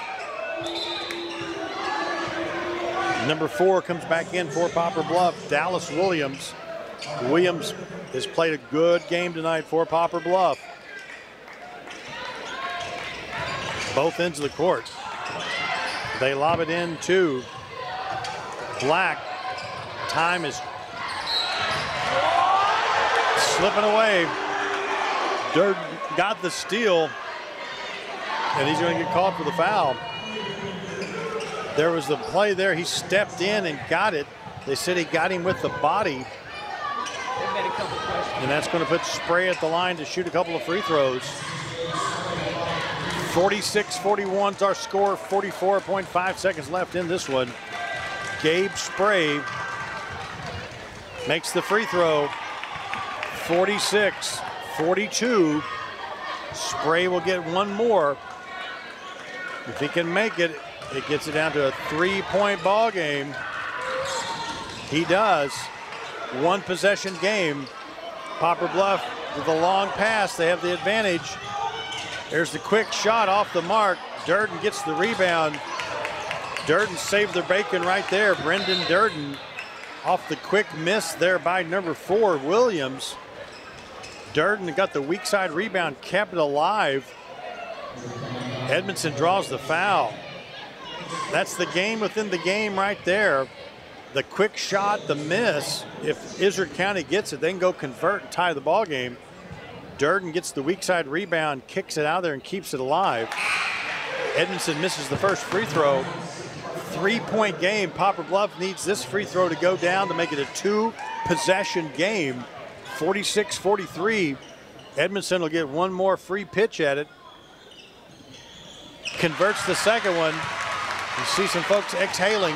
2-possession game now. 47-43, 30 seconds to go. Spray crosses the timeline, falls down. Here's the NBA three-pointer, and it's off the mark. Izard County runs it down. Last touch by Izard County. Nope. Last touch by Poplar Bluff. The officials talk it over. One had a little better view than the other one did. So Izard County will get it. 20.5 seconds left, down by 4. They inbounds. 19 seconds left. There's the corner three. It rattles around, no good. Poplar Bluff gets the rebound and they draw the foul. Mules may have dodged the bullet right there. The three-point shooter was open from the corner. He missed. That ball goes down. We got a 1-point ball game. He missed. Number 2, Latham got the rebound. The Cougars were forced to foul quickly. And the first free throw is up, and it is good. 48-43. Again, you can literally hear people exhaling right now. This has been a close ball game. Poplar Bluff has fought down the end here. Is going to come away with a win, it looks like. Durden got the rebound and drew the foul. And he's going to go to the line and shoot a couple of free throws with 10.7 seconds left.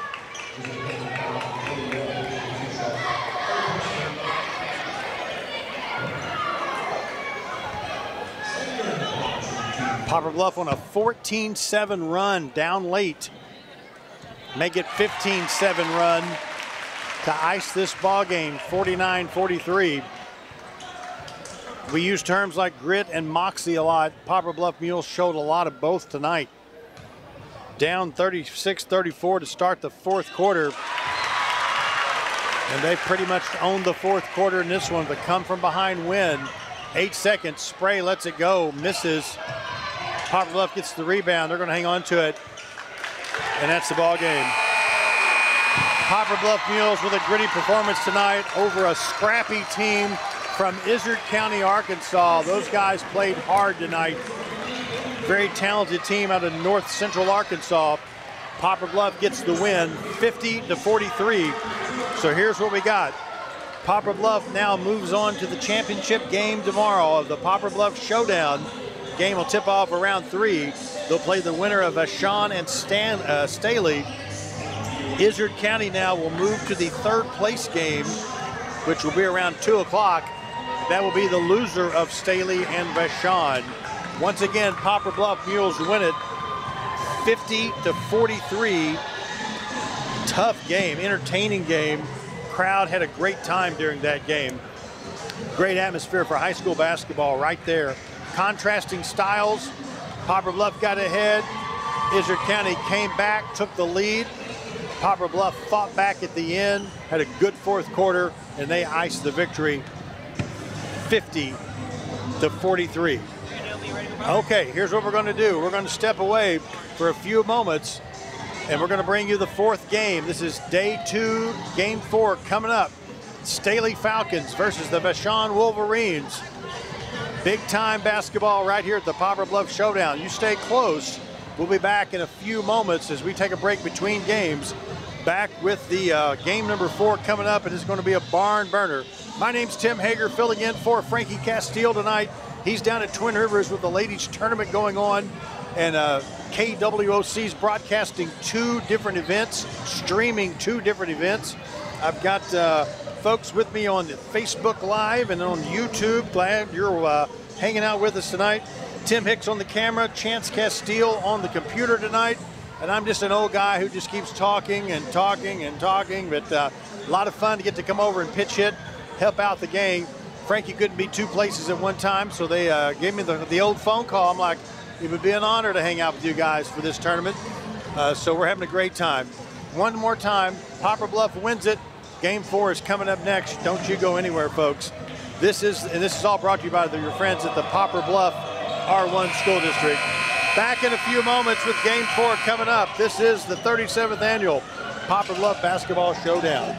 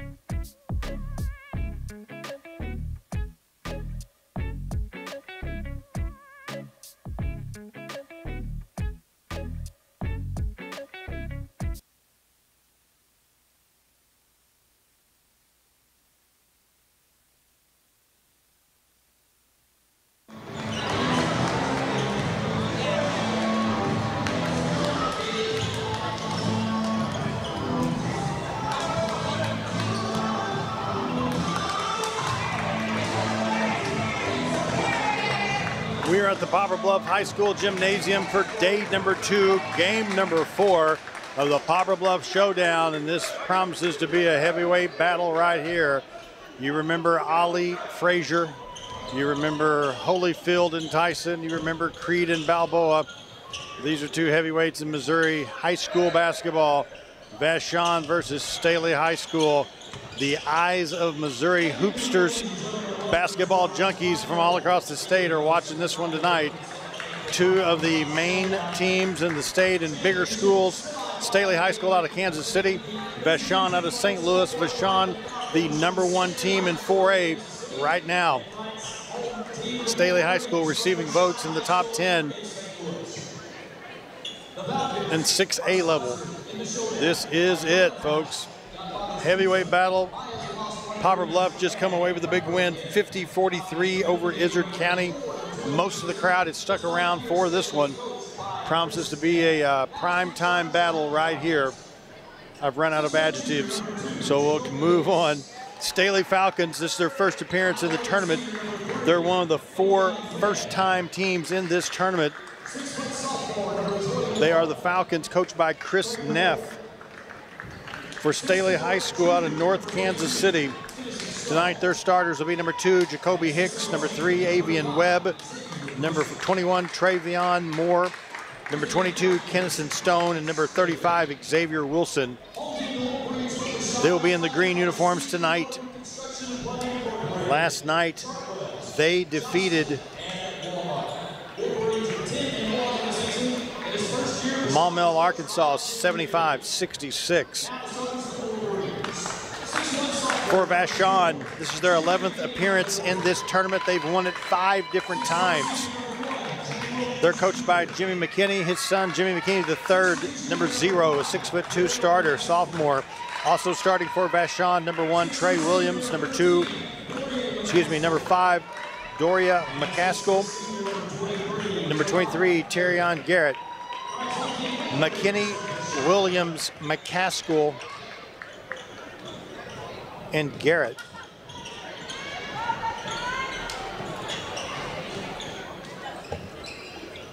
For the Falcons, Hicks, Webb, Moore, Stone, and Wilson. Vashon will be wearing the blue-white uniforms trimmed in blue. Staley will have their green uniforms trimmed in white. On your video screen, Vashon will be going right to left, Staley left to right. This is the one folks have been looking forward to when they drew up the bracket. They're like, ooh, this is gonna be a good one. And here we go, the ball's in the air, controlled by Staley, and away we go. Tim Hager in for Frankie Castile. Thank you, Frankie. I'd been at this game anyway. I get to broadcast it. This is gonna be a primetime matchup. Looking forward to this one. Ball goes off the fingertips of number 21, Travion Moore. Vashon will get their first crack at it. Again, Vashon, number 1 team in the state right now in 4A. They won 4 state championships back in the 80s. That's back in my era. That's when I got to know with this school, the basketball culture and tradition there. Jimmy McKinney, now the coach. You might remember him as a former University of Missouri player. He was the coach at Kirkwood at one time. Wolverines with the ball. Taking her time with it. Here's the shot. We're going to draw the foul right there. Jimmy McKinney III took the shot at the top of the key. Got hacked in the act. He'll shoot a couple of free throws. First foul of the ball game. McKinney, a 6'2" sophomore.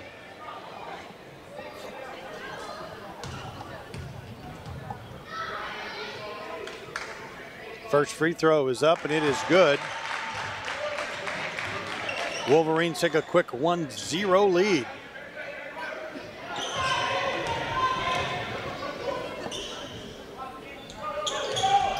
Off the front of the rim. Rebound by Staley, and away we go. Number 3, Avion Webb handles the ball for them. Last night, Webb, 29 points against Maumelle, Arkansas. He put on a good show last night offensively, for sure. Off the turnover, Vashon gets it, misses, gets the rebound. McKinney turns around. They're going to say that's a jump ball situation. Possession arrow points towards Vashon. They'll get the basketball. Winner of this game plays Poplar Bluff tomorrow night. There's a corner three, and it's up, and it's good. 4-0 Wolverines. Staley with the basketball. And number 21, Travion Moore with the basketball. They go down low, and it's up, and it's in by number 22, Kinnison Stone. Nice quick move to the basket. Nice quick 2 points for them. 4-2's our score here in the early going. About 2 minutes into this one from Poplar Bluff High School. Again, the winners play Poplar Bluff in the championship game. The loser will play for third against Izard County, Arkansas. There's the tip back in by number 2, Jacoby Hicks. We're tied at 4. Coach McKinney, a familiar name, like I said, former University of Missouri Tiger player. There's the shot up and in by number 23, Taryn Garrett, 6'6" senior. Got a whistle right there. Foul's going to be called on the floor.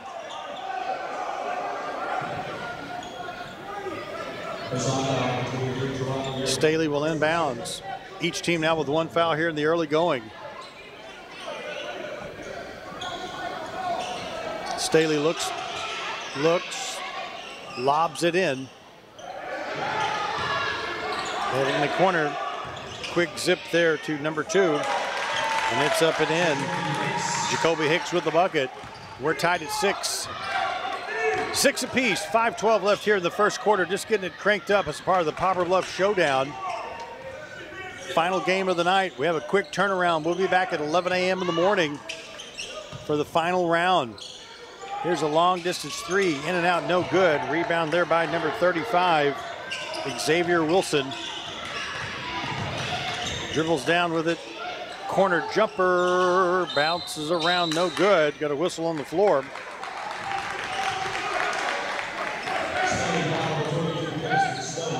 Foul called on Stone. It's his first foul for Staley. 6 apiece. A lot of buzz in the air right now. Talking to folks here in the gymnasium between games and at halftime. Lots of people excited about this one. Want to get a good look at Vashon tonight. They'll take on the Mules tomorrow night, or the winner will take on the Mules rather, Staley or Vashon. Really electric atmosphere for Poplar Bluff's win against Izard County, and it was a tough game. Poplar Bluff come out and dominated the fourth quarter, come from behind win. They've had 2 close games in this tournament. Over Urbana, Illinois by 4, and over Izard County by 7. Here's Vashon at the free throw line. It's up and it's good. Put the Wolverines back up by 1. Falcons and Wolverines.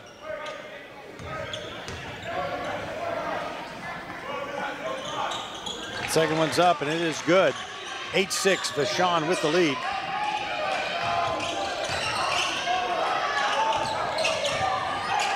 Staley with the basketball. This is a Kansas City versus St. Louis affair. Vashon gets the ball in the turnover, takes it strong to the basket. Ball is knocked out of bounds, last touch by Staley. Vashon will get it back. I-70 series, Show Me Bragging Rights series. St. Louis versus Kansas City. Cardinals, Royals. Chiefs and Rams, oops. Chiefs and football Cardinals, oops. It's a crying shame St. Louis doesn't have an NFL team. Don't get me started. Had my heart broken twice when the Rams and the Big Red both left. I'm old enough to remember NBA in Kansas City, the Kansas City Omaha Kings. Got to be old to remember Scott Wedman, Sam Lacey, Nate Archibald. There's a nice shot in traffic by Staley High School. Back in this one, 10-8. Corner jumper's up, misses the mark. Staley gets the rebound. It's Webb with the basketball. Dribbles with the left hand in traffic, lays it up off the glass, no good. Offensive glass there, whoops. We're gonna call the travel. Number 14 went up with it, Jackson Smith. Came down with it, didn't get the shot up, called for the travel.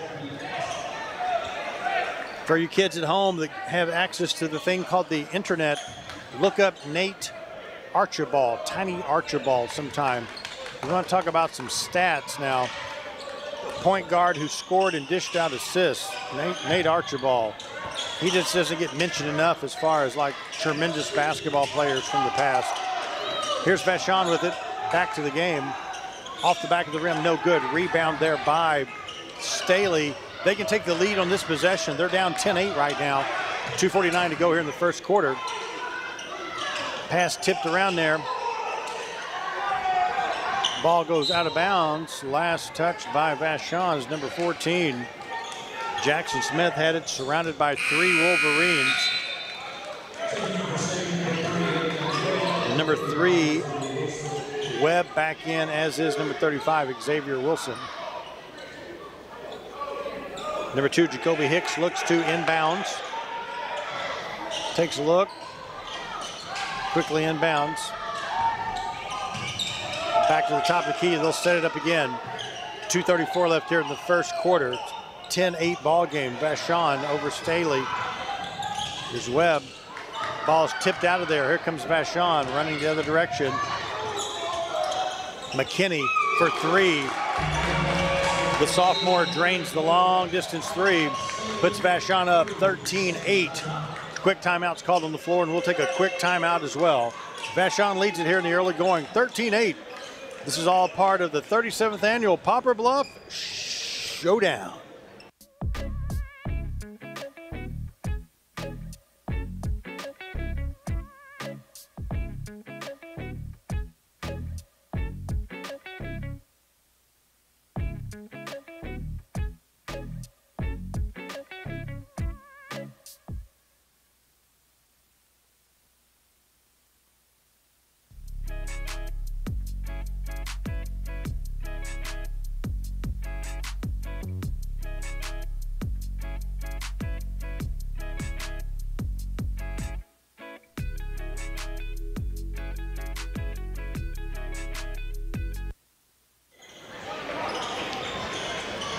Our score here in the early going. 2:18 left here in the first quarter.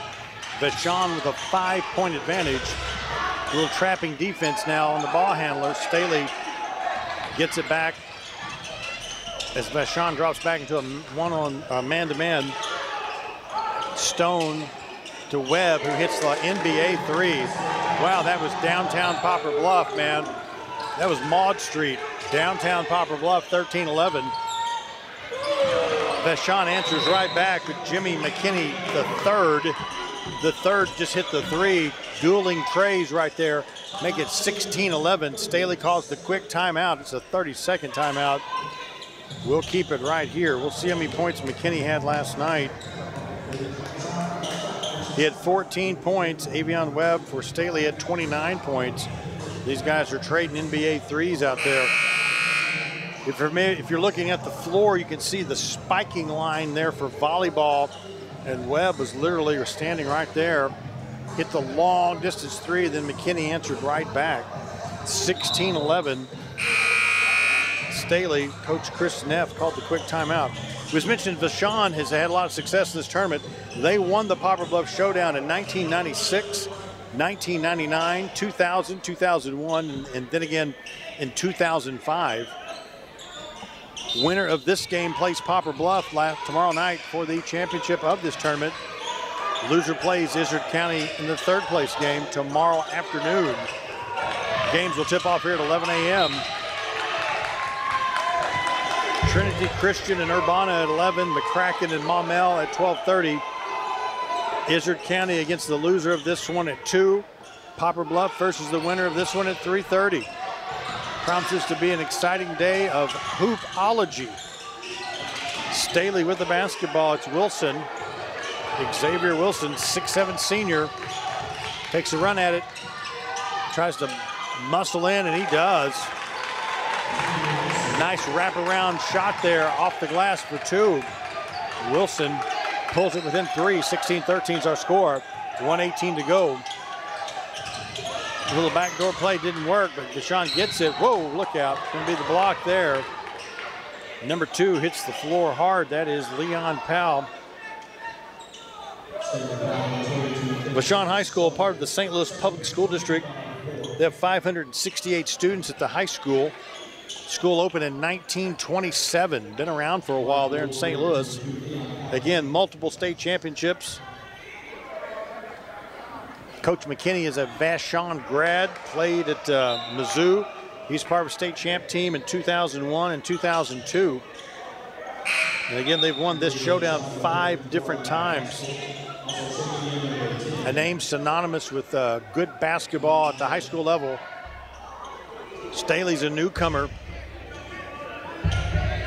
They were established in the fall of 2008. They've only been around about 15, 16 years as a high school.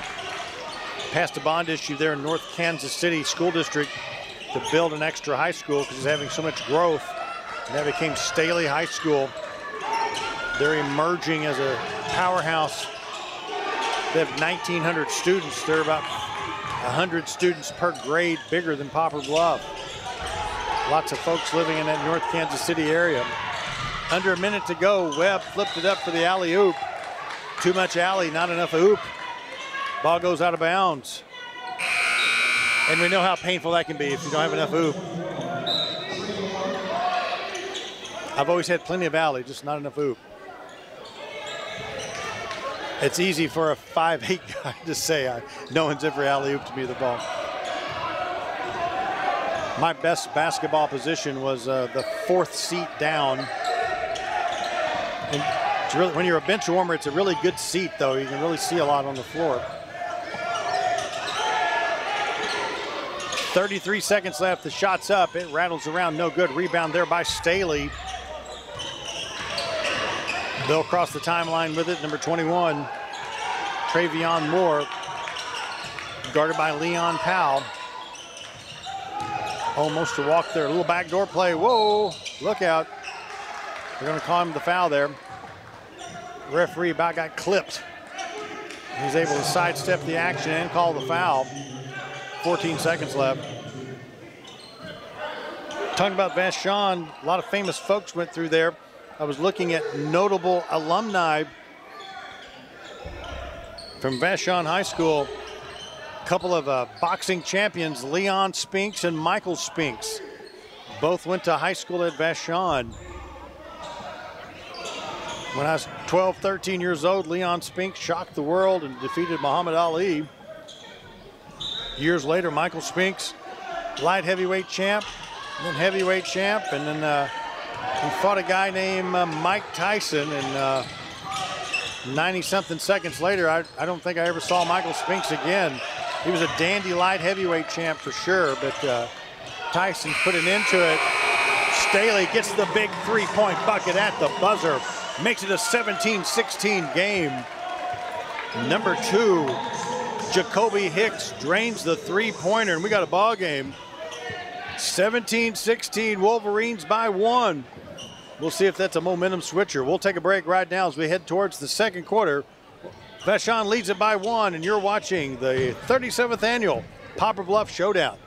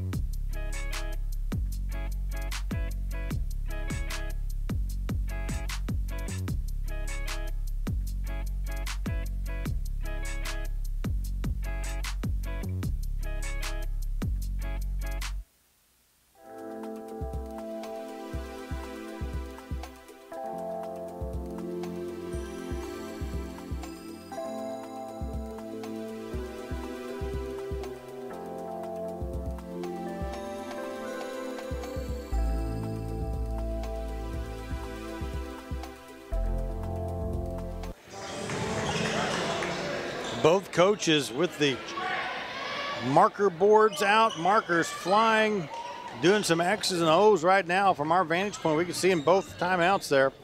Both coaches drawing it up as we begin the second quarter. Staley gets the ball after making the big three-point shot at the buzzer.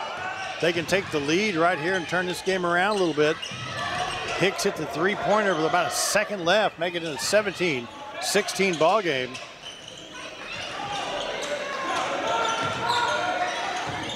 Here's the stutter step. The jump shot rattles around, does not go down. Quick rebound there by Vashon. They get it out of there fast. They look for that outlet pass fast. It's Trey Williams. Man, he passed a rocket across there. He'll try the three-pointer. Misses. They keep it alive. They'll go right back to him. Pump fake, shot, misses. How about that? Number 5, Dorea McCaskill picks up the loose ball there off the miss, got the weak side rebound, did a little spin move and put it back in the basket quick. 19-16 is our score. There's speed, but then there's quickness. Vashon showing a little bit of quickness right now. They're going to fast break. Reverse layup, misses, crash. McKinney hits the floor hard, trying to follow it up. I think the Vashon player had a little more time than what he realized. McKinney tried to tip it back in to no avail. Staley gets it. Down by 3, and they can tie it on this possession. It's Staley, Jacoby Hicks. Now to Stone. There's Xavier Wilson. Uh-oh, wide open. Back door was left open right there. Number 14, Smith, gets the bucket. 19-18 is our score. Vashon by 1. That time, someone got picked off defensively. The Staley player was under the basket all alone.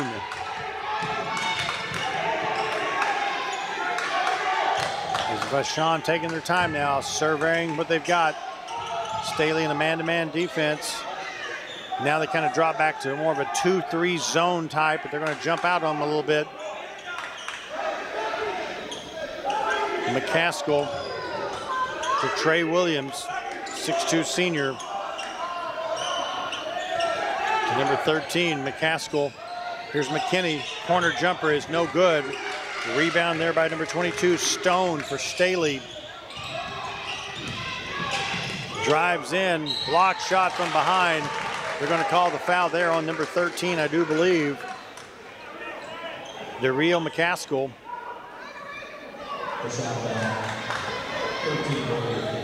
First foul of the second quarter. It's going to put Staley at the line, number 14, Jackson Smith, 6'4" sophomore at the free throw line. First free throw is off the back of the rim, no good.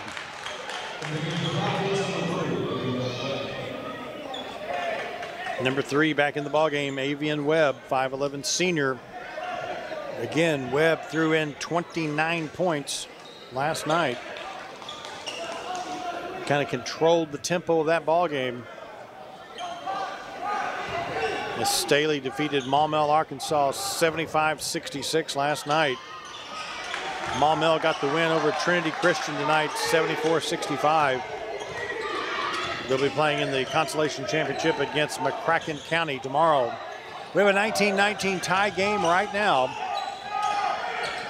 Vashon's a little out of the groove offensively. They get back in the groove with the spinning baby hook right there. Nice play down low. They take a 2-point advantage, 21-19. 5 minutes to go here before halftime. Staley with the basketball. It's number 21, Moore. To Stone. Out on the wing right now. Back to the top of the key with Stone. Webb turns the corner. Lays the floater up, count it, and he'll draw the foul. Once he got going north and south, turned the corner, flipped it up with the right hand. It went because he used the backboard. He had the angle on it, flipped it up, nice little finesse floater, hit the glass, went in, drew the foul. We'll shoot the and one. That bucket ties it at 21 apiece. Webb can break the tie and put Staley ahead right here. Takes a deep breath. He is ready. Makes the free throw, and Staley, the Falcons, up by 1 over the Wolverines, 22-21.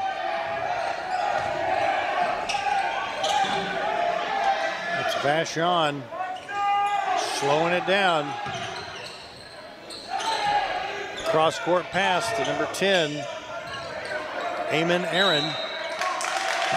Coach McKinney's going to call the timeout. Looks like it's going to be a 30-second timeout. I think we'll just keep it right here, if you don't mind. Poplar Bluff won tonight 50-43 over Izard County Cougars in that ball game. Cougars were led by Gabe Spray with 14 points, Cash Arnhart with 10 points. The Cougars were 5 for 23 from the floor in the second half, 1 for 11 from the three-point arc, 6 for 8 from the free throws. So the Poplar Bluff defense turned it up a notch in the second half.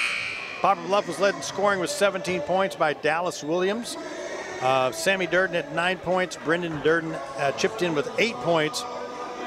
Poplar Bluff 7 for 22 from the floor in the second half, 1 for 4 from the three-point arc, and 8 for 12 from the free throw line. They outscored the Cougars 16-7 in the fourth quarter, and they come away with a 7-point win, 50-43 over a pesky team out of Izard County, Arkansas. The Cougars will play for third place tomorrow against the loser of this game. The Mules take on the winner in the championship game tomorrow afternoon right here at Poplar Bluff High School. Right now, we got ourselves a ball game 4 minutes before halftime. Vashon takes the lead right there as number 1, Trey Williams, hits the corner jumper, 24-22. Staley has the ball back. This is a back and forth affair. They roll baseline with it off the glass for 2. Nice shot there by number 21, Travion Moore, and we're tied at 24. Back and forth contest. 2 really good high school basketball teams doing battle here on the hard court. Here's the long distance jumper. Clanks off the rim, no good. Rebound there by number 35, Xavier Wilson. Hands it off to Webb, who crosses the timeline with it. Dribbles with the left hand, he pulls up, shoots a 3, misses. McKinney gets the rebound, quick outlet pass. They're gonna run and gun a little bit. In traffic, lays it up, misses. Number 5 didn't follow up. McCaskill took it coast to coast, basically, went up. The ball didn't go, he was not able to follow it up. And Staley gets it back, and they can take a lead right here. Just under 3 minutes now before halftime. It's Webb. They hold everything. We're gonna call the foul down low there. Number 35, Wilson, post up there in the low post. The defender had his hand on him there, might have grabbed a little bit of the jersey right in front of the official. 3 fouls for the Wolverines, 0 for the Falcons. Bounce pass in the paint. Uh-oh, extra step or 5 right there. He wanted the foul called, he wanted to block, he didn't get it. They called the travel instead. So we'll go back the other way with it, 24 apiece. Wolverine basketball. Think of Wolverine. Did you see the Wolverine and Deadpool movie this summer? That wasn't too bad. Good popcorn summer blockbuster type of film. When you think of Wolverine, when the school was established 98 years ago, they probably wasn't thinking of Hugh Jackman having blades come out of his hands, but that was then.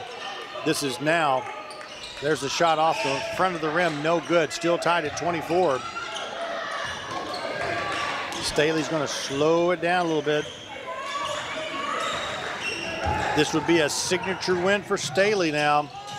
Emerging 6A program. If you can knock off Vashon, it'd be quite the feather in their hat as far as rankings go. Little Euro step by McKinney. Flips it back out to number 13, McCaskill. Back to the other McCaskill. Oh, look at McKinney right there. Nifty play. Zip pass, grabbed it in midair, just laid it behind his head off the glass. Fancy basketball, that's sharp, that's good stuff. 26-24. highlight reel play right there. Staley with the basketball, down by 2 now. Stone guarded there by Aaron. Here's Webb looking for something. They're guarding him tight. They've got the scouting report on him from last night. NBA 3 off the mark. Rebound there by number 10, Eamon Aaron. Quickly ahead to McKinney. Jumper, good. McKinney got it, wasted no time, drained it. They're going to call that a 3, 29-24. McKinney, the third, looks like quite a play-up. He drilled that one. They get it back. He's got the ball right now. Dribbles in the paint. Pass intended for number 13 off the mark, McCaskill. Staley has it, 38 seconds to go. Down by 5 all of a sudden. That happened fast. They could use a bucket on this possession. Jackson Smith down there trying to post up. Trying to get him the ball. They can't get him the ball. They're going to dribble it in. Spin move. Up and in by number 22, Kenson Stone. Nifty play there. 29-26. 16 seconds left here in the first half. Vashon will play for the last shot, I think. 10 seconds, they will. Coach McKinney calls the play. We're at 7. Swing it around to McCaskill at 4. Going to have to hurry at 2.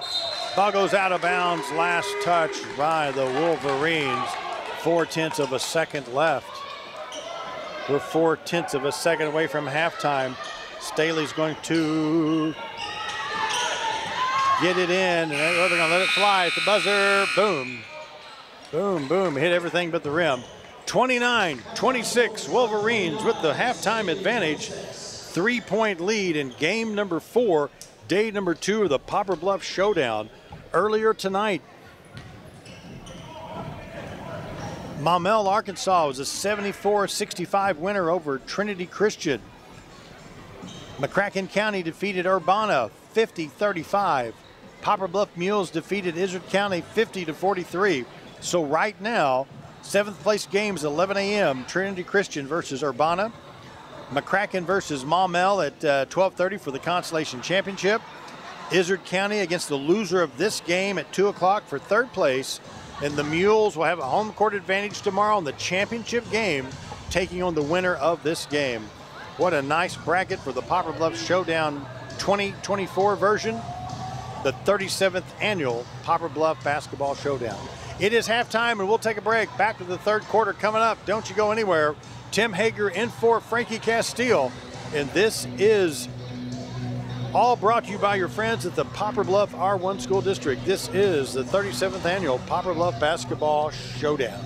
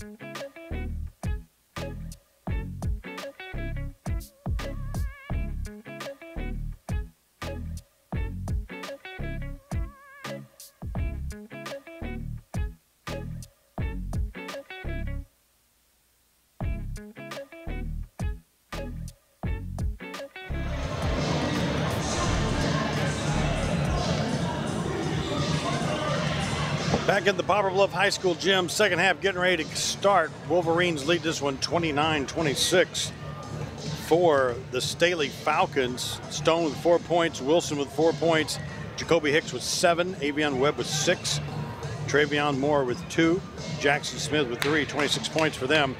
Staley was 11 for 19 from the floor for 58%, 2 for 5 from the three-point arc, 2 for 3 from the free throw line. For the Wolverines, Jimmy McKinney, the third, 12 points to lead all scorers. Trey Williams, 6 points. Number 5, McCaskill, 2 points. Number 13, McCaskill, 2 points. Terrion Garrett, 6 points. He was number 23. Leon Powell had 1 point. Vashon, 10 for 24 from the floor, 42%. From the three-point arc, 5 for 13 for 38%. 4 for 6 from the free throw line.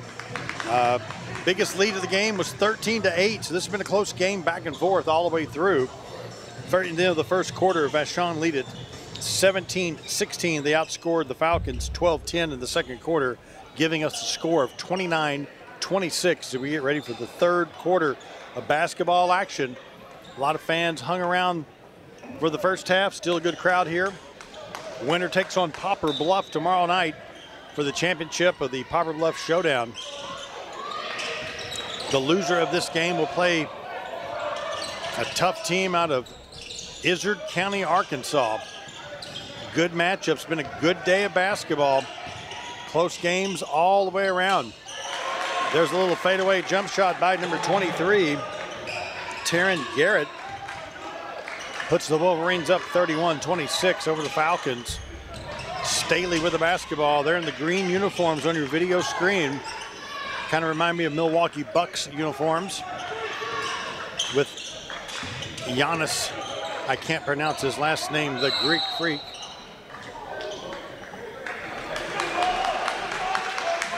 There's a hold right there. Staley will get the basketball back. It's the first foul of the second half.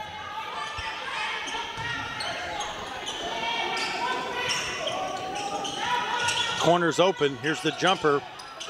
Shot is off the mark. Vashon rebounds, moves it quickly ahead. Number 5 lays it up off the glass, misses. That's Doria McCaskill.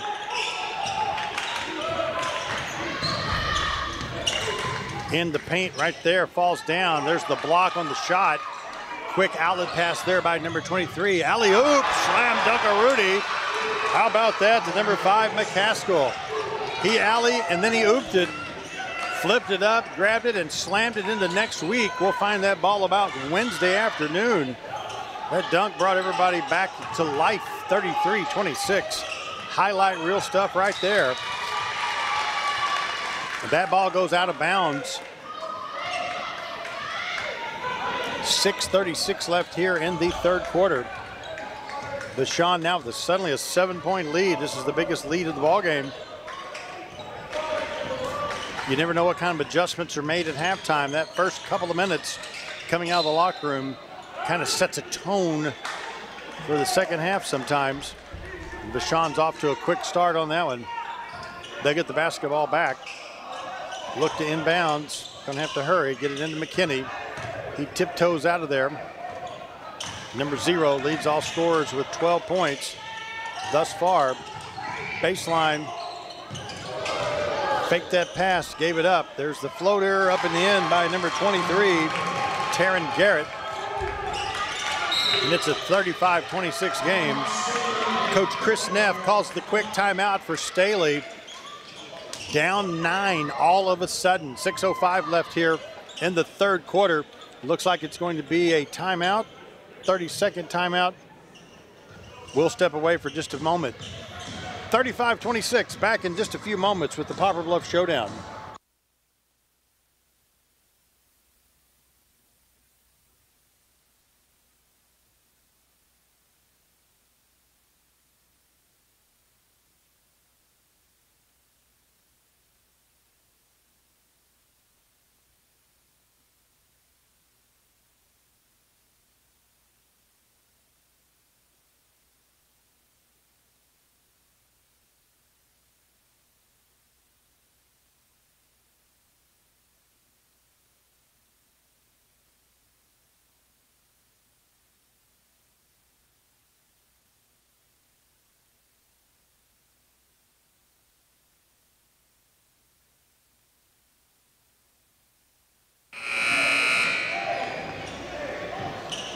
Coming out of the Staley timeout, Coach Chris Neff called the quick timeout right there to try to put an end to this momentum swing to Vashon. 6 minutes left here in the third quarter. This is a 29-26 game at halftime. Vashon's come out on a 6-0 run to open it up. Staley gets right back in it though. The 3-point shot falls. 9-point game, now a 6-point game. Give the points to Webb. Vashon tries to answer, misses. McKinney keeps it alive. The ball is stolen by Staley. We'll go back the other direction with it. There's the miss. Vashon quickly ahead. McKinney, no look pass. Little jump stop, kick it out to number 1. It is good by Trey Williams. Call that a 3, 38-29. We had to wait to see if that was a 2 or a 3. It's a 3-pointer, 38-29, as we near the 5-minute mark here in the third quarter. Nice play underneath there by Staley Falcons, number 35, Xavier Wilson with a bucket. 38-31. It's coming fast and furious at you right now. Kind of a slow-moving, methodical game. Then boom, that 3-point shot just opens things up. Get a couple of them to fall, then good things happen all over the place. Here's a 3-point attempt. It's good by number 23, Taryn Garrett. 41-31, 10-point lead. Vashon calls the quick timeout. Looks like this will be a minute timeout, so we'll take a break as well. Right back at you. This is all being brought to you by your friends at the Poplar Bluff R1 School District. This is the 37th annual Poplar Bluff Showdown.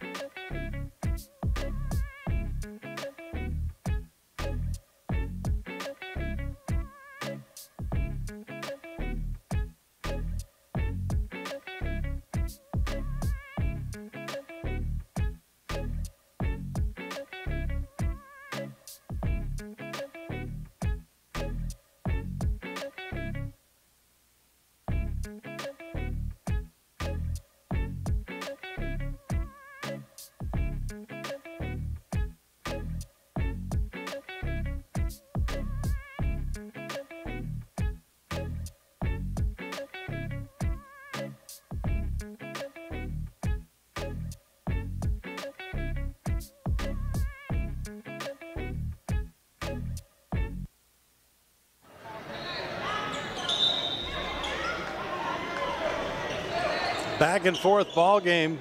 9-point lead, then it was a 5-point lead, now it's a 10-point lead. 3-ball is raining threes right now. Vashon leads it 41-31 over Staley.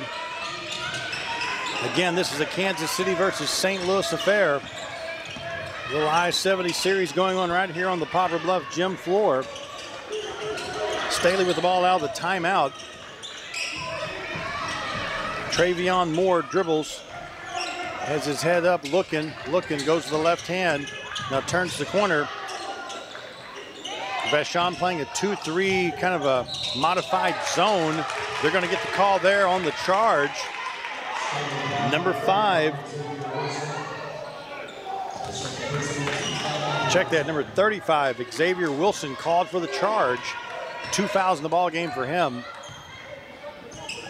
Each team now with 1 foul here in the third quarter.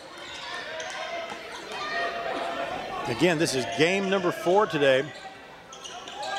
Day number 2. Frankie Castile was here yesterday to bring you the 4 games. I got a chance to sit in with him a little bit last night. 4 games today. The Twin Rivers Girls Tournament is on also. KWOC streaming 2 separate events from Brosley and from Poplar Bluff on YouTube and Facebook Live. There's the miss. Ball's tipped around there. Staley comes down with a rebound. They need a bucket, down by 10. 3:13 left here in the third quarter. Number 21, 21 Moore rather. Dribbles behind the back, picks up his dribble, in trouble, kicks it out. Number 22, Kenson Stone. And there's Wilson, dribbles baseline. They're wanting to shoot the three up on top. The ball is stolen. One pass too many. And number 2, Leon Powell jumped up and barely dunked it, but he got it down just enough where it counts as 2 points, 43-31. 2:28 left here in the third quarter. Pass almost thrown out of bounds, saved by Staley. In traffic, there's the shot by Wilson. Follows it up, stays with it, and scores it and draws the foul. Xavier Wilson, the 6'7" senior, got it, missed it, got his rebound, missed it, stayed with it, finally got it up and in. He's an impressive post player, long player, tall, long arms. Takes up some space in there. It's the kind of guy that alters shots when you go towards the rack. Things that don't kind of show up in the scorebook sometime can make a real change defensively. That time on the offensive end, stayed with it. Was able to tip it back in. Gets the three-point play, 43-34. Here's the quick shot by Vashon, bounces around, goes out of bounds. Last touch by Staley.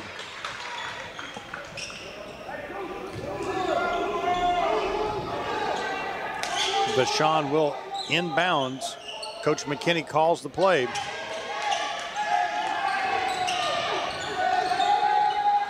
McCaskill to Trey Williams.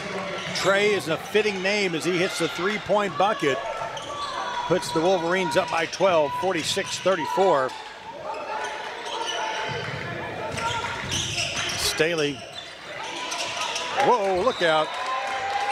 Pass intended for Wilson. Had a little extra mustard on it. Flew about 3 rows up in the audience there. When you sit behind the bench, you got to pay attention. Foul ball territory right there. Here comes a basketball. Luckily, it missed the student body group sitting right there. Anywho, Vashon gets it back at the 1:34 mark. They lead it by 12. They've had a good third quarter thus far. Might have taken an extra step. The Falcons wanted a traveling call, didn't get it. We'll keep it going. It's McCaskill with the left hand, dribbles in, Euro step up and in. The Euro step has changed things. It looks different than it used to. They took advantage of it, took the extra step off the glass for 2, make it 48-34. Snazzy play. There's the miss. Powell gets the rebound. Check that. Trey Williams gets the rebound. Garrett, McKinney. That one's in and out. That was not McKinney. That was Powell. They're playing fast enough. I'm having trouble keeping up. We'll stay with it. Coach McKinney made some substitutions, didn't tell me. Staley has it. Webb, 4-3, hits it. Avian Webb, like I said last night, 29 points for him. Tonight he hits that big bucket. 24 seconds left, 11-point lead for Vashon. We'll see if they play for the last shot. They're going to double team the ball handler. They get it open. Little backdoor play. Player falls down, no call. Ball bounces off the ref. Staley keeps it alive at 8 seconds. They may have caught a break there. It's Webb. Ball stolen away from him. 1 second. Ball hits the glass, and that ends the third quarter. Our score is 48-37 on a transitional up and down kind of third quarter. We got one more quarter to go. Don't you go anywhere. It's Vashon versus Staley. It's all a part of the 37th annual Poplar Bluff Showdown.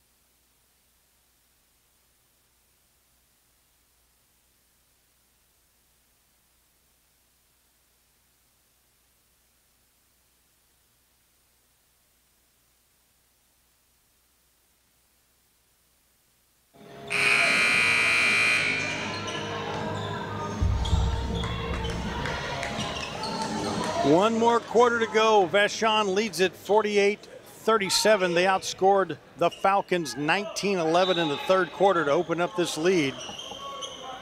If you're a Falcon fan tonight, you got to think that Avian Webb, number 3, they're going to probably try to get the ball to him, have him do some stuff on the offensive side of things, try to get him back in this.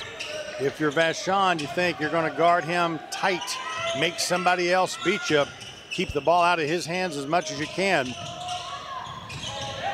Staley with the basketball to start the fourth quarter. Nice play there by number 35, Xavier Wilson. I like Wilson's game.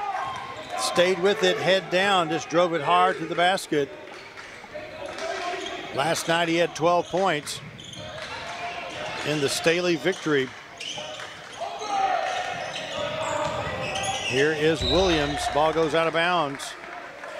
Last touch by Vashon. Controversial call of a few members. Some of the Vashon faithful thought it was last touch by Staley. Referees made the call, and away we go. Staley with it. They had a better viewpoint down there than I did, for sure. Cross-court pass, Webb. So we were talking about that one's off the mark. A rebound there by Williams. Moves it quickly ahead to Garrett.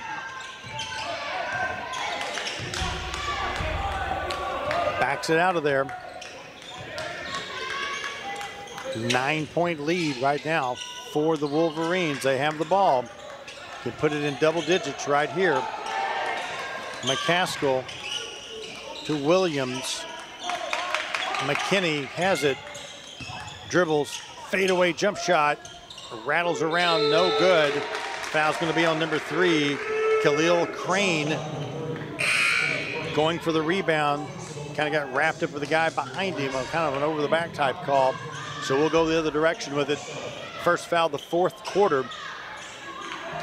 for Vashon.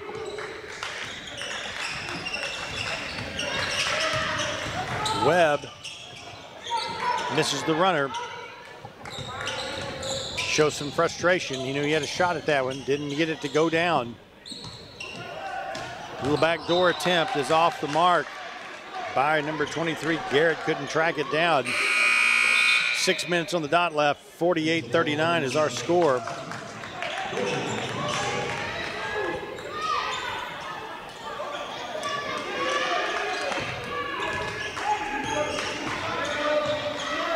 Staley Falcons across the timeline with it. Survey what's going on. Travion Moore guarded by McKinney. That's a good matchup right there. Moore, baseline shot was a little strong. Quickly ahead to Vashon. Ball gets away from number 13. McCaskill will go the other direction. Three-point attempt there by number 21. Moore is off the mark. We'll go back the other way. In traffic, kick it out. McKinney misses. Rebound by Webb for Staley. Officials timeout. Looks like we got another wet spot on the floor right there. Oh, where's the microfiber mop when you need it? Never a microfiber around when microfiber mop around when you need one. That's what I always say. 5:17 left in this one. 48-39. Battle of the two big-time programs, different sides of the state. Again, a St. Louis, Kansas City affair here. Lots of times those two worlds don't ever cross. But this time they do at the Poplar Bluff Showdown. Kudos to tournament director Kent Keith and being able to bring in these caliber of teams. We've had good games all day long. This is no exception. Close matchups. Right there, the nice tip in by McKinney. Drove it in, unselfish play, got him the ball in a good spot. He flipped it in. It's a 50-39 game, 11-point lead for the Wolverines.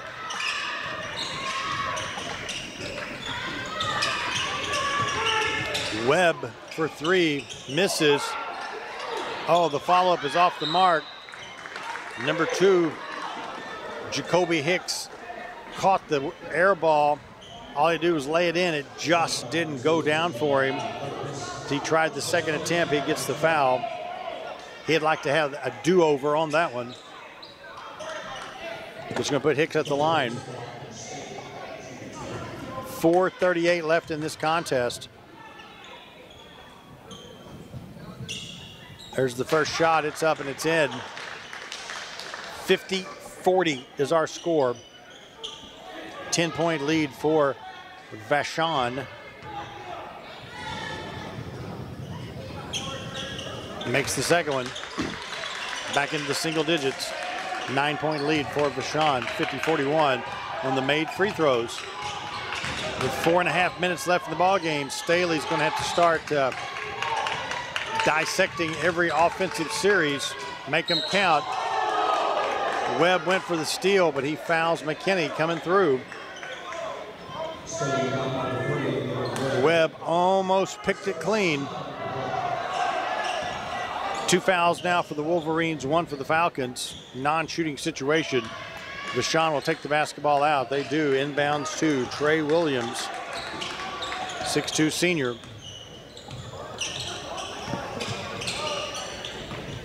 Gives it up to number 23, Garrett. Now to Trey Williams. Looking for McKinney. He's got top of the key. Backs it out of there. Dribbles with the right hand. Here's the three-point attempt, and it's up, and it's good by number 1, Trey Williams. From the wing, got it, had a little space, let it fly. Hits the bottom of the bucket for 2. 53-41, excuse me, for 3. 53-41. There's the jumper by number 22. Kennison Stone hits it, cuts it back to a 10-point game. 53-43. Uh-oh, blown defensive assignment. Number 1 was wide open. Snug in the back door. Trey Williams got it, laid it off the glass for the easy 2. It's a 55-43 Wolverine lead. Timeout on the floor. Looks like it's going to be a full timeout. We're going to take a timeout as well. 55-43, folks, is our score. This action being brought to you by the Poplar Bluff R1 School District. We'll be back in 1 minute with more from the 37th Annual Poplar Bluff Basketball Showdown.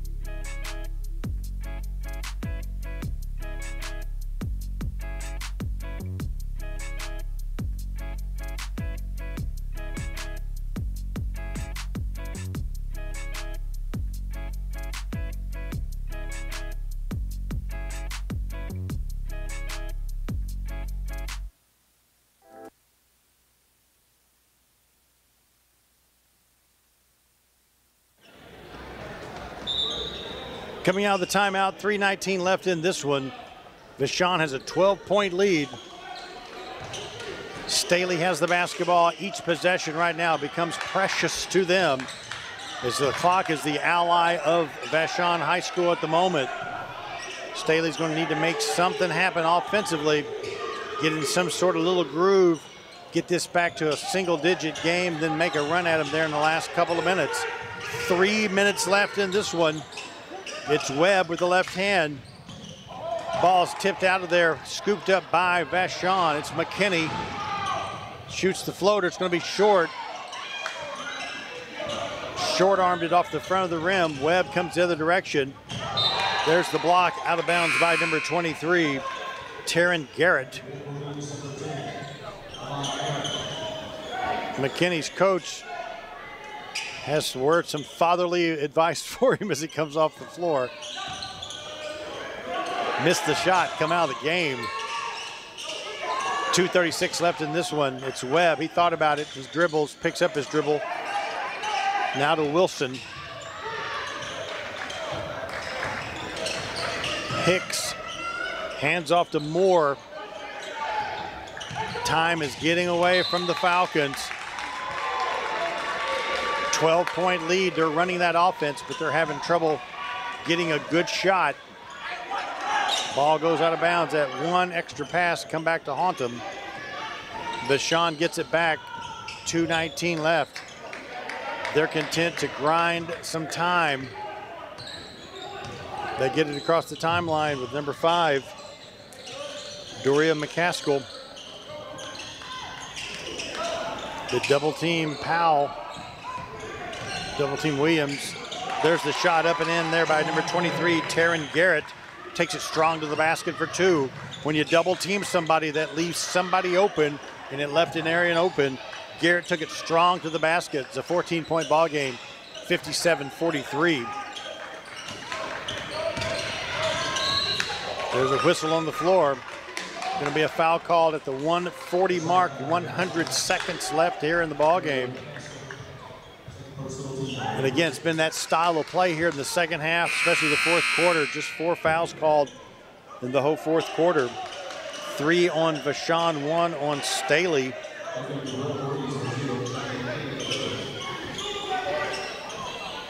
Foul called on Doria McCaskill. Second foul, and that's going to put the Falcons at the line. Jacoby Hicks is set.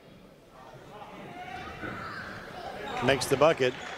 This is the second game I've got to see Hicks play. He's also a pretty good high school basketball player. Looks to be a real complete player.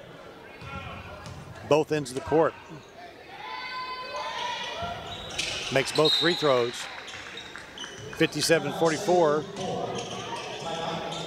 Staley calls the quick timeout, and we'll take a timeout as well. 57-45 is our score. And again, this broadcast is being brought to you by the Poplar Bluff R1 School District. We do thank them for their sponsorship. We'll take a quick break, right back in a minute with the 37th annual Poplar Bluff Basketball Showdown.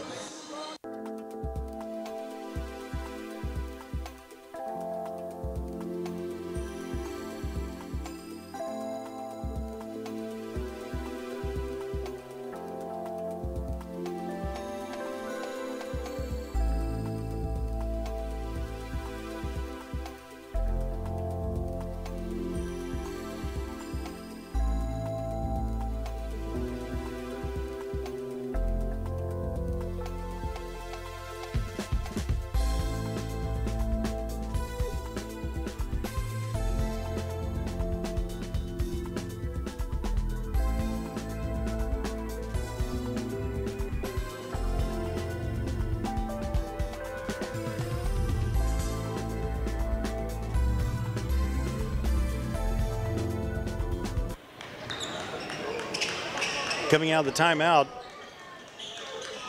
12-point ball game, 57-45. I was kind of leaning in, watching Vashon's timeout. Coach McKinney got that marker board. He's working it now. He's going through some magic markers down there. He's Xing and Owen. They get the basketball. Going to have to hustle to get across the timeline. They do. With about a second to spare, minute and a half left in this one. They lead it by 12. We'll play keep away for a while. McKinney has it in the corner. He's going to get trapped. Ball goes out of bounds. Last touch by Staley. Coach Chris Neff's guys are trapping, trying to get an easy turnover there. Vashon will have to find the open player when that happens. They look to inbounds. They do. To Staley, who goes down, misses the layup. Follow-up is up, and it's good by number 22. Travion Moore makes it 57-47. 10-point ball game, 1:10 to go. Staley hanging in there, but they leave the easy layup right there. When you go for 2, and then number 13 comes up a little bit limp. Daryl McCaskill made the layup. It maybe come down. He might be having a cramp possibly. He's a little gimpy coming back over. I hope he is okay. One of the assistant coaches is working with him. Might be a calf cramp as we're watching during the timeout. Coach McKinney again is exiting Owen. Coach Neff giving out some words of advice there as well. 1:02 left in this one, 12-point ball game. We'll keep it right here for now. This is all part of the 37th annual Poplar Bluff Showdown. Big day of basketball tomorrow. Another reminder, yesterday and today, games started at 4 p.m. Tomorrow, games will start at 11 a.m. They do that so these teams can play early and get on the road. A lot of them have several hundred miles to drive home. Trinity Christian plays at 11 against Urbana in the 7th place game. The consolation game is McCracken versus Maumelle. Consolation championship will be at 12:30. 3rd place game is at 2 o'clock. Izard County plays the loser of this game. Then Poplar Bluff will host the championship game at 3:30 against the winner of this game. So we get an earlier start tomorrow. Make sure and circle that on your calendar. Come out and join the fun, electric atmosphere here for basketball. If you can't join us, we'll be on Facebook Live and we'll be on YouTube. Frankie Castile will be broadcasting from Brosley, the Twin Rivers Girls Tournament, and we'll be here at Poplar Bluff High School bringing you the showdown. KWOC broadcasting 2 different events, streaming 2 different things because the public demands it. They demand it. Blocking foul right there. I am one of those people, one of those consumers. I enjoy watching area high school and college basketball. If I can get it on my smart TV at my house, that is great. I watch a lot of the Raiders when they're on the road. I get a chance to broadcast their games at home when we stream those out, but get a chance to catch them on the road, and a lot of area high schools are doing that with huddle and different things like that. 3-pointer there by Webb cuts the lead to 9, 59-50. But it's technology, and that's the way to do things now. And it is a great thing being able to watch those games. Vashon with the basketball. There's a slam dunk with authority. Number 23, Taryn Garrett, puts the exclamation mark on it. Make it 61-50. Off the miss there by Webb. McKinney gets it. I think the Vashon player is having trouble with his calf once again. He's just going to sit on the floor. Referee stays there with him. Good officiating there. They're going to let that buzzer buzz. Vashon wins it 61-50. And again, it looks like one of their players is having a calf cramp. If you've ever had those are painful. Hope he'll be okay. Teammates come out to check on him. So the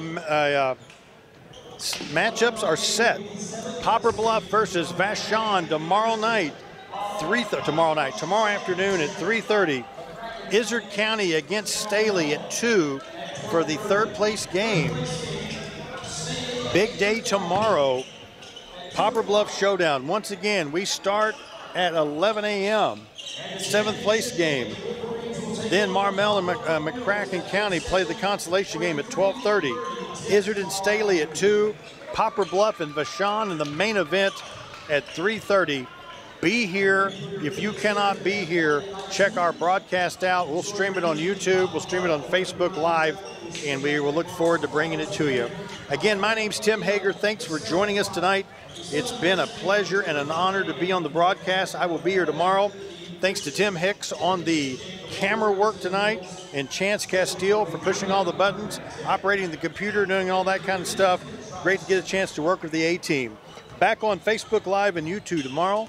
I'm Tim Hager. See you then. Once again, you have been watching the 37th annual Poplar Bluff Showdown, brought to you by the Poplar Bluff R1 School District. See you tomorrow.